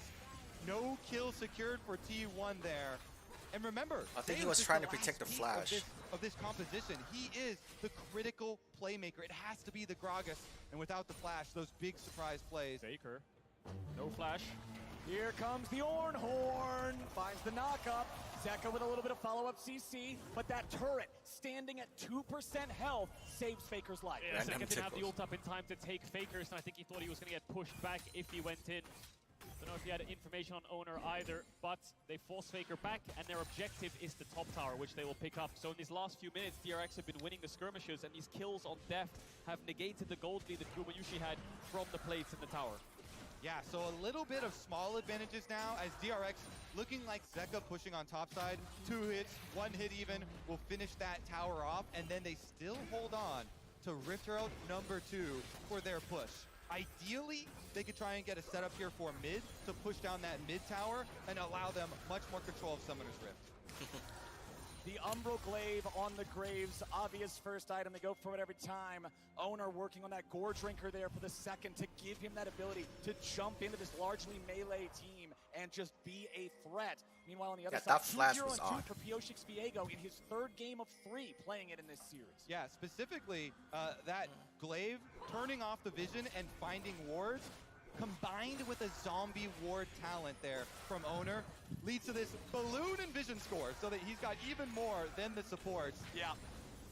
Dragon spawning in 30 seconds. Gold is almost dead even in their last 4 games in summer against each other. DRX and T1. Normally T1 at 14 towards 20 minutes. They have a 1 to 2,000 gold lead. In this series, DRX have held their own, and by the mid-game, they are pretty even or normally ahead. So DRX contesting mid-waves. Dragon in 15, Pioshik chunks Oner out, but I think with Zeus being in the pit, they're just going to start it up as it spawns. And one big difference here with the AD carries, it's fully completed Rage Blade to just the Rage Knife on Deft. Yeah. So a lot of advantage here for Guma. And that's the power of the farm lead. That's the power of the control they had in that bottom lane matchup. Gumayushi trying to fire out some arrows. Remember, with a DPS build, the arrows aren't going to hit nearly as hard as we saw last game. T1 didn't start the Dragon, so DRX could just push this mid wave in and look to try to Herald to force an engage. Ornhorn's ready to go. However, they aren't going to find what they're looking for. Kingen tries to get away now. Zeka's ulting. The bailout won't Zeka's save ulting him. missed. T1 are just ready to respawn and outplay. Beryl continues retreating. He's under a lot of threat. The Berserk down onto the unkillable Demon King. And he dies here today. Zeka looking to keep the charge going. And DRX 4v5 have already found 2. Zeus looks like a pin cushion as Death may have overreached. He barely Oh my god, the luck. A single digit The HP. luck. Against all the odds, every time DRX somehow find a way through, and they somehow seem to pull it off. FAKER going a little bit too deep there, despite getting the kill onto Kingen. Deft and Beryl living on a slither of HP. Oh, the slimmest of margins there for the DRX bottom lane, but it is FAKER who steps too far forward and gets punished immediately from DRX. Zeka takes away the Varus ult. Drake's still up. FAKER's just TP back towards the bot lane. Everyone's running in for round 2. They don't want to give this objective up. DRX's Herald is timing out soon, so Pyosik will place it in mid. Gumyushi needs to clear out the wave. No ultimate up just yet. 4T1, only Zeus's. Yeah, exactly. Keep your eyes on Zeus. His flash is back for the Gragas, so he's going to be looking for the engage on Deft. No summoner spells for Kalista. And Deft needs to join the fight soon. He's clearing out bot wave, but Zeus might just force it. Pyosik has to flash. Pyosik flashed over the wall. He's all right. But no ulti, no flash on the jungler. T1 with control over the mid lane. Zeka steals the chains, finds a little damage. Owner chunk to half, but it's still control over this neutral territory in the map here for T1. You can see pings coming out onto the Drake. They're going to move over to the objective, and you can see DRX has no interest in contesting. They're not in any shape to do it. It's only second Drake of the game for T1. Or is it? DRX walking up now, seeing if there's anything to find. Ornn ulti's ready to go again. They knock Zeus up into the air, but you can't just commit onto the tank. They're too late. Pyosik has his ulti ready to go again. That ult from Zeus isn't going to go. Oh, that Beryl ulti. The hero, but FAKER, the god, survived. Beryl almost kills the unkillable Demon King. That could have been a huge swing in favor of DRX with Baron spawning in 10, but he just gets out. FAKER, true to his name this time around, survives the engage. Here's a look at how it all started, though, on to Guma, and then it was the pick on the front line. Owner here. Oh, Owner trying to do something here, but he ain't gonna find it. 30 seconds until the T1 jungler respawns. Mid lane tier 1 gonna die now too. I don't think they can go towards Baron. Sylas is so low, Beryl is as well. They have no wards left. They're just gonna take a base with that pick, but DRX's pace of the game is so quick. T1 are struggling to keep up. They're playing Varus and Azir, and they want to scale with these somewhat immobile carries, whereas DRX just want to keep the skirmishes going with Kalista and Sylas. Yep, this short-range team from DRX wanting to try and dogpile onto T1, finding some scrappy plays for themselves. And we've talked so much about how DRX has this edge versus Graves, where you have Pyosik willing to lock Kindred against it. But Pyosik's confidence with the Viego into the Graves, into this matchup, 2-0 and 5. Kill participation in all but one of those kills. Honestly, having a great time here on this pick, making it look good as T1 group us 4 to push down mid lane. Tier 1 Turbine on the other side is still standing. Ornn ulti's not going to find anything but the wave. FAKER and Gumyushi having to back up a little bit. Zeus on the flank, but there's no wave, there's no play. The last couple of games we've been seeing carry tops, which means you have also side laners. This game is tanked, so it's a lot of grouping, a lot of fights. Zeka will root up Owner, who will dash away, and it just turns into this 5v5. Neither team has any real side lane pressure. And as the game gets deeper and deeper, you start to see more of an advantage to the team with the extra range here, with FAKER and Guma especially. But it's all about the timing of the engage for DRX. Beryl's dead. Did not time that right. They wanted to use hostile takeover on an overcommitment, but T1 read the play, and T1 are 5v4. Yeah, you can see the angle Beryl is looking for, right? The surprise ultimate over the top, because they need a split-second engage. but Owner jumps on him, knows he has no flash from the last time around. DRX keep trying to throw spells at T1 to try to force a fight, but T1 aren't getting sucked into it. An Ornald comes out, they back away. A hostile takeover, they tried to punish the mistake. DRX I think they're panicking a bit around these mid-waves, saying that they need to force the engages, and T1 are just playing at such a range that they can't get the angle. Exactly. FAKER and Guma standing from afar, playing defensively here, and when you have that Karma move speed too from Keria supporting those long-range carries, they're able to keep safe until they don't. When you see a team like this DRX comp explode and win, it is all at once when they get that big engage and completely collapse the opponent team. All right, let's take another look at how it happened with Barrel's attempted surprise. So there was a blue orb that went over the wall a second ago as Beryl killed it. So Owner knew he was there and was looking for that play. Despite there was a pink on the ward, Owner gets the kill onto Beryl. We've seen it already around the second dragon, sorry. They keep forcing these engages. Kingen will be fine. Beryl's around. Piosik's taking a base. We'll see if Zeka tries to cross-map the tower. Tier 1 turret and topside ain't long for this world. Owner and FAKER will work together to take that down. They're going to build T1 back up to a very, very modest gold lead. But Zeka's about to get one back just as you said. And he has TP, so if T1 stay around for too long, once this tower dies, Zeka can TP in and they can look for the 5v5. Here he comes! All right, TP ready to go for DRX. Piosi had all not a good position to be in. The shuffle getting DRX away. They're getting juggled around a lot, but FAKER's alone. Piosi finds him. FAKER is down, and Zeka gets the kill. What's next for DRX? They've got a stolen Azir ulti. T1 grouping back up in the top side. They know their opponents may be looking for the Baron. 30 seconds on FAKER. He has TP. Does DRX start Baron? Beryl has no flash, no ultimate. Zeka has the shuffle though. He has no flash, but he's looking for T1 lying in wait. They know he's there. They have started it up. T1 need to find a response soon. 15 seconds on FAKER. T1 ready to go. Trying to see if there's an angle. DRX are in the pit, but this is so risky. Owen's ready to try to fight, ready to try to steal. Beryl at 200 HP. Baron at 4,000. Zeka ready to use the stolen ulti. He throws Owner away. The Baron is stolen by Owner in a OP. The shutdown of the ocean. And T1 get it done. Hot pursuit as Beryl will die to FAKER. As the entire world holds their breath, watching, Owner steals the Baron away from the red Smite combination. He does it again.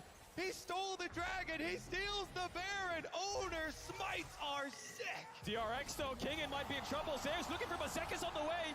Nicely done from Keria and from Zeus. Is just gonna give him another as DRX crumble around the Smite steal. T1 are running away with it now. That's 4 kills despite losing FAKER at the start and DRX forcing that Baron. Owner is showing up in this series with the Smites against Kalista and the Smites from Piosik. They didn't time it properly and he sneaks his way in despite Zeka trying his best to keep him out. Oh my goodness. All right, Piosik fishing around. They want to make something? They might just find it. Piosik flashing out of the Azir ulti, staying alive. But man, this game went from neck and neck to T1 stepping on DRX. There is no way to deal with it when Owner is this damn good.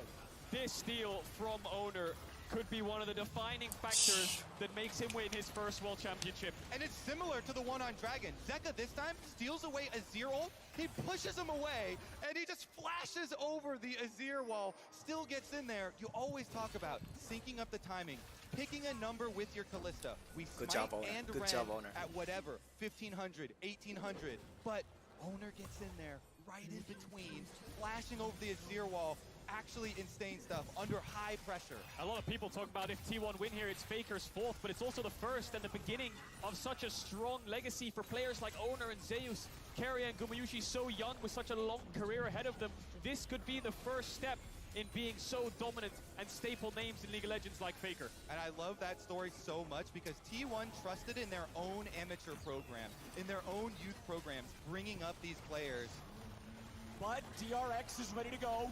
Kingen with the ulti. They're going to look for Gumayushi, but they're going to find Zeus. Half HP here on the Gragas. They fall back to the ruins of the Tier 2. T1 confident to hold their lines. DRX is engaged fails. They will protect their tier 3 turret, but just barely. And another wave is on the way. Yeah, Baron buff wave coming in. Summoner's blown from Gumuyushi, but no ultimates left. Zeka needs to take a Gragas ult or something along those lines if they want to fight this. Giving it up is not the end of the world either. Takes the Varus ult. Does he decide to throw it out, or does he hold on to it till the next couple waves come in on mid lane? Bot and it falls. They find Zeus there with the chains. Locking him up with the Everfrost now too, but they got to be careful. You don't want to engage on the big man, and that means one inhibitor over to the side of T1 thanks to that Baron that Owner stole. Owner. Funny origin with his name as well. When he joined T1 and was brought up through the program, he had so much respect for the T1 organization. He wanted his name to be Oner, like T1. But everyone just started calling him an Owner instead, and that became his name. Full respect, full commitment to this organization, and really paying them back. Definitely owning this game as well, despite a couple of hiccups in the early to mid game, and Pyosik getting the better hand. That one smite just turns the entire tide of the way the jungle role has been playing out. Now the siege will come in through top. The next objective for T1 is this tier 2. Pyosik getting caught on the recall. Oh, Pyosik, I don't think this is where you should be, buddy. Zeus on the chase. Pyosik still trying to get away. Juggled back by the Gragas ulti. And it should be nothing but the cleanup here. FAKER gets a kill. 5v4 for 40 seconds for T1. T1 will break open this top inhibitor. You have to imagine DRX could use the Ornal to try to clear out the wave because there's no more Baron buff. And this tier 2 will fall. How much will they press the advantage? So with that numbers down for DRX, 25 seconds left on the Viego. Tier 3 turret getting pushed, but there's no Baron buff. It means DRX can actually clear these waves out. They can hold the line. Owner already has another one prepped and ready to go here in mid, but again, DRX can clear these. The turrets will take a little bit of damage. They'll suffer the poke, but they'll hold on. Yeah, with this composition, DRX have to choose their moment so wisely to go all in. They have to wait for Pyosik to revive, and then you find a flank with Zeka. He's got teleport right now, or an ultimate, and fully commit to the play. That's why they felt so pressured. You can see it from their eyes, from their angle on that Baron play. After they got the pick onto FAKER, they're thinking, we are going to get outscaled. We're so short range. We have to commit to a Baron play, and they think they've got the advantage with the Rend, but not the case, and they have to pull out an amazing one now. They do, and it comes down to this Dragon. Soul for T1, 25 seconds on the spawn. DRX didn't lose the top inhib, so they can find their way in. Double TP's up, but there's no wards in the bot side jungle. Rabadon's finished for Zeka. And Deft has evened up the items against Gumuyushi. Only a stopwatch is the difference. DRX trying to find an angle into this river. Bot side looks like their best bet. No mid push for them. Need to be careful though. Zeus here, stepping up, dashes away. See Deft trying to push out this bot wave so they can find their way into this river. But T1 are trying to keep this mid push so they can threat an inhibitor. Yep, FAKER done this before for T1. They're trying to pull them apart. Inhibitor down on the bottom side, and FAKER shoving up mid. Well, we've got a 4v3 standoff here in mid right now. Owner gonna join up, FAKER gonna join up. Everybody's here except Zeka. He just now hit level 16. Beryl is zoned away from the rest of the team, but he might be able to find a takeover angle. Owner again, looking for that Renata, looking for the opportunity to blow him up. A TP's coming in, but it's coming in pretty late. They try to go in, but it's going to be the objective bounty for the side of DRX. They go for Zeus. They're going to find a ton of damage. Owner's focused down. He's golden, but he ain't going to live long. Pyosik, he steals it back for DRX. They get the objective bounty shutdown, and then Owner ultimate the wrong way. DRX, now they can go for Baron. Stop doubting them. They always find a way. TP coming in from King in 5v4. 35 seconds on Owner and Beryl. That hostile takeover was beautiful. Carrier's trying to find a little bit of vision. They have no smite though. Can Gumuyushi steal it? Eyes on Zeus. Alrighty, let's do it. Zeus is going to have to disrupt a lot here. Carrier looking to zone Beryl away. Deft pulls him right back to safety. Inget is ready to go for FAKER, and they find him. Deft again will kill FAKER with the Baron. But Zeka dies to the Baron auto. T1 is fighting back. The Baron still at 3,000 HP. Deft looking to go. No way. Oh my god. Deft oh my god. Gumuyushi just stole Baron. Are you kidding me? Guma does it again. He did it last time with the Varus as well. Empowered Varus snipe. It's over. I think T1 can look to end. 30 seconds on Def. Waves coming in, bot inhibs down. They're pushing. One Nexus tower left. This game will be defined by two. Baron steals. Kingen tries to get him as much time as they can. Nice hostile takeover onto 3, but it will not be enough. Beryl is knocked back. Kingen trying to frontline this, but T1 knows what they gotta go for. They're looking for the Nexus. They'll take it down. And check, and I cannot believe it. Twice in a row. Owner. One was against the Smite. Owner and Kuma. She steals it. They had Kalista and the Smite both times. This is heartbreak for DRX. Oh my god, Kuma. Of that second Baron right now. Get me that right now. I need to see that. My goodness. DRX. They are now going to face another elimination game in the year where they have had to face so many elimination games. The perennial underdogs must do it again. They always have heartbreaking moments in every series, but this one stings so much. The amount of pressure that is on these players now in this Game 4 is unreal. At the very least, this year has prepared DRX for these moments. The strong mentality to deal with the inhibitor respawning, still coming back with a reverse sweep. They have gone through so much together. They trust each other so much. They have to calm down and reset for the next game. But T1, my goodness, they also never say die. Get right back into that Baron.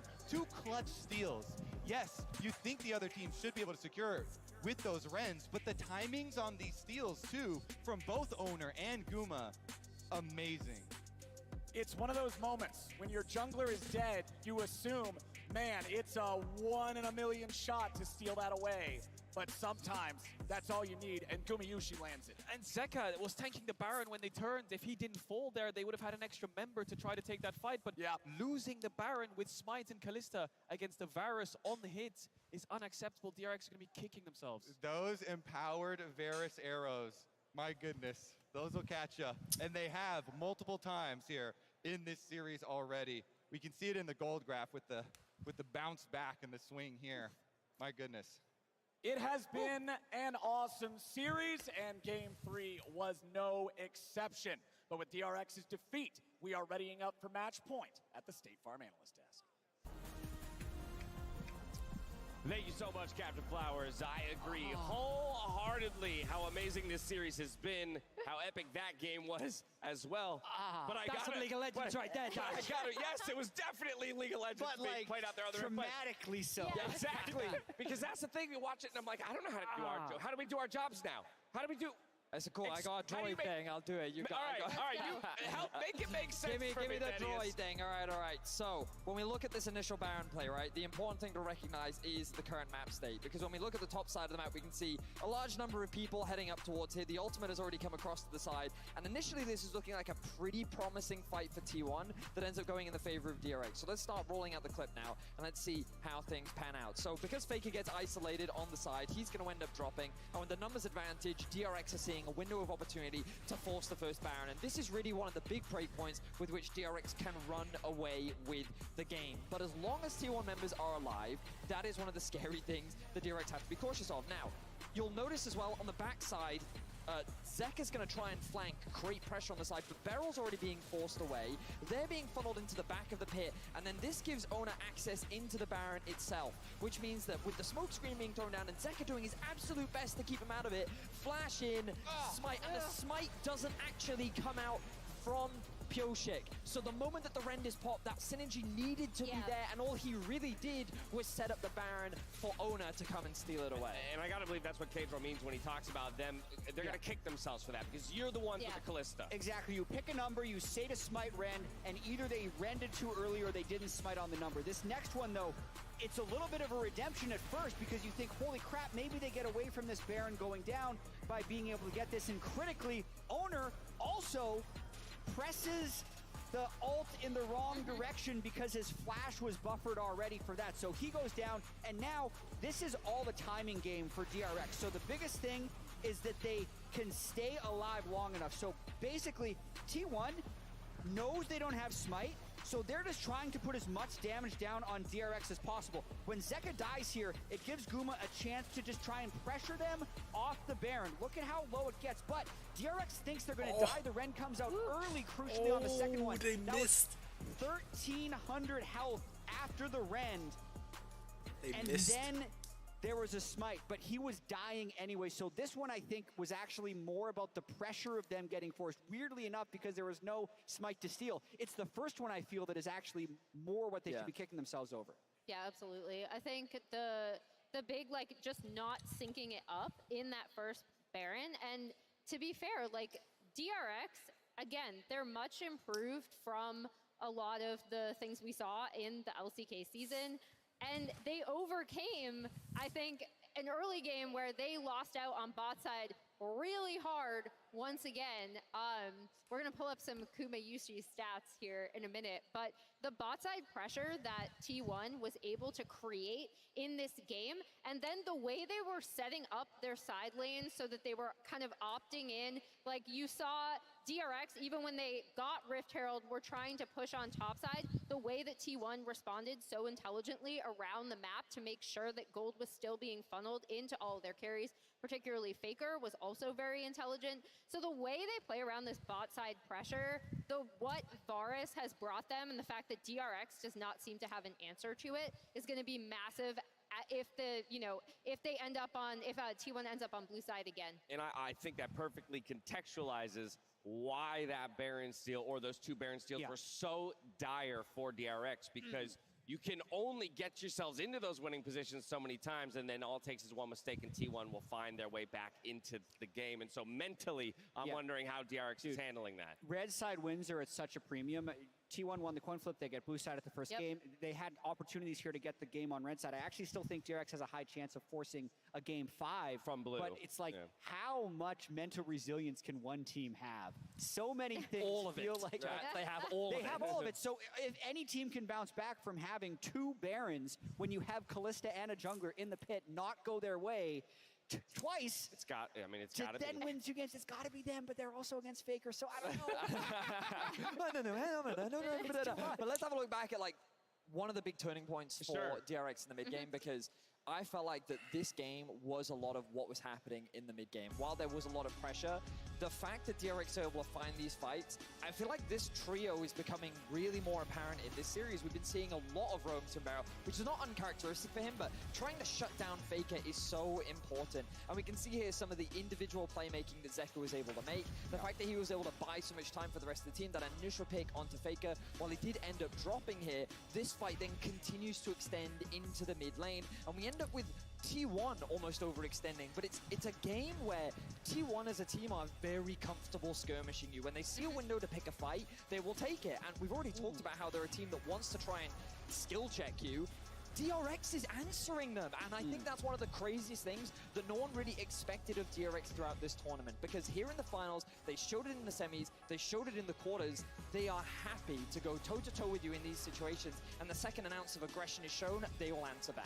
And that's why it's really interesting to see in the Gen G series, right? DRX push Gen G out of their comfort zone as well when they kind of wanted to sit back, scale, get gold on their carries. And that's actually why I thought T1's split map response also, like, pre-mid game was really intelligent, right? Because they still did have gold, in particular on FAKER, where they were able to rely on playmaking later on in the game. Yeah, well, FAKER has fallen down a number of times due to an absurd amount of pressure going his way. Jat, now I have to start calling into question whether or not that's even the proper approach here for DRX, because while they're putting that pressure towards FAKER in the mid lane, we saw those CSD numbers for Guma in the bot lane, and so backs against the wall, you got to put two together in response. How do they do it? Yeah, FAKER has absorbed pressure exceptionally well. I think this series and these drafts will continue to focus around the bot lane. There has been an absolute arms race for being able to have bot lane push. The answer here that was tried by DRX to the Varus was the Kalista Ashe. This is 3 games where Varus has been first picked. I said 3 I'll be games late, where but first they pick started Varus has won. Finals and late. it's not like Varus is the king. Caitlyn and Lucian, those are the ones that are there, but it's just they're going down the tier list of what can get that bot lane power, and that's really what's deciding it. So absolutely, if you can find a way to path down and help that lane more, you absolutely should. The real question of this series is, how do you deal with Varus? and it's mainly due to the lane, but once you get out of lane, the pressure that he offers is ridiculous, and we even saw Gumayushi bringing out the Ashe to try and match it, and even that, even with the amount of picks they're able to find, like, it, as you approach the mid to late game, it's like, it's not enough. And this Varus is proving to be the most pivotal pick in this series. Well, there you have it. T1 are only one game away from carving their names into the halls of history once again with a legacy on the line. We'll see if they can close it out here in game number 4 or if DRX can extend the series. We'll catch you back in just a bit. Beryl continues retreating. He's under a lot of threat. The Berserk down on the unkillable Demon King, and he dies here today. Zeka looking to keep the charge going. Baron at 4,000.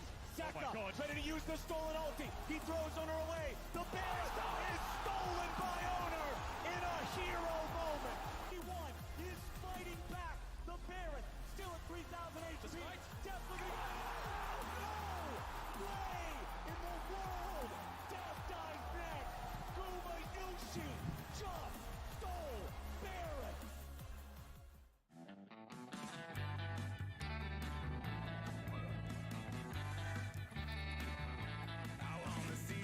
Ouch.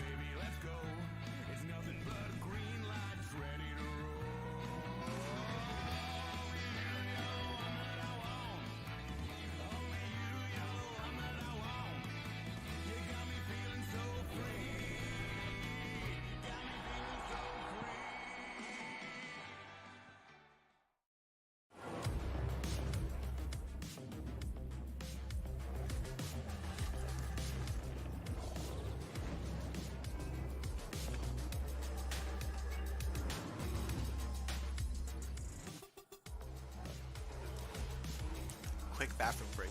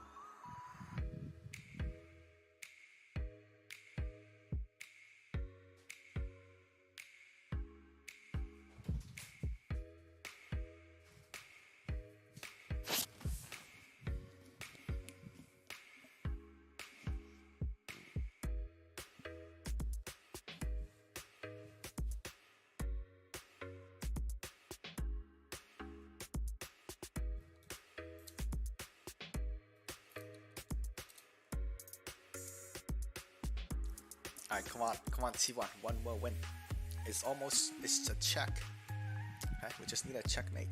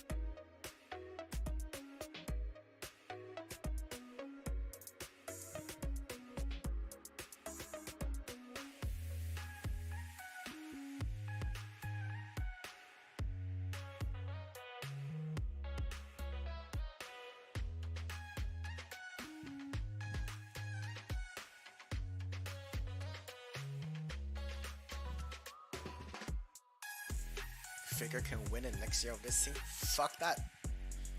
I don't care. Next year, FAKER gets the 5th world title. How's that? Next year, FAKER get the 5th world title. Easy.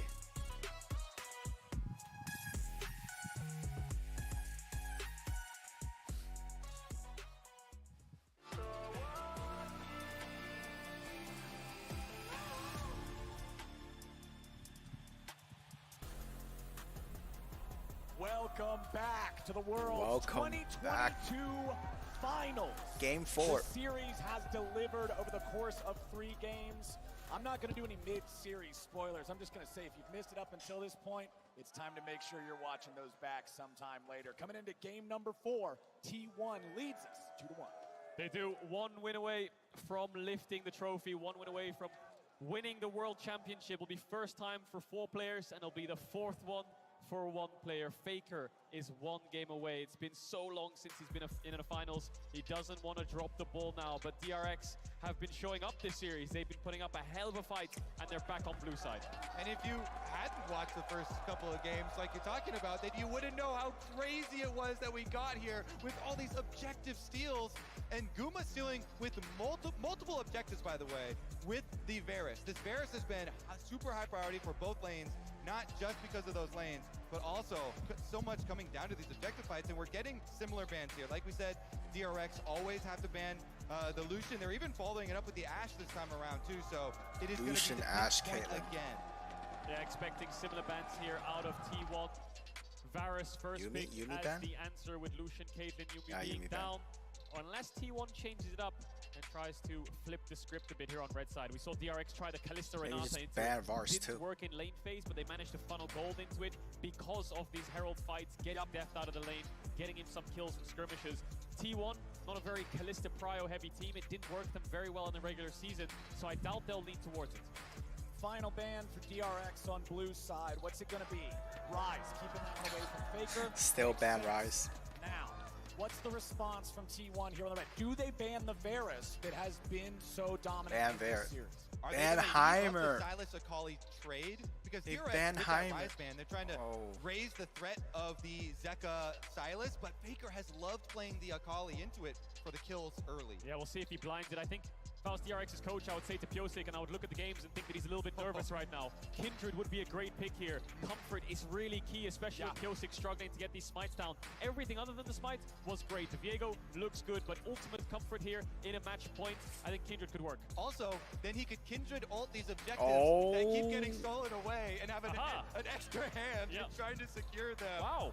So T1's actually Okay. going to go for the Kalista. We've only seen Gumiyushi's Kalista once this tournament, and they struggled in Summer Split to play really heavy towards it and dominate the lane as much as maybe they would like. They lean more towards hyper carries of the sorts, and they're going to get the Sejuani that is open for the first time in this series. Flex for Zeus and Oni. And I love it when T1 pick Kalista because Carrier's got a deep, deep support champion pool. This could even be a support Sejuani. He has pulled out the support Nico with the Kalista as well for a different look at that lane. Renata is up as well. I think Kindred Renata here would be Kindred. great comfort for DRX. We saw how powerful Barrel's Renata was, but they could just flip the script. Azir Oh, they took for Zeka. Is that going to be a lock-in? No way, no way. They don't take. Yeah, Renata No is way. a no-brainer. They don't want to give that over. We'll see what carrier matches into this Renata. Renata locked in next to the Varus. They're up against Sejuani, so they know that T1 will have a powerful front line. Sejuani is tied for most played champion by owners so far at this tournament. T1 love running this in the jungle, and DRX, Azir. they'll lock the Azir. The challenge has been thrown down to FAKER. The gauntlet thrown down here. Are you going to play the Akali again? I think Akali or Sylas here would be great. Sylas? They might have to match support depending on what they're thinking in terms of pool. You know, Nautilus could be a good pick. Thresh, something along those lines that can pressure this lane. Blitzcrank as well. Into those Sylas? champions looks really good if I think about it. But yeah, matching mid could be a no-brainer. Soraka. Carrier. Okay. Oh. Versatility here. Soraka's Oh poke my. lane is probably the biggest underestimated part of the kit. When people look at this champion, you focus on the healing. But Carrier plays it so aggressively along with that Kalista, it can be abusive.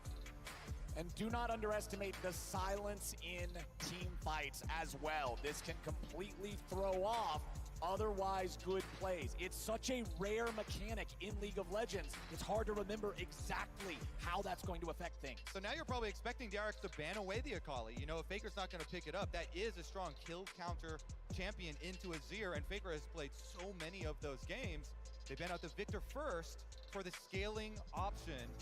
Maybe they're thinking, looking at T1's draft, that T1 want some more scaling than that, you know, some control mage look from the mid lane. Yeah, the Sejuani will need some mini champions with her, whether she's top or jungle. I don't think FAKER will struggle to find a champion here on 4. The Sejuani flex is what I'm really concerned about for DRX. Ooh.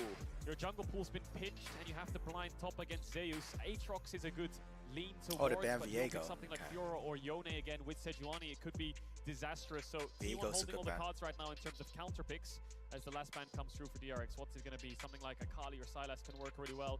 Functions very strong with Sejuani jungle. Yeah, surprised they didn't double ban Yone. They're covering the Aatrox. They're saying that we want to blind Aatrox here on 4.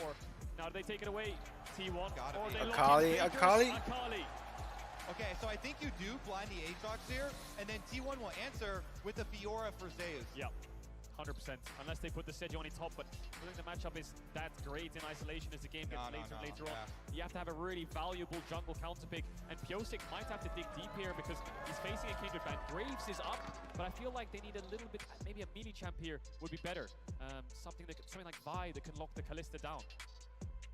So much pressure on them, and they know they're facing the Soraka team as well. Gonna have to deal with the sustain in these team fights. Maokai can lock the Kalista down as well, and it is gonna be the Maokai jungle for Pyosik. There's the Fiora last pick as we expected. Fiora last pick. Melee top side. We haven't seen Maokai for a long time. Play-ins, we saw it a little bit in groups, and then it just fell off. Sprouts his head up here again in the finals in a must-win game for DRX. And he's good at locking down these mobile carries like a Kalista, like an Akali. He's also good at locking down a squishy target like the Soraka, but it's up to Pyosik to find those plays. And they've actually layered it with a lot of blue side other have a big huge AoE advantage. CCs here. The Renata ultimate. You've got Varus, Deft here, really good at setting up plays with the Varus ult. If you cover an area of the map with the Maokai ultimate and the Renata ultimate, makes it way easier to hit the other ones. I think Deft needs to go more towards an on-hit build here. I think poke against Soraka. Yes, if you hit her, it's great, but if she stays back, she'll heal through your poke. Also, Vamp Scepter early on in lane is great, but of course the Eclipse build can help out. But regardless, hoping Deft goes for on-hits. But we talk about the lockdown of Maokai. Not only is it getting onto the Kalista, but the Akali, when she dives in, point-and-click CC will be so important in keeping Zeka alive. Very, very true. And for the T1 side, you are looking at the top triangle of the map. Those two melee solo laners with the Sejuani stuns. They can proc those stuns so quickly. Sejuani ganks into the top lane. Get that Fiora ahead. Get that Fiora advantage over the Aatrox that we've seen be so big. 5th game? No, it's over. DRX must step up now.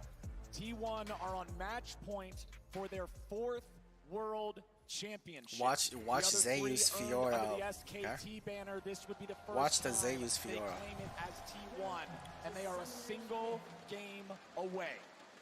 When Zeus last faced the Aatrox and he picked the Yone, they also had Owner on the Sejuani, and they had Owner go gank it. Go gank it early, get him these kills, get him that priority. See if they do it again here. Double tank junglers, but lots of CC setup, lots of gank opportunity for them. I'm excited to see FAKER on Akali, see what damage he can get done. We saw games where he's just dominating the backline in fights. DRX have lockdown for him, and he'll try to navigate his way through. The benefit is the enemy mid-jungle is double AP on both sides, so itemization and runes shouldn't be too difficult. Yep. It's all about the side lanes, really. How far ahead can this Fiora get, and how much can she leverage that lead in team fights versus split push for DRX, who have really good engage. They have good choke control and everything along those lines. T1 just have better skirmish, and they want to look to flank and find these angles. It's been T1 finding these scaling drafts, which want to be death balls. Now it's flipped its head as T1 pick things like this Kalista and Akali that want to dive in. But remember, blue side has won every game so far in the series. Pyosik starting off with a control ward here to be able to clear the vision on his own chicken camp, so then he can do his jungle without being seen. Zeus just hanging out here in the brush top side. Kingen being nice and patient. Level 1's gonna get spicy here in the bottom lane as Beryl, Deft, and Gumayushi trade blows. Yeah, the support's determined so much of this matchup here. Keria walking forward, trying to push them off, but it will be the early push for DRX. Deft and Beryl going to take advantage of the minion wave and get to number 2 first. Bot lane expected to be in isolation, looking at both junglers. Owner will move towards the Wolves. Pyosik will finish the red and move towards top side. 2v2, likely in favor of the Fiora Sejuani early game. The cooldowns for the Aatrox are incredibly long. Level up coming in here from Beryl. He could look to flash Q Keria if he steps up a little bit too far, but he's not going to do it. Training on top, that's where both junglers want to focus. Very, very snowbally in terms of if the Fiora gets ahead.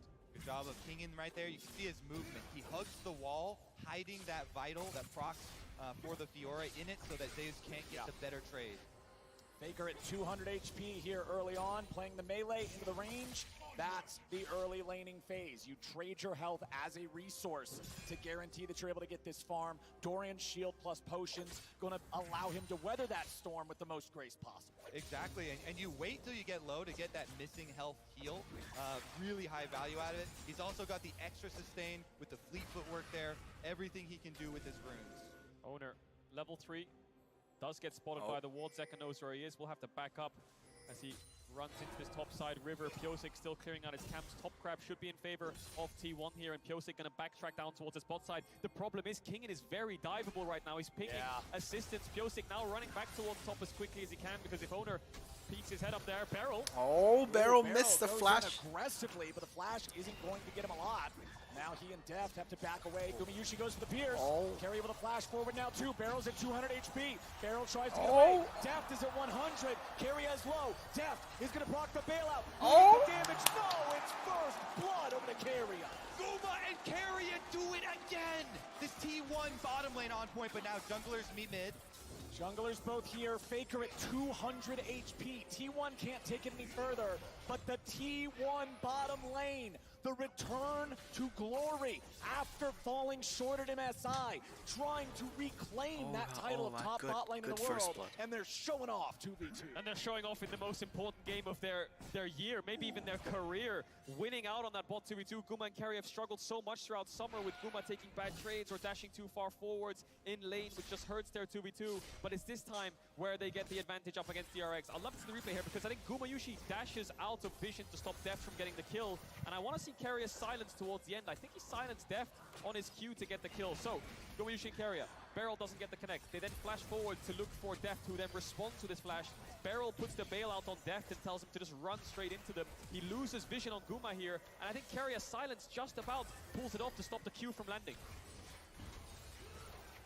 Just barely, and Guma runs all the way around into the alcove, out of Fog of War. Can't see him anymore, can't finish it, can't get the bailout.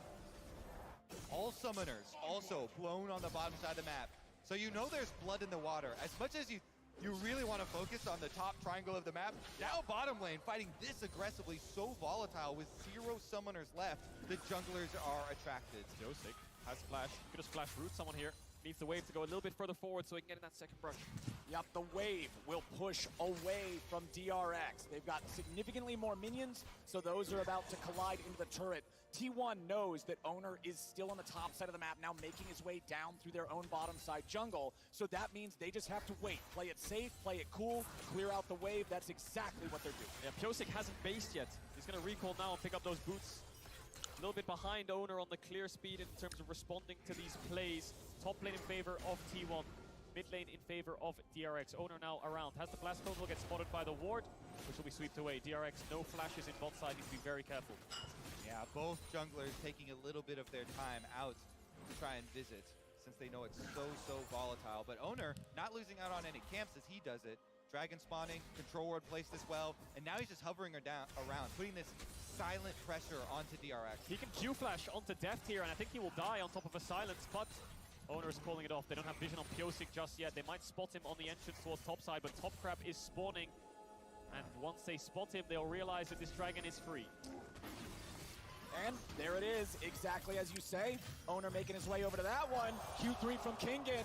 Zeus in trouble, but still manages to walk it back underneath his own that's turret. not good. Pyosik ready to stop this recall here. Ghost and Teleport both available for Zeus if he can get back. Piosik will not kill him 1v1. They do need extra damage. Faker making his way up to top as the Dragon goes down for T1. That was a critical heal. Zeus got the fleet footwork heal off of tapping Piosik, so able to sustain under his tower, and now the bottom side with Owner. Owner's ready to go. Death is the target. They're ready to try to fight back, but DRX are 2v3. Gumayushi will not fall, and DRX will lose their AD carry for the second time. So close. I wonder if Deft had heal in that exchange and he could use it before the bailout. Either way, they don't get the reset. He dodges the Sejuani Q, which is pixel perfect, but they can't trade in the 2v3. They knew Owner was bot side and they still felt confident enough to take that fight.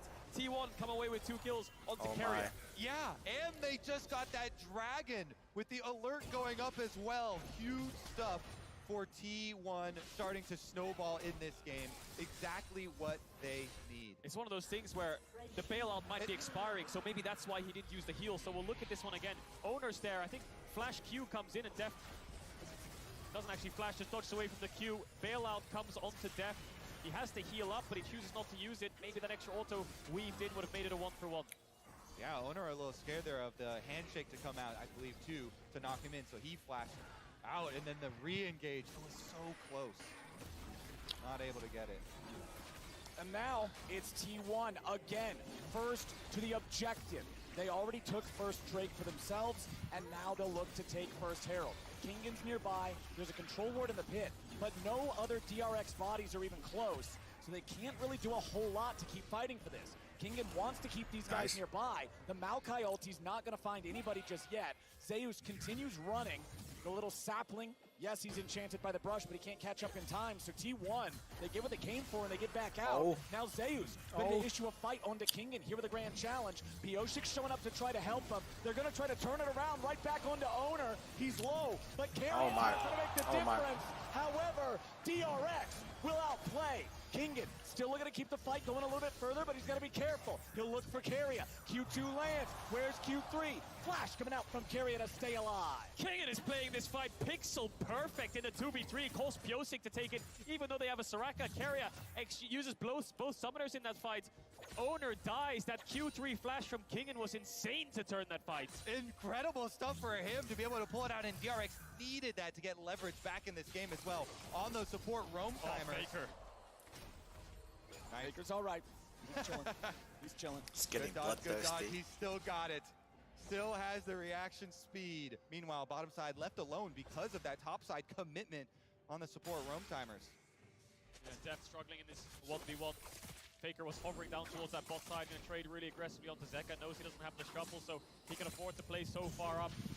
The first play the DRX actually found success in was in this 2v3. They've been taking a lot of fights at numbers disadvantages. They've been arriving late to these objectives, but that one kill will help them out a little bit. Kingan lost his flash, so has to be very careful. Sejuani Fiora, a really good setup. Zeka getting a small lead in this lane. We were very surprised to see Zeka on not so much of a playmaker, but more of a scaler. But DRX probably think that these games are going very long, so having that control mage is necessary. Yeah, and then the last game we just saw T1 utilizing the Azir plus the Varus range advantage for later very effectively. DRX trying to choose that one this time around, but T1 have very, very good flankers here. We'll see if they can get to the backside. A lot of attention up here on the top side now from the junglers. After the summoner spells came back up bottom, it's back to what you guys were talking about as the game plan with that top side triangle. Now, the Rift Herald still has half the timer left. Remember, it's Zeus who picked it up, so it's not like Owner can walk this thing around anywhere on the map. As Beryl goes into the hostile takeover, it hits both, as Gumayushi could now be in some trouble. Nice. Deft trying to fire in a little bit more damage as the Oh, 2v1 the dive W goes missed. out top. Zeus barely staying alive, but there's the kill. Piosik gets away with a flash, and DRX are ready to go. The mechanics on both side lane plays from DRX were beautiful. Beryl preemptively hostile takeovers in Gumayushi's direction, knowing he'll use the Fate's Call, and then Kingan dodges that Fiora W to the side so perfectly. Both side lanes, a lot of fighting, and despite being behind, DRX are putting up a fight. And it means top side gets really far ahead here for Kingan. Turret plates taken off for this Aatrox. Even without getting the killing blows onto Zeus, he is really starting to pull ahead. This is his time to shine. And we've said it many times before, DRX, it really was a struggle to get here in the first place. 10 games played over 2 series in the regional qualifier, knocked out in playoffs in the first round. It's just been insurmountable pressure that's been exponentially growing through group stage, even playing to group stage, to quarters, to semis. It's always gotten heavier, the pressure, but now the weight of the world is on them. They're against T1, who are on match point, but they're still finding plays. Pyosik on this Maokai sitting at 2-0. Dragon is up, and T1 are grouping up to fight. The first Dragon, the first Herald in this game, both going over to T1. DRX grouping up mid, ready to fight back. Immortal Shield Bow and Crown of the Shattered Queen are both done. That is a big item spike advantage for the side of DRX, as their opponents do not have any completed items yet. Herald used there by Zeus, who picked it up. Looks like it'll crash. Fiora? Fiora's very good late game. I think Kingen might be able to take this down before it crashes. That's a lot of gold that can be denied. T1 starting the Dragon Roll. Meanwhile, it's a 4v4. Really nicely done from Kingen, but now what about the team fight here in the bottom lane? They're going in. They found a lot of damage, but they won't find the kill just yet. Now Gumayushi's going to be popped, and Beryl, he's not traded back. Zeka taking some damage. Faker trying to go in and find his way through the smoke. Now he's going to run. He's trying to get out, but Twisted Advance will find him, and DRX will win across the rim. They're doing it! The perennial underdog, DRX! They kill the Raptor on top side. Kingen takes it down. Then they get the sweep from Zeka into the ultimate from Deft, sniping the kill. 2 kills over to Deft as well. They don't have anything else to follow up with. They've got bot side vision. They got an extra 2 kills. They got the Dragon. T1 are the ones who pull the trigger. But look at the communication from DRX. Instantly, Zeka jumps across to the bot lane. Deft is off to the side. Great Barisal. T1 have to retreat. Faker tries to salvage it, but it backfires. As he goes in, he has no tools to escape. The dashes aren't far enough, and Pyosik finds it. Beautiful stuff. Deft with the arrow right through the heart of Guma. Faker getting pulled in and killed on top of it. Ouch. And DRX are not done with Worlds 2022.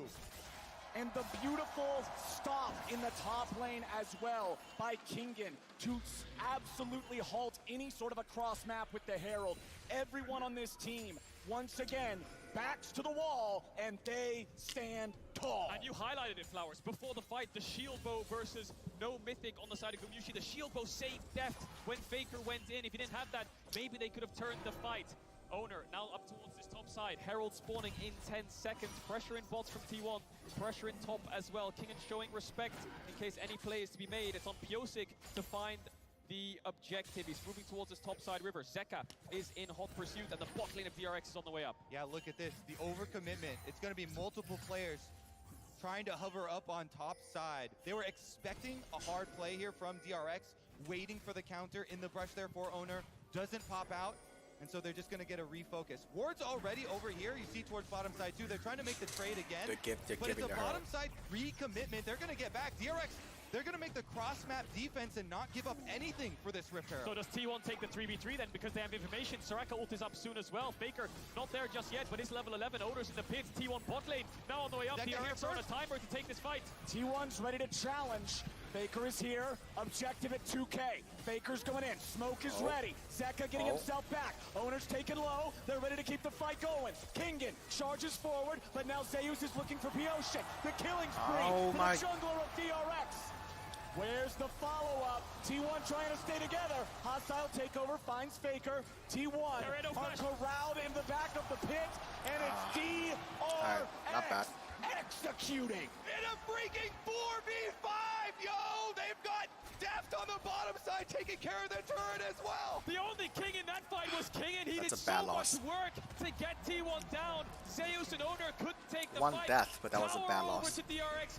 Herald over to DRX. Mid tower will fall. Top tower is going to fall as well. They just broke the entire map open from one fight. Even just being here in finals, DRX are already the greatest underdog story, the greatest Cinderella story of Worlds of all time. A 4th seed through play-ins all the way to finals, and they are on the precipice of pushing T1 to a final game. DRX have been through the trenches this year, and they have not heard a bell yet, so they're going to keep fighting in this game 4. It's looking good. Big gold lead, 4,000 over to them, even in Dragons. Next Dragon up in 1 minute 20 seconds. They're going to set up for it and try to build towards this soul. And the benefit of all of this is they have an Azir. Zeka's not even on a playmaker. He's on a scaling mage, so they have a very good, comfortable late game insurance. no losses in play-ins. First place in their group. The second reverse sweep of all time at Worlds in quarters and defeating the #1 seed of their region in semis, now doing this against T1 in the finals. And if we're looking at the mini-map, you see the commitment of the T1 bottom lane. That's why T1 commit to this, but they focus fire owner here. Sejuani's so low, flashes over into the hug. Says hello! Of the sapling. Hello and goodbye. Owner goes down. Heroic sapling from Piosik. Nice pushback by Zeka to stop Faker from EL to dive on top of them. T1 retreat. They run for the hills, but there's a wall in their way, and DRX sandwiched them down. Carrier no flash, he falls. T1 have the mobility to get the rest of the members out, but that's enough to put them at such a sizable advantage. DRX coaching staff elated with that fight. And the reason we're reacting so heavily here, League of Legends is usually a game of give and take. You win one side, you give on the other side. But that was such a big jump in health here for DRX. Damn. They won both sides with having depths push down the bottom tower already. Yeah, that was a That's why huge we bad already, trade. 17 minutes into the game, have objective bounties. DRX are crushing it. And I think DRX are ahead enough to not trade. They're going to get this dragon for free. Zeka has TP. Put numbers top. Don't put numbers around the objective you want to play for. Put numbers around the objective the enemy team wants to play for. Look at T1. They all base. They all realize that DRX control both sides of the map right now, and they won't be able to find that objective bounty. DRX with a 4,000 gold lead. DRX now grabbing their second Drake of the game. A mountain Drake at that will be the soul if they can continue this. And I'll tell you what, something like that makes life much more of a pain for FAKER Zakali to try to find his angles and try to maneuver around these fights. Checking in on the top lane, it's still a lead for Kingen, still 1-0-3 here on the Aatrox as Zeka retreats away from FAKER here bottom side. FAKER trying to chase after him here, uses R1, TP. finds the E, but now a TP is coming in. Now the ulti's coming over from Maokai. Now DRX have found FAKER. The smoke will not save him, and DRX 5v4 again.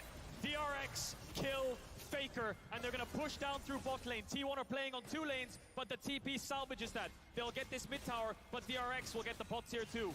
More gold over to Kingen. More side lane pressure Not for really. this Aatrox. Zeus still yet to find a You're second playing item. Assassin. You need DRX to are try to collapsing. win. They're not even going to get the mid tower for T1. Gumayushi running away there, throwing the spear out, getting himself a safe distance away from Barrel. Bottom lane tier 2 falls. DRX winning out again. 5,000 gold now ahead of T1. I mean, you can see. Zeka? Whoa. Zeka.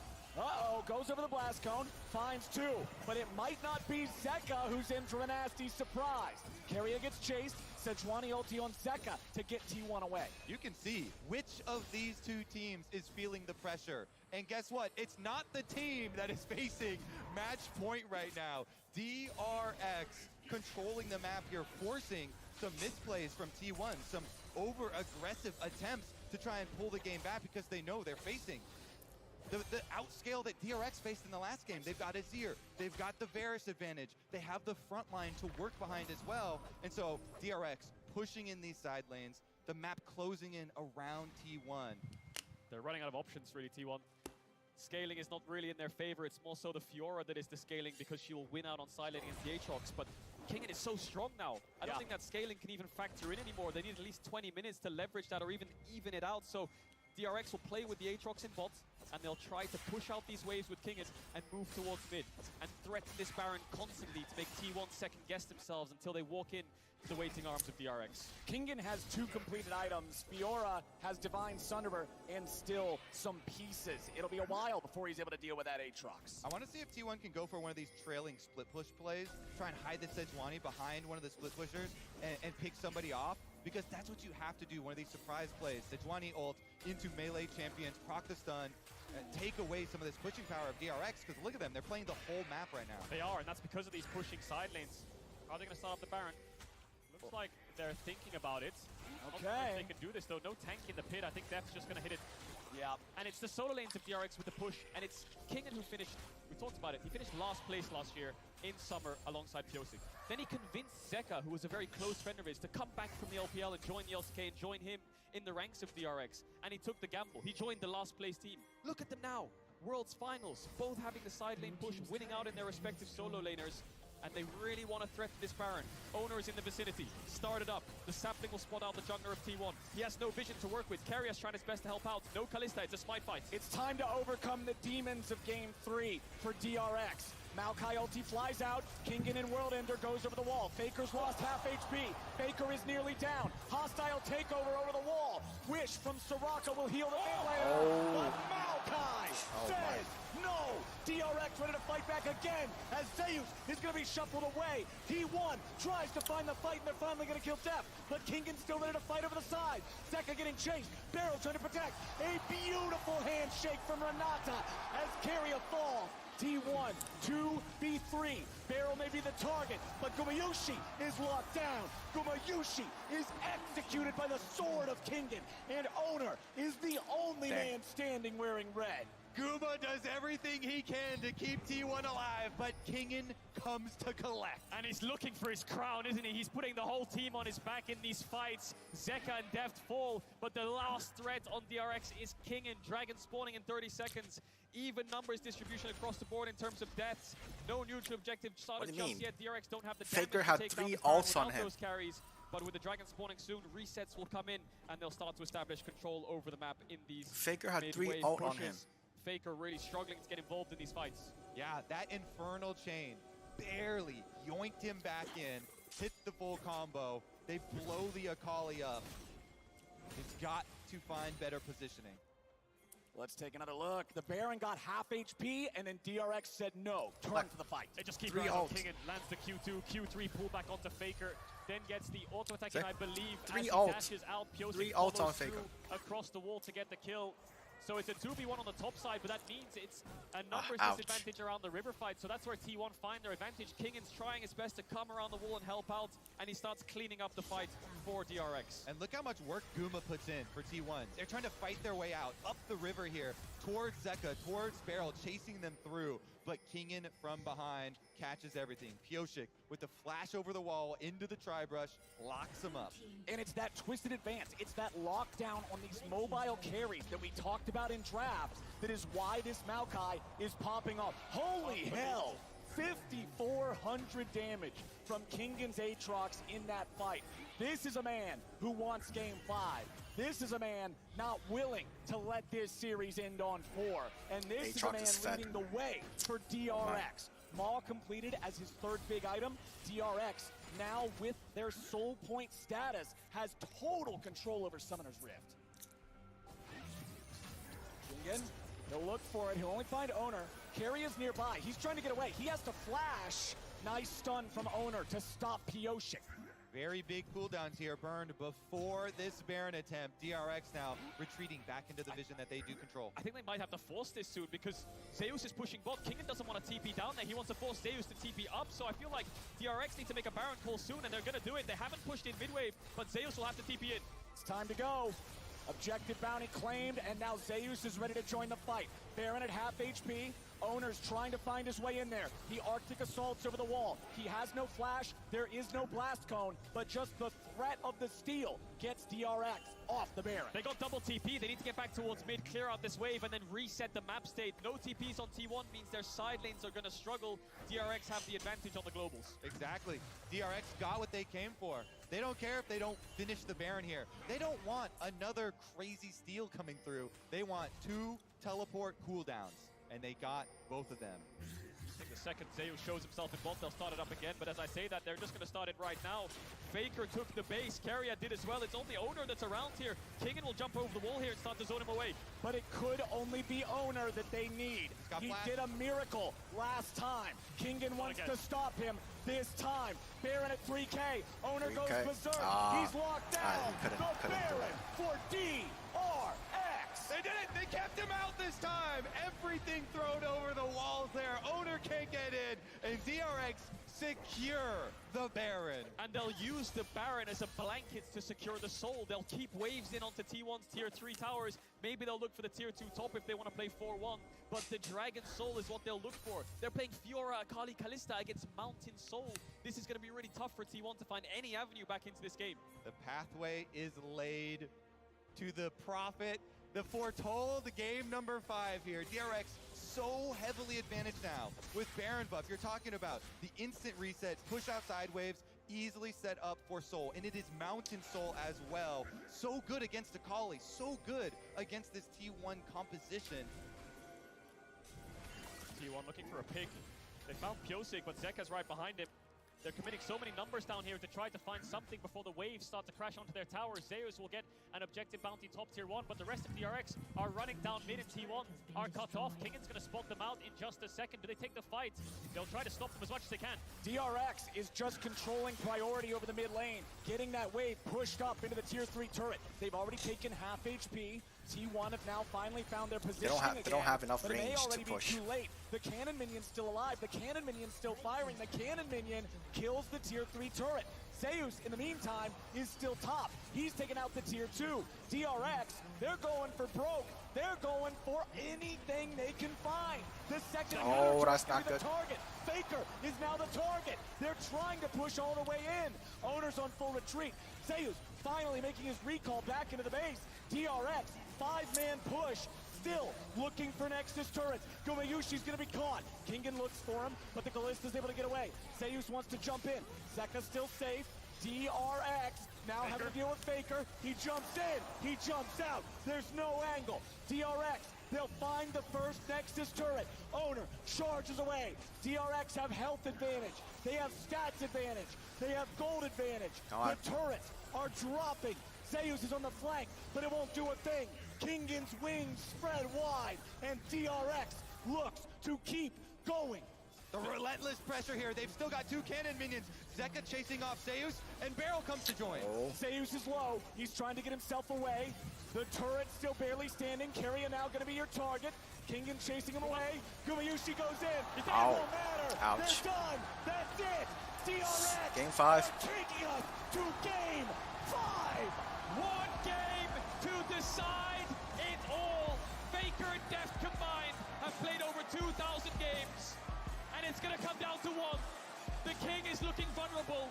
T1 was on Game match 5. point, but DRX never failed to beat the odds.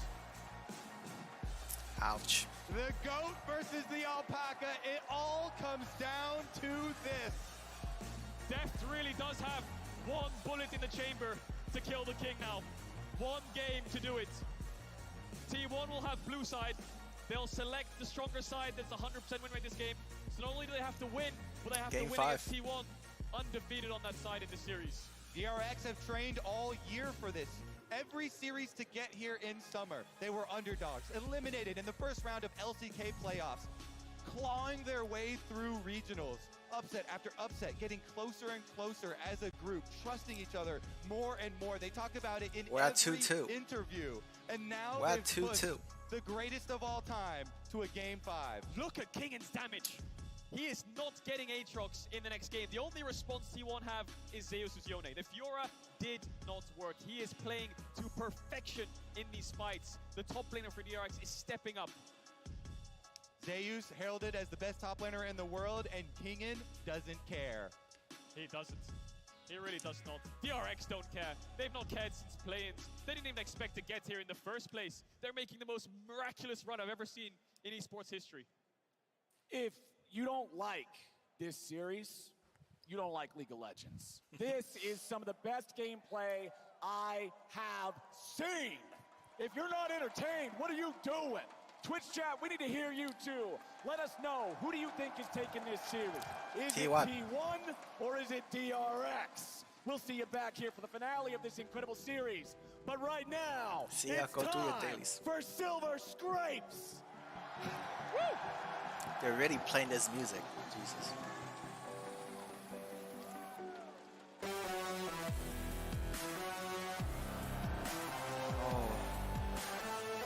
Alright, we're at game 5.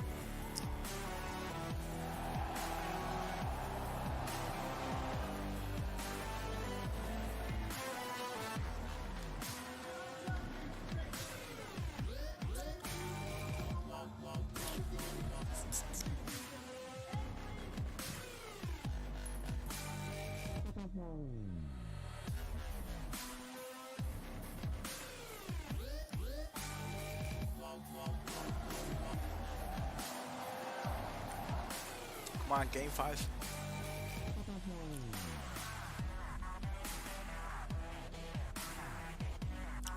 Yes, it will.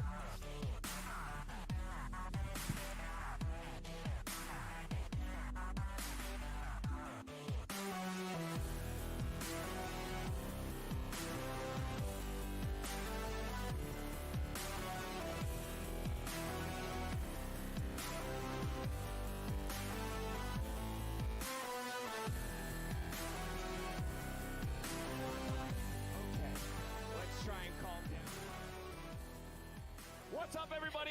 Welcome back to the Chase Center here in San Francisco, where we are going to Game 5!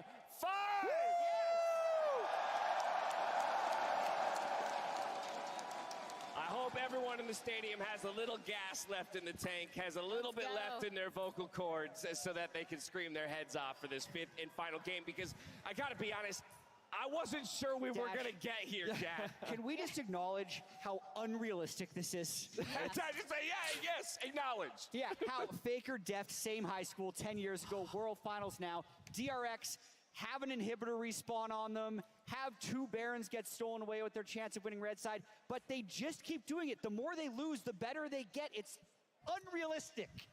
What I think is crazy is how everything has come together.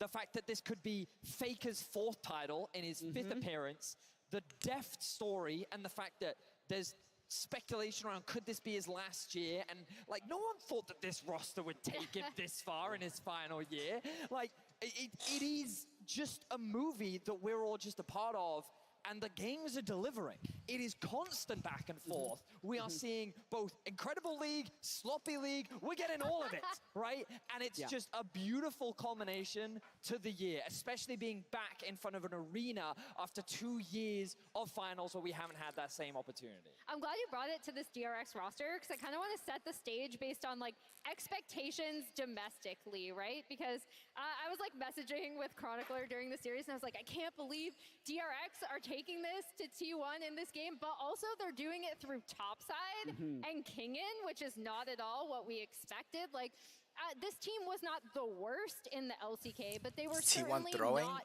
expected to be in a world DRX is playing final. really well. They were not expected to be able to play together this well. Even going game from game. I'm sure Pioshik, there are a lot of comments about his game 3, and none of them are positive. And for him to come out on the Maokai pick in game 4, like you said, the evolution of this team, how quickly they're able to learn is so freaking impressive. Like, it's nuts. Yeah, Azil did something at the start of the day talking about how at every stage of the way, the majority of people predicted against DRX. And there was a good reason for that. You can look at their performance in the series before and the team they're playing up against, and it always felt like the other team was going to win. Even in this one, the 3 of us analysts before the series all did think T1 was going to win this series. Myself as well. I'll jump in on that. All 4 of us did. And it's because you have Faker and the experience, and you have T1 with the undefeated spring and how good they've been start to finish, and you have DRX, who didn't make playoffs in spring, barely scraped into Worlds, yet, as Emily says, here they are doing it in such an unexpected way. Yeah, and I love that we're talking about the fact that this journey for DRX has always had accompanied with it this idea that they've been doubted. And so we asked the fans at home before we went to this commercial break who they thought was going to come away with game number 5. Much like we did at the beginning of the day for who would come away with the series. I'm curious to see if those numbers have changed. And they absolutely have. Top of day, this was a 66 to 33% vote from the fans at home. And now we've crunched it down to 52% in favor of T1. Still a slight edge for the winningest team in League of Legends history, but oh so slight. That's basically a coin flip. And again, that speaks to how much DRX has been able to push T1, right? In a way that, again, like, I can't stress, if you told me this DRX team, not only in the World's Finals, game 5, but the way they're trying to take it to T1 is also by trying to outplay them mechanically is just absolutely, like, I would have been like, no, you're crazy. Like, you're wrong. And when we kind of take stock of the series, so far, Blue Side has won every single game. We've also seen Varus win every single game. But while we've put a lot of focus on that AD carry, the supports, I feel, have been so instrumental for both of these teams. Both Keria and Beryl are having a phenomenal series in the impact that they are having for their teams, and it is just crazy and incredible to watch, especially when you think of Keria being this player that was always hyped and anticipated. In his first year, he left a notable impression. In his second year, he made World semifinals, and in his third, already at the World Finals. Whereas Beryl, his third year in a row at the World Finals, supports often get left to the wayside, but to me, these two are the superstars of this series. I mean, Game 5. A little fun fact there, right? FAKER, most games played in the World Final. You know who has the second most? It's probably Beryl. It's Beryl. Yeah. How freaking wild is that, man? Let's go. And these two guys have come up so huge, as you mentioned, for these teams, and maybe a little bit under-discussed up to this point at the World Championship, I'm being honest. FAKER, only active player to have more than one World Championship. Beryl could be one to get 2 World Championships in his third appearance. A lot on the line here. Yeah, and again, comparing their domestic performances, Keria did not perform compared to like the lofty expectations as people expected. He came out and talked about how he'd been struggling with long COVID and COVID symptoms. And then Beryl has had a lot of ups and downs, but he's absolutely showing up at this tournament. Can you imagine being in the shoes of any of those players stepping on this stage right now? Nope. 20,000 people in this arena, and there is only one game between you and hoisting that trophy that sits center stage. And it's such a weird sense of pressure for both teams, because for T1, it's about returning to the pinnacle of League of Legends. It is about reclaiming that throne, and you can hear the number of dedicated fans that exist behind this man on your screen.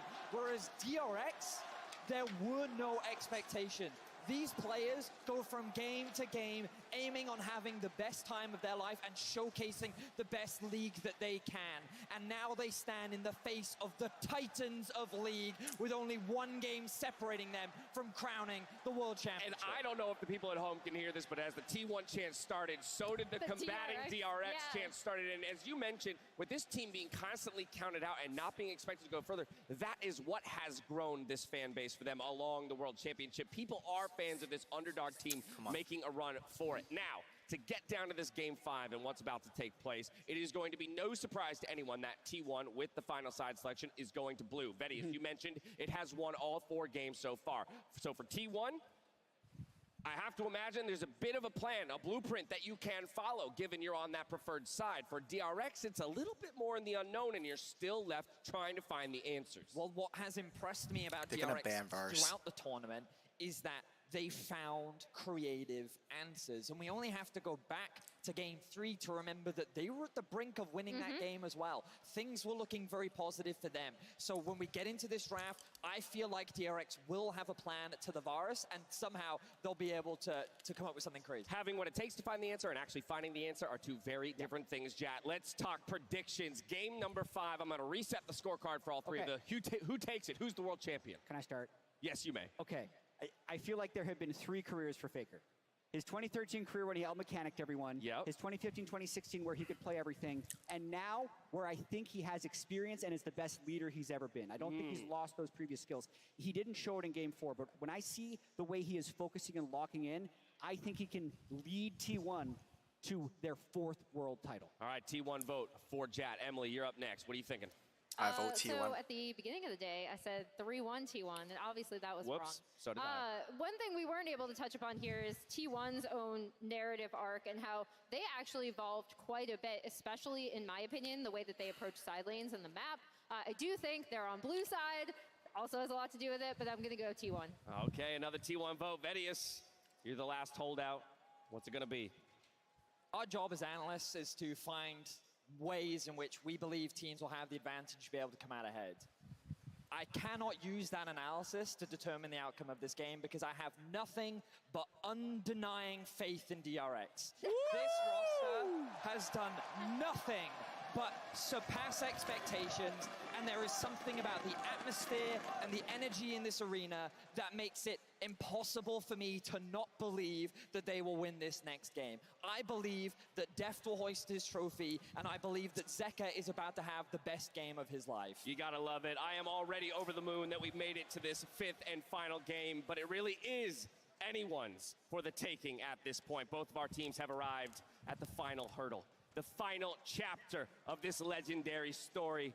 And we're handing it over to Kadril, Kobe, and Captain Flowers for the call. Welcome to the grand finale of Worlds 2022. We've had 4 games, 4 battles, back and forth and back and forth. And now, gentlemen, it's down to this. The entire year for all 10 of these players boils down to one more game. And not just a year for 2 of them. For 2 of them, it's been 9. 9 years in the making since FAKER won his first. Deft struggling to get past semis in Season 4. Finally made his way back in Season 12, 8 years later. And now he's 1 game away from accomplishing something that he's never done before, winning a world championship. You got to be wondering what's going through the minds of these players as they're preparing for this final battle. I'm sure something is related to the draft right about now, as it is on DRX to solve the red side conundrum. It is. It's the red side dilemma. We expected this coming into the series, that blue side would always be favored. DRX tried to Kalista into Varus.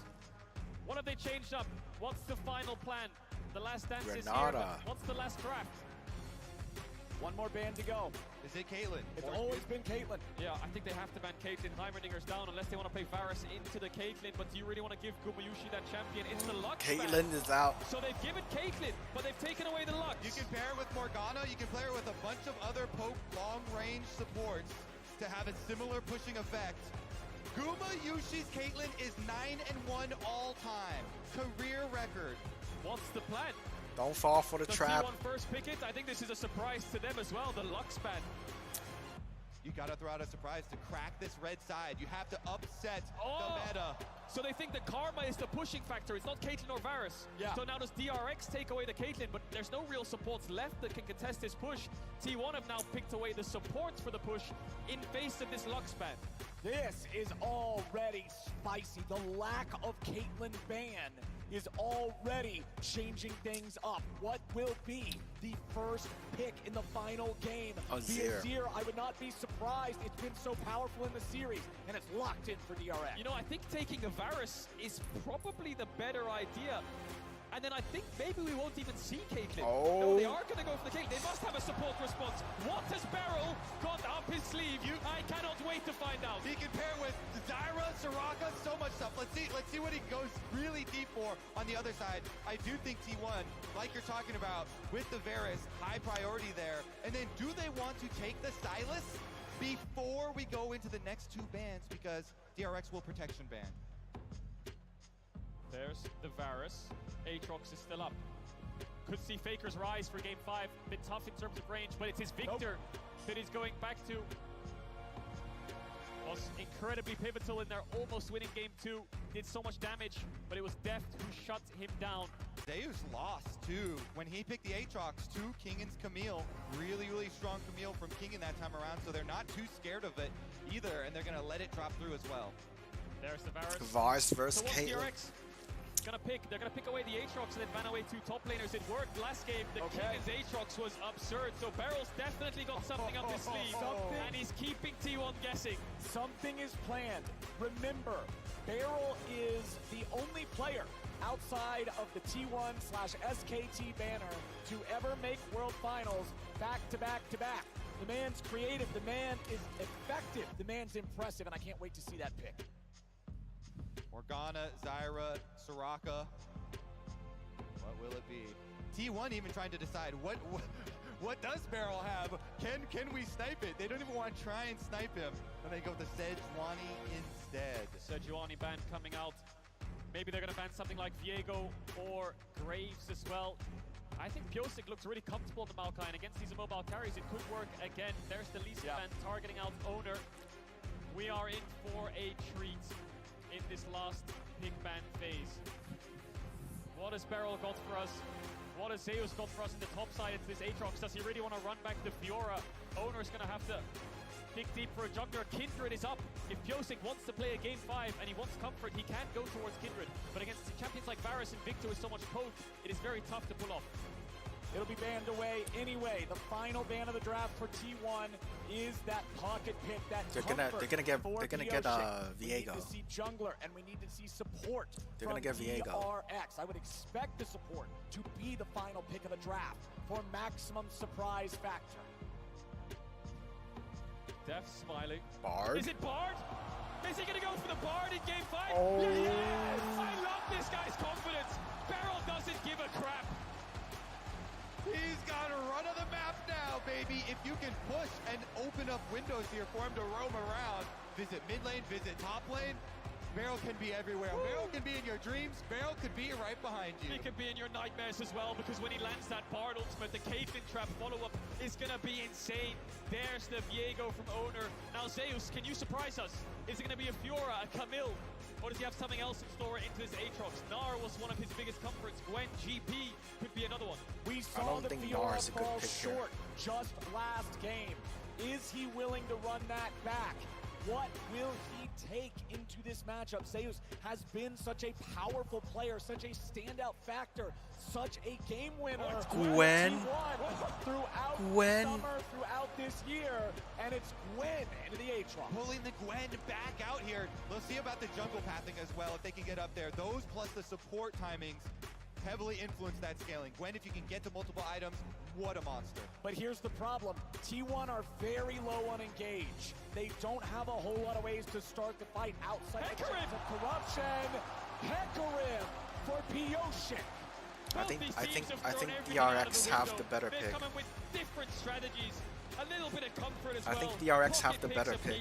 It's the last game of the year. It's the last game of these players this year. And they're going to put all the cards on the table. DRX have drafted Caitlyn, Bard, Hecarim into these immobile carries. And Zeus has gone for Gwen to get advantage over Kingen in the side lane. This is it. This is your Game 5 draft. This is T1 versus DRX. The Hecarim and the Bard of DRX going up against the Gwen and FAKER's Victor yet again.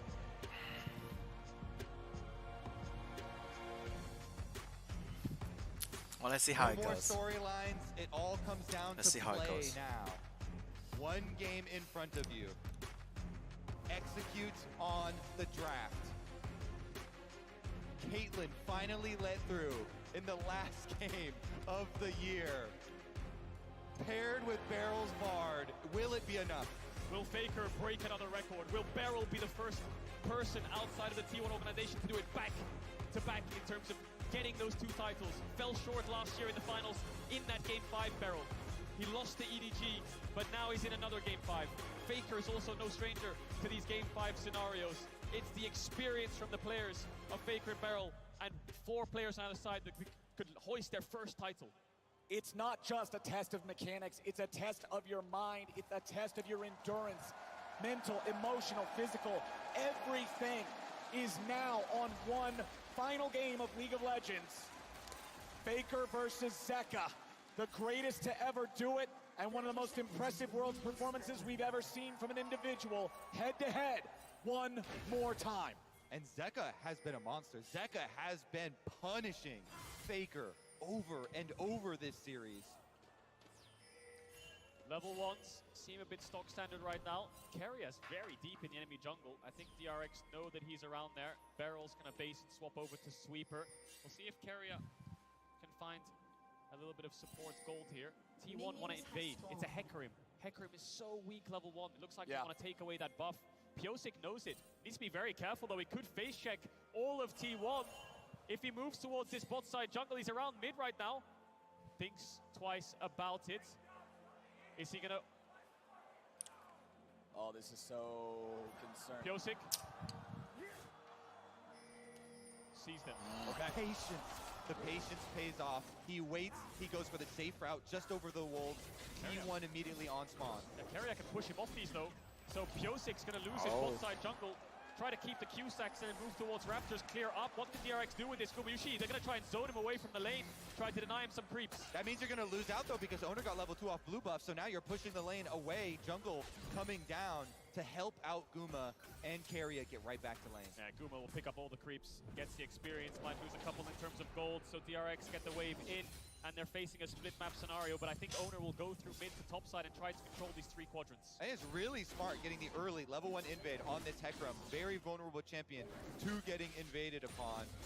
See if Piosik can salvage some of this. Zeka, mid lane pressure, definitely has a big part in if he can get something back. It's just the blue buff that was stolen away though, and DRX saw Diego going back into the jungle, so not going to be too heavily hit. And let's remember the state of the draft. It was Caitlyn left open, but it was Karma picked first. That means T1 really wants to be able to have push, wants to be able to have control in this bottom lane early. With the Karma and the Varus together, you can see Zeka pushing in FAKER here early on in the mid lane matchup, as topside Zeus has lane control versus Kingen. In terms of the state of junglers, you can see it's still just Owner pathing through his jungle. He skipped Krugs, going towards that top part of the map. Piosik's already done his recall. Yes, he has at that. Just clear off red quadrant. Very low health he was. You recall early for Hecarim. It's not that bad. You can still get your boots for the extra move speed, the extra damage conversion there, and go clean up his Gromp and Wolves. As we said, only the blue was taken, so not too heavily hit. There's no vision right now either. Yeah, he can smite this grab and go for it. Yeah, he could, but I think T1's bot lane are very cautious. TP on Varus, of course, into the Caitlyn. And this really stinks for DRX. They need this Caitlyn lane to get the push and start poking the Varus on the tower. The Karma is the factor that allows T1 to push back against Caitlyn. Zeka needs to react to this flash W from Owner. He needs to react to it, otherwise he's going to die. Does not give him the time. Zeka flashes late, and T1 takes first blood. Genius move here from Owner over the back of the Raptor wall, and it's even worse for Zeka. He flashes afterwards and still dies because FAKER's got the Q-empowered auto in the air. Owner testing Zeka there. Zeka failed the test. First blood over to T1, and that kill will get him a Caulfield's in base. Owner now going to cycle back through his camps. Piosik struggling to find anything. All these lanes from DRX are getting pushed in. The Aatrox, the Azir, the Caitlyn are sitting on the tower. If Zeka reacts to this flash W, then it's just an even trade and he'll TP back, but he doesn't. He steps back into it as he gets the auto attack weave in. And like you said, Kobe, to rub salt in the wound, he flashes and dies. Yeah. Ouch.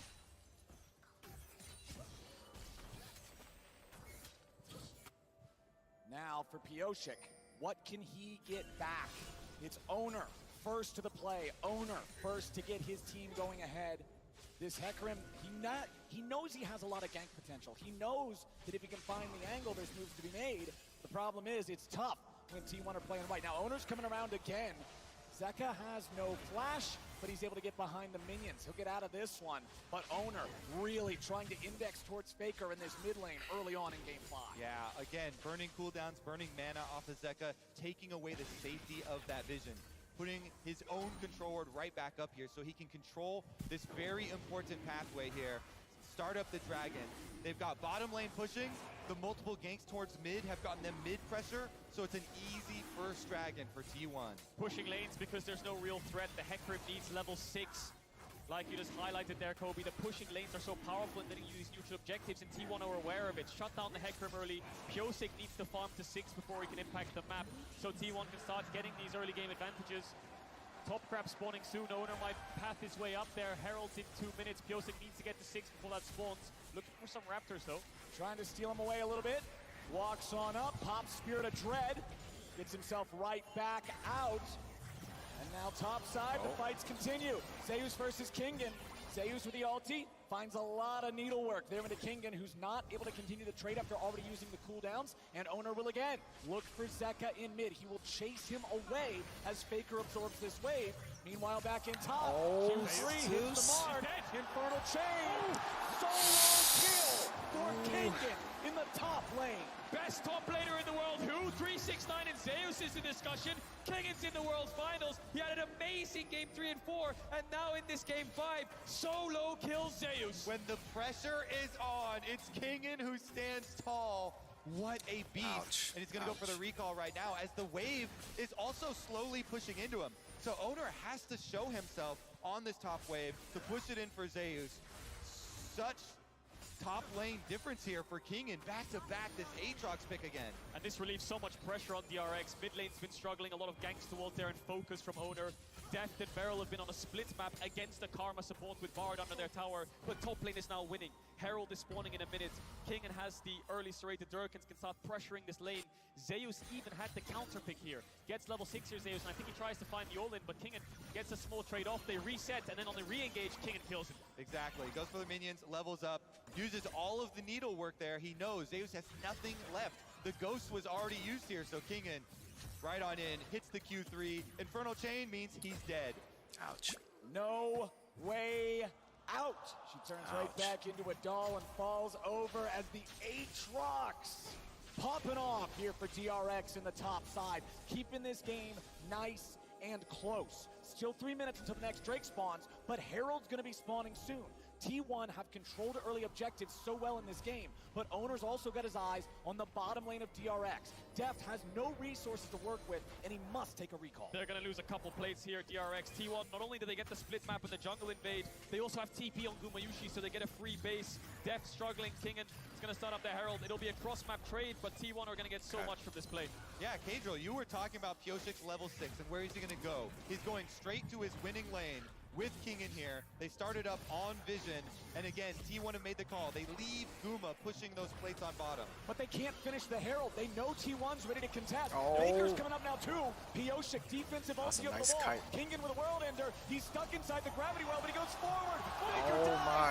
Zeka gets it. The shuffle to get the rest of them away. Carry has made his way up into the top side. Barrel goes for the flash binding, but he won't grab Ouch. it. DRX get the kill, and they're back onto the Herald. My God, Kingen is playing out of his mind right now, up against T1. They're at a disadvantage from the get-go because Piosik had to use so many resources to get out, but Kingen goes in. They secure this objective. They were supposed to in the first place, but T1 trying to fight them back, testing the waters in this topside river. And Zeka doesn't miss a beat. He follows him right back up with the Azir. Flash, pushback play with the ultimate. DRX secure the Rift Herald for themselves. They wrest control back. All bottom side though. Gumayushi with the level 6 versus level 5 advantage goes for the Chains of Corruption. Beryl getting away from Faker here as he retreats into the topside river. Faker will chase him as long as he can, but Beryl is already gone. Let's take another look at the Rift Herald fight. Okay, so this is the setup, and you see both mid laners coming over through the river because Piosik goes on this run through the enemy jungle, has to ult all the way around the outside. Kingen then is the one who takes charge, goes right at Faker. Zeka, no hesitation, follows him to finish it off, and then pushes out Owner and Zeus so they can refocus on that Herald. I wonder if he wants to push them in instead, and he's trying to finish off Faker as he dashed forwards. Nevertheless, they get the kill, and they get the Herald. Kingen landing all the sweet spots on that Aatrox, moving back towards the top. Dragons up in 40 seconds. Beryl, of course, we saw off screen. He missed the flash Q like you highlighted, Flowers, and now he needs the level 6. They have the Herald if they want to brute force through a lane, but I feel like they need to repay Deft in this lane disadvantage with the Herald. And I think where he goes with that level 6 you're talking about is straight at Faker. That is a no flash victor now after the last play. So Bard ultimate is prime. The Drake in 20 seconds. The first one already in T1's pocket. You can see them trying to maintain control over the bottom side river. Beryl gets a stun into the wall on Carrier to even out support health bars, but it's Piosik being found by Owner here in the river. He's got to retreat. Viego's going to take care of him there in that 1v1. And with the enemy jungler half HP, T1 has control over the river to start the Drake. Now there is a control ward for DRX. They're going to see what's going on here. So Owner drags it outside the wall where there is no vision, but he does not have the confidence to stick around. DRX is still willing to contest this. Kingen is the only reason they can contest this. He pushed in top all the way and he's moved towards mid. T1 wanted to start it up, but the Aatrox was collapsing down. Now in this 5v4 scenario, DRX will start it up. Zeus has TP. Kingen can TP back top though. Exactly, it's a beautiful plan. They can make the play on Dragon, force 5v4, and then just have Kingen teleport back to his top turret. Well, the Dragon's low. Owner's coming in. Is this going to be another steal? That's not good. Beryl will block it with the CC. Beautifully buffered from Owner with a Heartbreaker to escape the Bard ulti. And that's DRX tying up the neutral objective count. Kingen here, going to go for the recall to purchase and then go back to top side. Because the wave already dealt with here at the tower from Zeus. Cannon minion moving in. No flash on Faker. Piosik has the ult. Zeka has the shuffle. He's not going to get the angle just yet. Pioshik looking for it. There's your engage. Knocks him back out of the gravity well. Knocks him into the shuffle. Knocks him to his doom. And Zeka gets the kill. But now he's going to run. Remember, there's no ulti for Owner, but he's still going to grab the kill. 1-for-1 on mid laners as Zeus wants to run down Pioshik. Owner's ready to follow.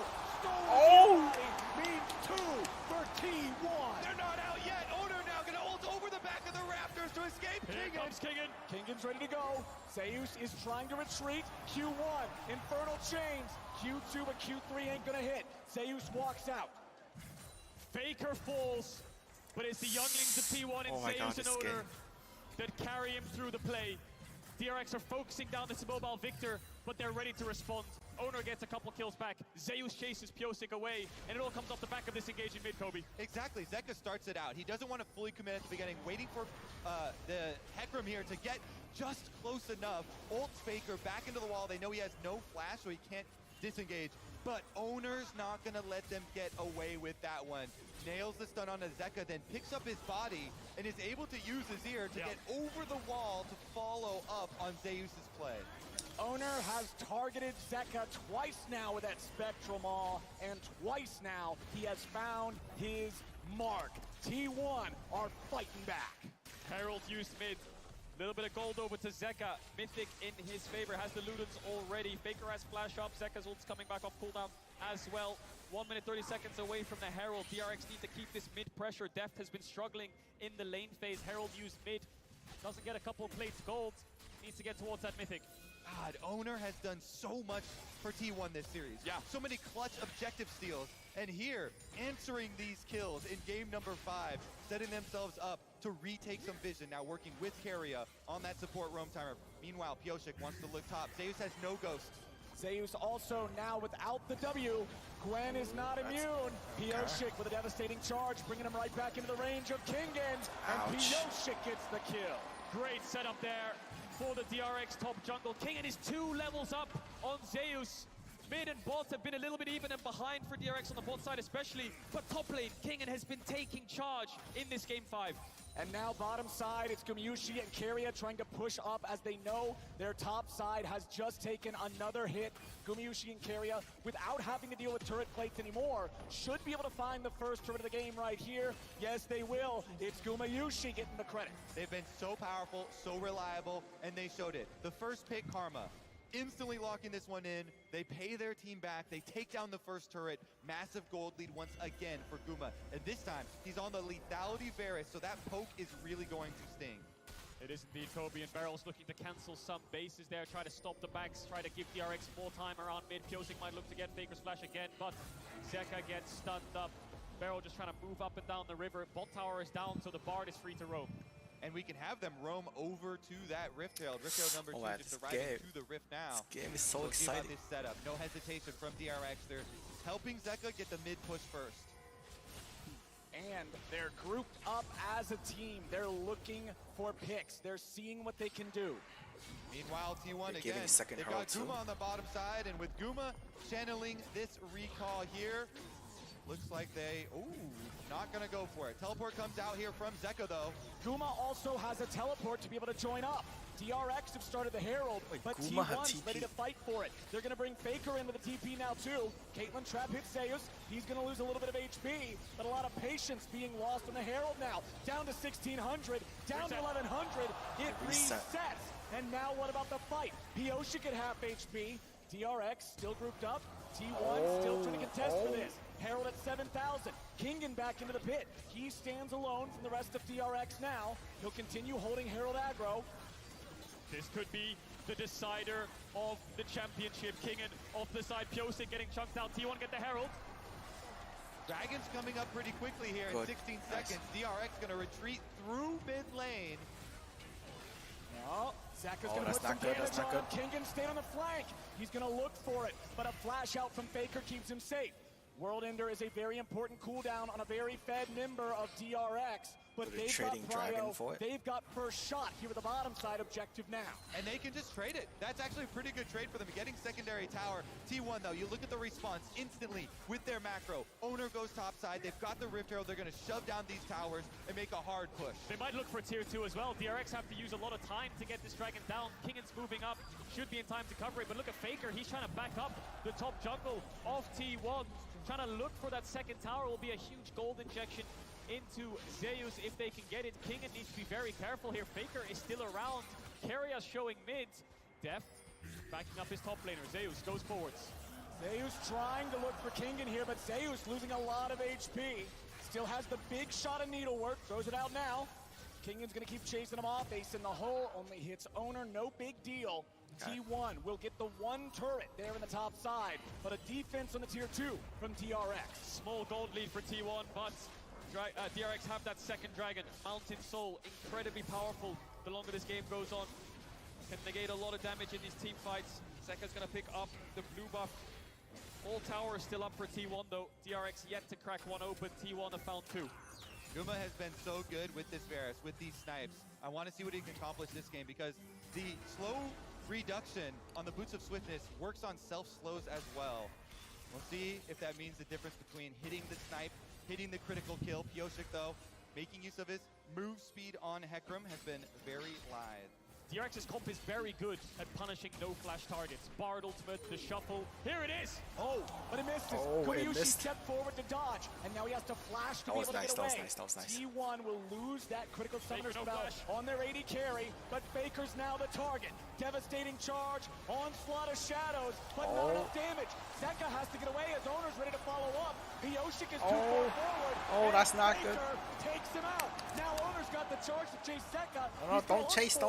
Barrel's ready to try to protect, and he gets him away on a magical journey. It's Owner again to the rescue. He comes in for the counter on the Viego.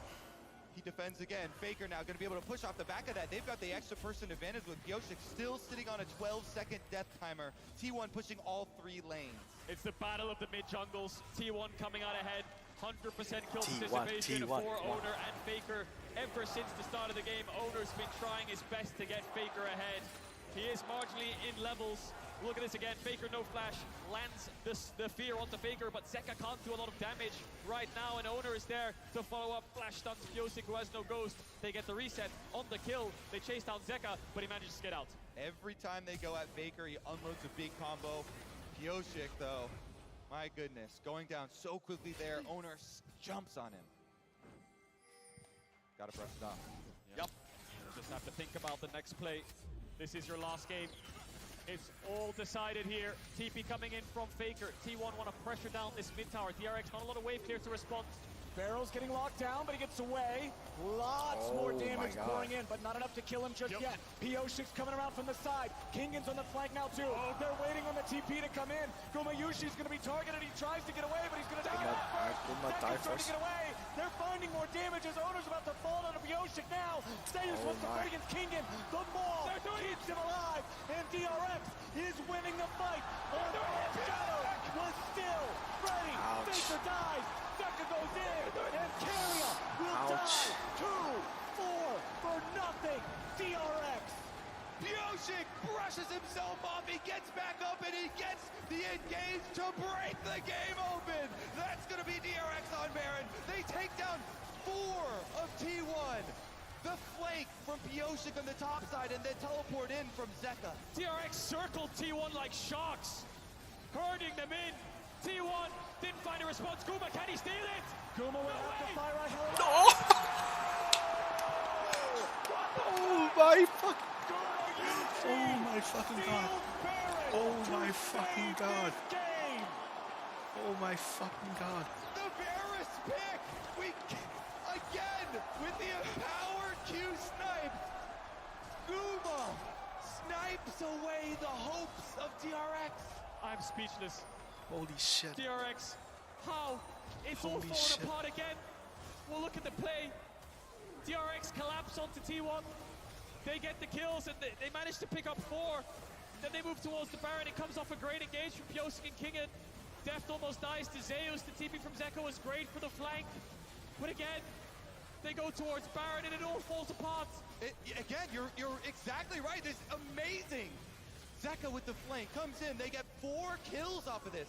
Pyosik chases it through with the Hecarim. His ultimate came back up. Oh my fucking god. They get Faker, they get Keria, but they don't get Baron. Holy. DRX, I think moments before disaster. Yeah, that's after the fight. Yeah, moments before. How does Gumayushi get this? Does he even have vision? Blue Orb comes in, he must just about see it. The arrow of a lifetime. The steal of a lifetime from Gumayushi. That's twice in this series he's done it. T1 grab onto a miracle, and they have a chance in this game again. T1 have more than a chance. They have a push here in the bottom lane. Everybody's ready to go. Zeka staying on the tier 2 in the top side. T1 have already broken the tier 3. They are looking for the inhibitor, and they will already take it. Dragon's up. T1 want to move towards it. They got the inhib. Tier 2 top fell as well. Faker has flash. He has the flash. Piosik's trying to get it from him. Nice ulti coming out from Barrel, but Kingen is here in a 1v4. Kingen is about to die. He will drop. T1 has taken out the Fed player. Barrel gets away over the wall, and DRX are collapsing. T1 are running this game now. The push in mid comes through, but Zeka's here to respond. Dragon is up, so that should be a pretty easy exit objective. 2,000 gold lead for T1 right now. Kingchen should have fought there. He should have just left. The power of a single ability, a single steal. T1 picking up the kills, then pick up the dragon in the aftermath. That will haunt Pyosik forever. They need to stay composed now, DRX. The siege is over. It's heartbreak again, but they've never failed to bounce back every single time. Level-headed, 2 items on the Caitlyn. Azir will be their late game insurance, but T1 just got a massive injection of gold. Absolutely incredible from T1. When the pressure is on, leave it to the winningest organization in the history of League of Legends to have the players, to have the composure, and to have the skill to claw their way back.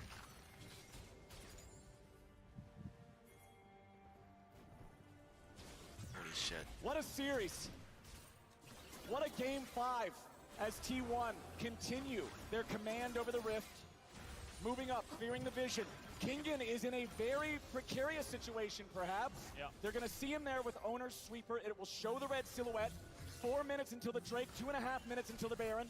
Not really any objectives to fight over. Pyosik activated the devastating charge, but meanwhile the T2, here on the top side, will fall to T1. Zeka will respond with the bot tower, but a lot more gold into T1's back pocket.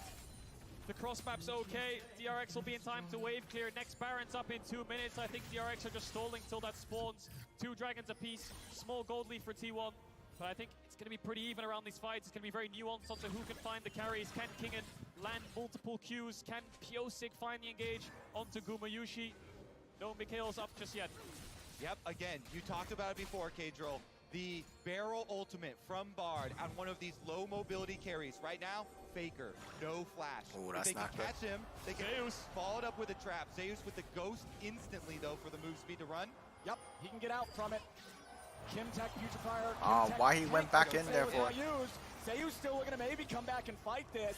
Has the needlework ready. Pyosik goes on a magical journey. T1 now, Faker's very low. Kingen's fighting 1v2. He gets himself away. It's a defensive ulti from Owner back over the wall. He almost won that fight. Faker didn't have the flash, but he manages to get away. DRX are going to clear out these waves. Inhib still down, of course. 1 minute away from the Baron, and everyone will shift their attention towards the top side of the map. Look at that grab. What on earth?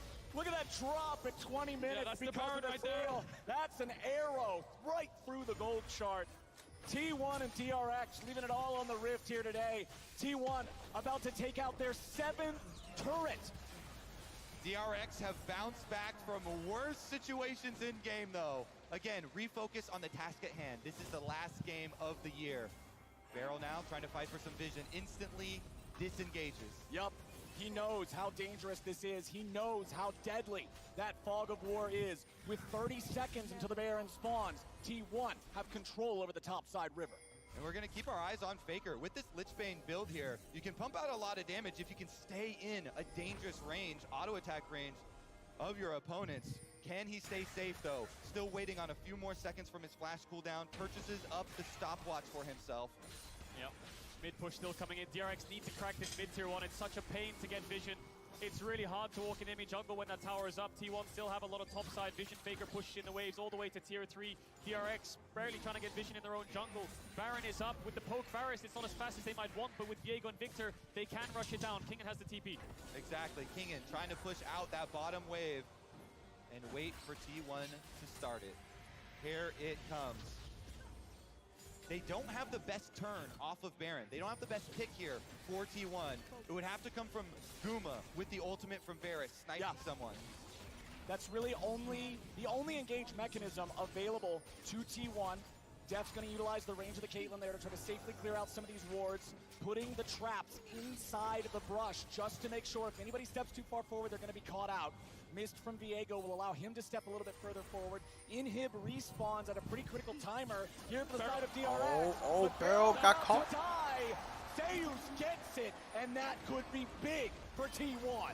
DRX need to move in here. They need to look for a steal. Piosik's only way over is the ultimate. There's no way out. They need some vision. Pink ward in the pit will spot the Baron. Piosik's in the vicinity. Piosik's looking for it, but Carrier's zoning him away. T1 took some serious damage there from the Baron. They're going to get chased off. Against all odds again, DRX numbers disadvantage. They hold on, Dragon up in 20. They're shifting their eyes down towards this bot side. T1 need to take a base. Level 16 is here right now. The range on DRX is so powerful. T1 are struggling. Barrel's going to be back up for this Dragon, coming straight from base. Here we go. Look at Piosik. He's moving his way. Wrapping around. Trying to keep the He wants to flank. He has ult ready. Yeah, he's going to look for a flank onto the carries. T1 are completely unaware of his positioning. They'll see this push here and maybe spot out Kingen, but they won't know where Piosik is. Zeus is going to walk towards the brush, but he won't take a ton of damage there from Kingen's surprise attack. Kingen makes his way into the pit. Piosik is still behind them. Owner takes a chunk. Drake at about 5,000. Zeus going to move into the pit. He's ready for that angle now. Carrier, Owner, both chunked a little bit. Zeka and the rest of DRX are not damaging the Drake any further. They're going to allow it to reset. Kingen finds Carrier right when they need it most. But now he takes some damage back. He has to walk it off. The Drake's at 4K. A little bit of damage over the wall. Barrel's trying to block it. Dragon is secured. Gumayushi is down. And T1 are trying to fight back. Piosik's under fire. He will drop. It is a 2 for 3 for 2 in the fight. Excuse me. But what kind of League of Legends are we watching? Good Lord. Madness is what we're watching. Piosik gets the Dragon this time. DRX secure the objective. They secure the smite. And Kingen in the brush immediately deletes Carrier. Hello. Yeah, just walks onto the trap.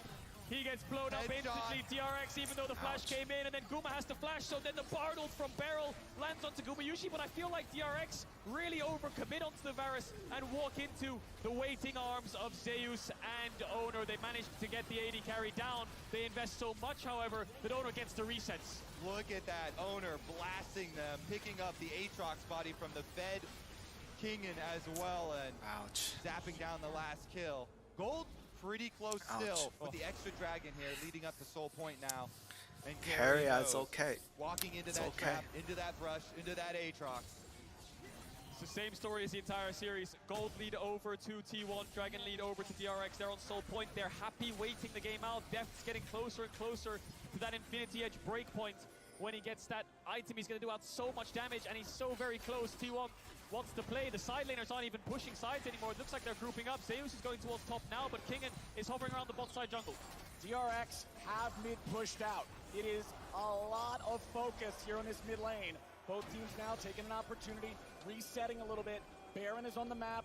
No Drake for 3 minutes. Critically, DRX did get the objective in that last fight. Zeus going to back away as he sees Beryl here.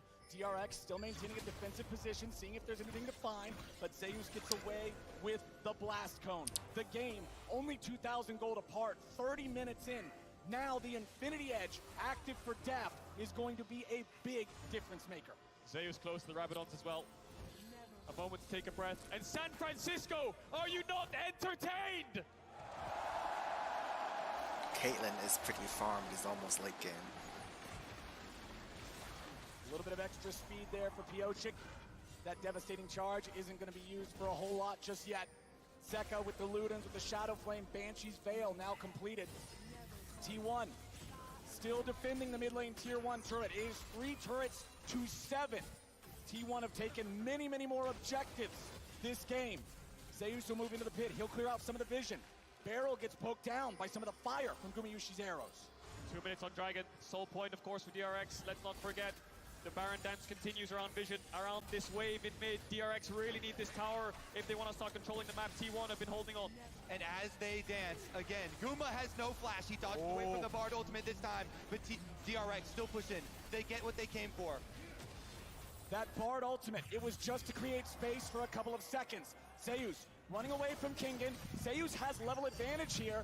Kingen doesn't find sweet spot on the Q3, but he's got backup. Zeus is going to be caught. DRX moving in for the T1 top lane, and they got him 5v1. Kingen's got teammate advantage. DRX rally around their top laner. Now with that extra kill, they can easily push down topside and slip into this barren river. 40 seconds on Zeus and he has TP. DRX still have a couple of ultimates to work with. They've had so much heartbreak around this Baron. Are they willing to start it up again? Owner's alive. T1 have the mid push. They're going all for it. All the cards are on the table. Flank, flank, flank. They're wrapping around. Yep, keep your eyes on Piotrek and on Beryl. DRX, they don't even have their jungler in the pit. They are not going to commit to the Baron. They are looking for some sort of a play. Beryl lived. But they're ready. They're turning. Piotrek has FAKER. Carrier barely lives. He's trying to run away, but Zeka and Piotrek are still chasing him down. A bullet to the head. Ouch. And Death pulls the trigger. They get the flank off. Carrier fights it, and T1 trying to attack it, but it still works. Piotrek finds FAKER. And FAKER doesn't have TP. DRX don't even go towards the Baron. Dragon Soul's up in 35 seconds. They know they have a few seconds of a time window to force down the Dragon. What's the call here from DRX? They're avoiding the Baron. We're going to look at this fight again. Zeka is the hero. Carrier here, look at this. He finds the flank, and T1 all come to try and attack it. Beryl so low, heals himself, but that just leaves the opening. Piotrek and Zeka. You mentioned the Azir sweep. He hits FAKER with it, dies before the body hits the ground. We need to go back to live. The ult comes out onto Carrier. Looks like DRX have based. They're around this Dragon, but T1 are going to threaten a Baron rush, so DRX will get the soul. Piotrek's here. Beryl will try to keep everybody away, try to interfere as much as he can. Piotrek and Zeka working on the Drake. 5,000 HP left. Death wants to get away. A lot of threat coming out from the needlework. Kingen's very low. He goes into the stasis. He's still going to live, but only for a moment. Kingen down. Soul for DRX, but it'll be Baron for T1. They're going to force on it and try and make DRX come to them. 5v4 advantage. They're burning it down. Owner has smite. Piotrek does not. No Kingen. No Kingen. This has to be a no-go for DRX. They will back away now. You're absolutely right, Flowers. Deft was really low HP as well. Had to use the summoners to escape. T1 managed to get the Baron in trade for the soul. DRX were trying to stall them, so they just ran headfirst into them to force the fight. Pushed back Deft, killed Kingen. And now what can T1 get done with this Baron? The soul will last forever. The Baron's only going to be up for a couple minutes. Very dangerous pushing on the side lane as well. Now that death cap has come in for Zeus. Total damage done at the top of the charts. Both top laners. Yeah, soul for Baron. Let's take a look at the spread though. 1-3-1 initially. Zeus doesn't see them. They've gone back to base. It's the outline. Zeka gets the Rabadon, so this is here getting closer and closer to full build. Turn up the sound. This is the game 5 we were promised. This is the perfect ending to this series. Both teams are just battling here in game number 5. Deft with the Caitlyn working on that 4th item. It's not been a fantastic game for him, falling behind early on. But now that he's fed, now that it's late game, things are going to be a little scary. FAKER at half HP, Ace in the hole, doing a good job chunking him out. And DRX, they've dropped the Sun Disc there in mid. But there's nothing to play for here on the top side. Baron still under the possession of T1. DRX make a nice hard push on mid and top lane to try and nullify and reduce the amount that T1 can get with this Baron. They're just trying to delay, because then they come out ahead with the power of this Mountain Soul. Oh, nice. Baron buff wasting away. Yeah, and Deft's getting closer and closer towards that Bloodthirster.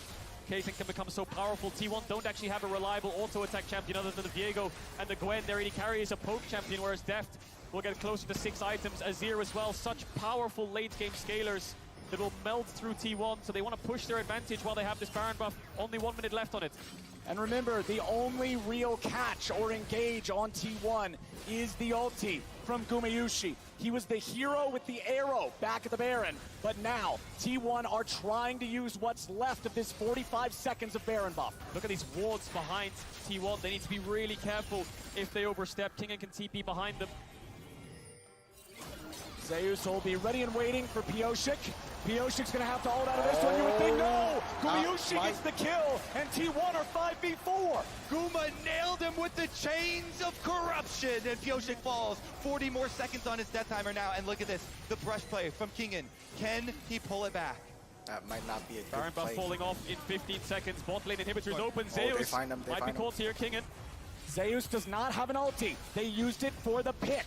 Now he's going to try to run from Kingen, who keeps the chase going. Q2 finds him. Q3's not going to get nothing more than a chicken. DRX still trying to hold on. Deft backing away. Zeka backing away. T1 looking for the inhib. You would think they should be able to find this one, no problem. There it is. T1 take bot lane inhib for the second time this game. I can't imagine how much pressure all of these players are under in this game 5. T1 managed to crack that inhibitor like you highlighted, Flowers. But they still have the Mountain Soul. The pick didn't net them an end. Elder's up in 2 minutes 20, Baron's up in 2 minutes 40, roughly the same time on the spawns. So they're going to need to juggle both the objectives to make sure, most importantly, the Elder doesn't go over for free. So much riding on this next team fight. Instantly picking up as many stopwatches as you can. Guardian Angel over here. Zhonya has been there for Faker. Yeah. He disengages. This fight means everything. What a series. This one's delivering, man. Everything I hope for. Everything I hope for is what we're getting, and now we're seeing so many champions get so powerful. Just like it's been this whole series, it's gonna come down to execution. It's gonna come down who can really stand tall in these biggest of moments. Faker have Victor. It's going to be a very fitting ending to what has been such a beautiful story between these two teams. One mistake T1, is gonna the bounce back and the struggles from MSI, and DRX, his surprise to the world. Elder up in 1 minute 20 seconds. Trying to contest a little bit of bot side vision here. T1 looking to see if they can find a pick. DRX don't have to deal with a Baron anymore, but they still have to deal with walking into the fog that is their own bottom side jungle. T1 will clear out any wards they come across. They still have a small gold lead, but at 39 minutes into the game, it's not that big of a deal. Bloodthirster for Deft. A little bit of extra survivability, sustainability here in the fights. We've mentioned multiple times how little CC T1 have to work with. They gain so much from being at the objective first, forcing DRX to go through these small pathways, let them hit the skill shots. Guma on the front line. Guma's on the front line. Ace in the hole's only going to hit the shield. The last time T1 went to a Game 5 in a World Championship was against Damwon, and it came down to an Elder Dragon fight. Here we are, a year later in the finals. Same story. Barrel goes for the ulti, but Faker has fast enough feet to barely dodge forward out of it. Guma no flash, Guma no ultimate. Owner blows up the blast cone though. Kingen finding his way around. This Aatrox, a pest in the T1 side. They're going through mid though. Yeah, they're going through mid here, T1. DRX are pinging this top wave. There's a threat of an end. Kingen's on the flank. Kingen's looking for it. He has been the X factor. The Barrel's gonna die. He barely gets away. Pioshik's in the retreat. Barrel stays alive somehow. Redemption's coming down. It's gonna heal him up. T1 moved in. Kingen was not able to respond there with the flank. He'll steal the enemy red buff for the upcoming fight. T1 chunking out the health bars. Decide to go for the Elder. Kingen's still ready. TP coming back in for DRX. Zeus and Owner here in the pit. Zeus goes over the wall, but Kingen's ready to find him. Q1, Q2 finds his place back inside the pit. Drake gonna slightly reset. Gonna come down to a smite fight. Kingen ult is off. Barrel has the ultimate back up. No carries on the flashes. Look at the trap line. Look at the Caitlyn. He's trying to stun him away. Owner goes in. Owner, they go down. The that's not good. Secured. T1's jungler. T1's going to the base. They're going to the Nexus. Can they do it in time? Kingen comes back. Elder Drake at the ready. But what can he do? Q3. No damage just yet. Elder Drake. The execute. Zeus. He's down. DRX. Hold on. Kingen! He gets back! He does it! Gumayushi is gonna find the ultimate onto Bioshik, but they still have the Elder Dragon buff on DRX. They're gonna run straight back into the hearts of T1. Can they end? Is this it? T1 are so vulnerable and wounded. DRX have the Elder Dragon. 4 members down. It's on Gumayushi to hold the line. DRX are coming for their World Championship title. The Cinderella story! DRX are pushing in! DRX, they're on to inhibitor turret number 1. Only Keria is going to be up. It's still 10 seconds on owner. DRX will march forward. Keria wants to hit the wave. Kingen goes into under. Gumayushi is dead. They have been doubted. They have been discounted. They have been dismissed. But DRX are your 2022 World Champions.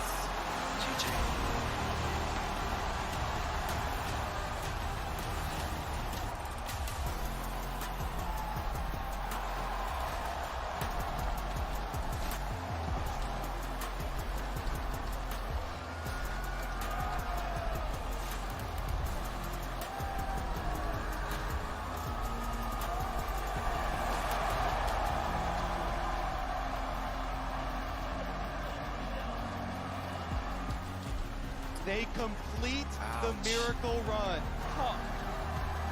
We have just witnessed the most incredible story in history. DRX have done it. T1 are shell-shocked. They're stunned. No 4th seed had even made it to finals, let alone winning the World Championship. Deft in his 10th year. He won the world title. He's won MSI, he's won LPL, he's won LCK, he's won Rift Rivals against Korea and China, but he's never won a world championship, and he's done it. He's done it. One of the greatest finals in League of Legends history. People are going to be watching that VOD for years to come until the servers go down. What a show from these two teams. Deft beats Keria. They wanted the title together. Only one can walk home victorious. And Deft has had to see so many of his former teammates succeed without him.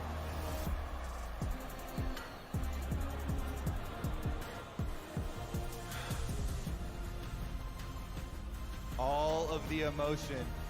The whole year boiled down to this. The group of friends that made the miracle run. Through all the objective steals. The mentality of diamonds. Untiltable, unassailable. DRX World Champions.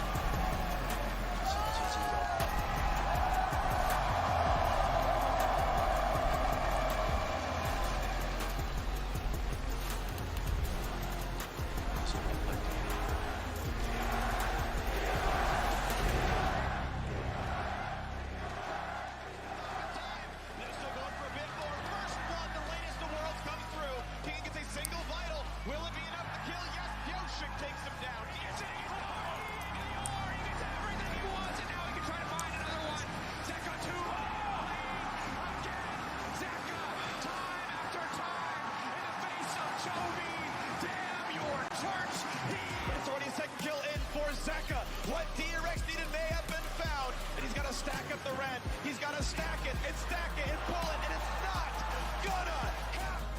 Scout has nowhere to go.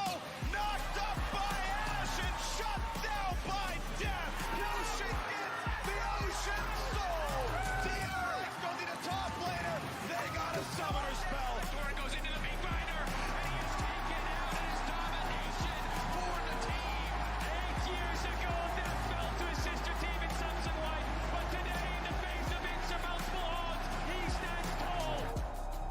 FAKER's lost half HP.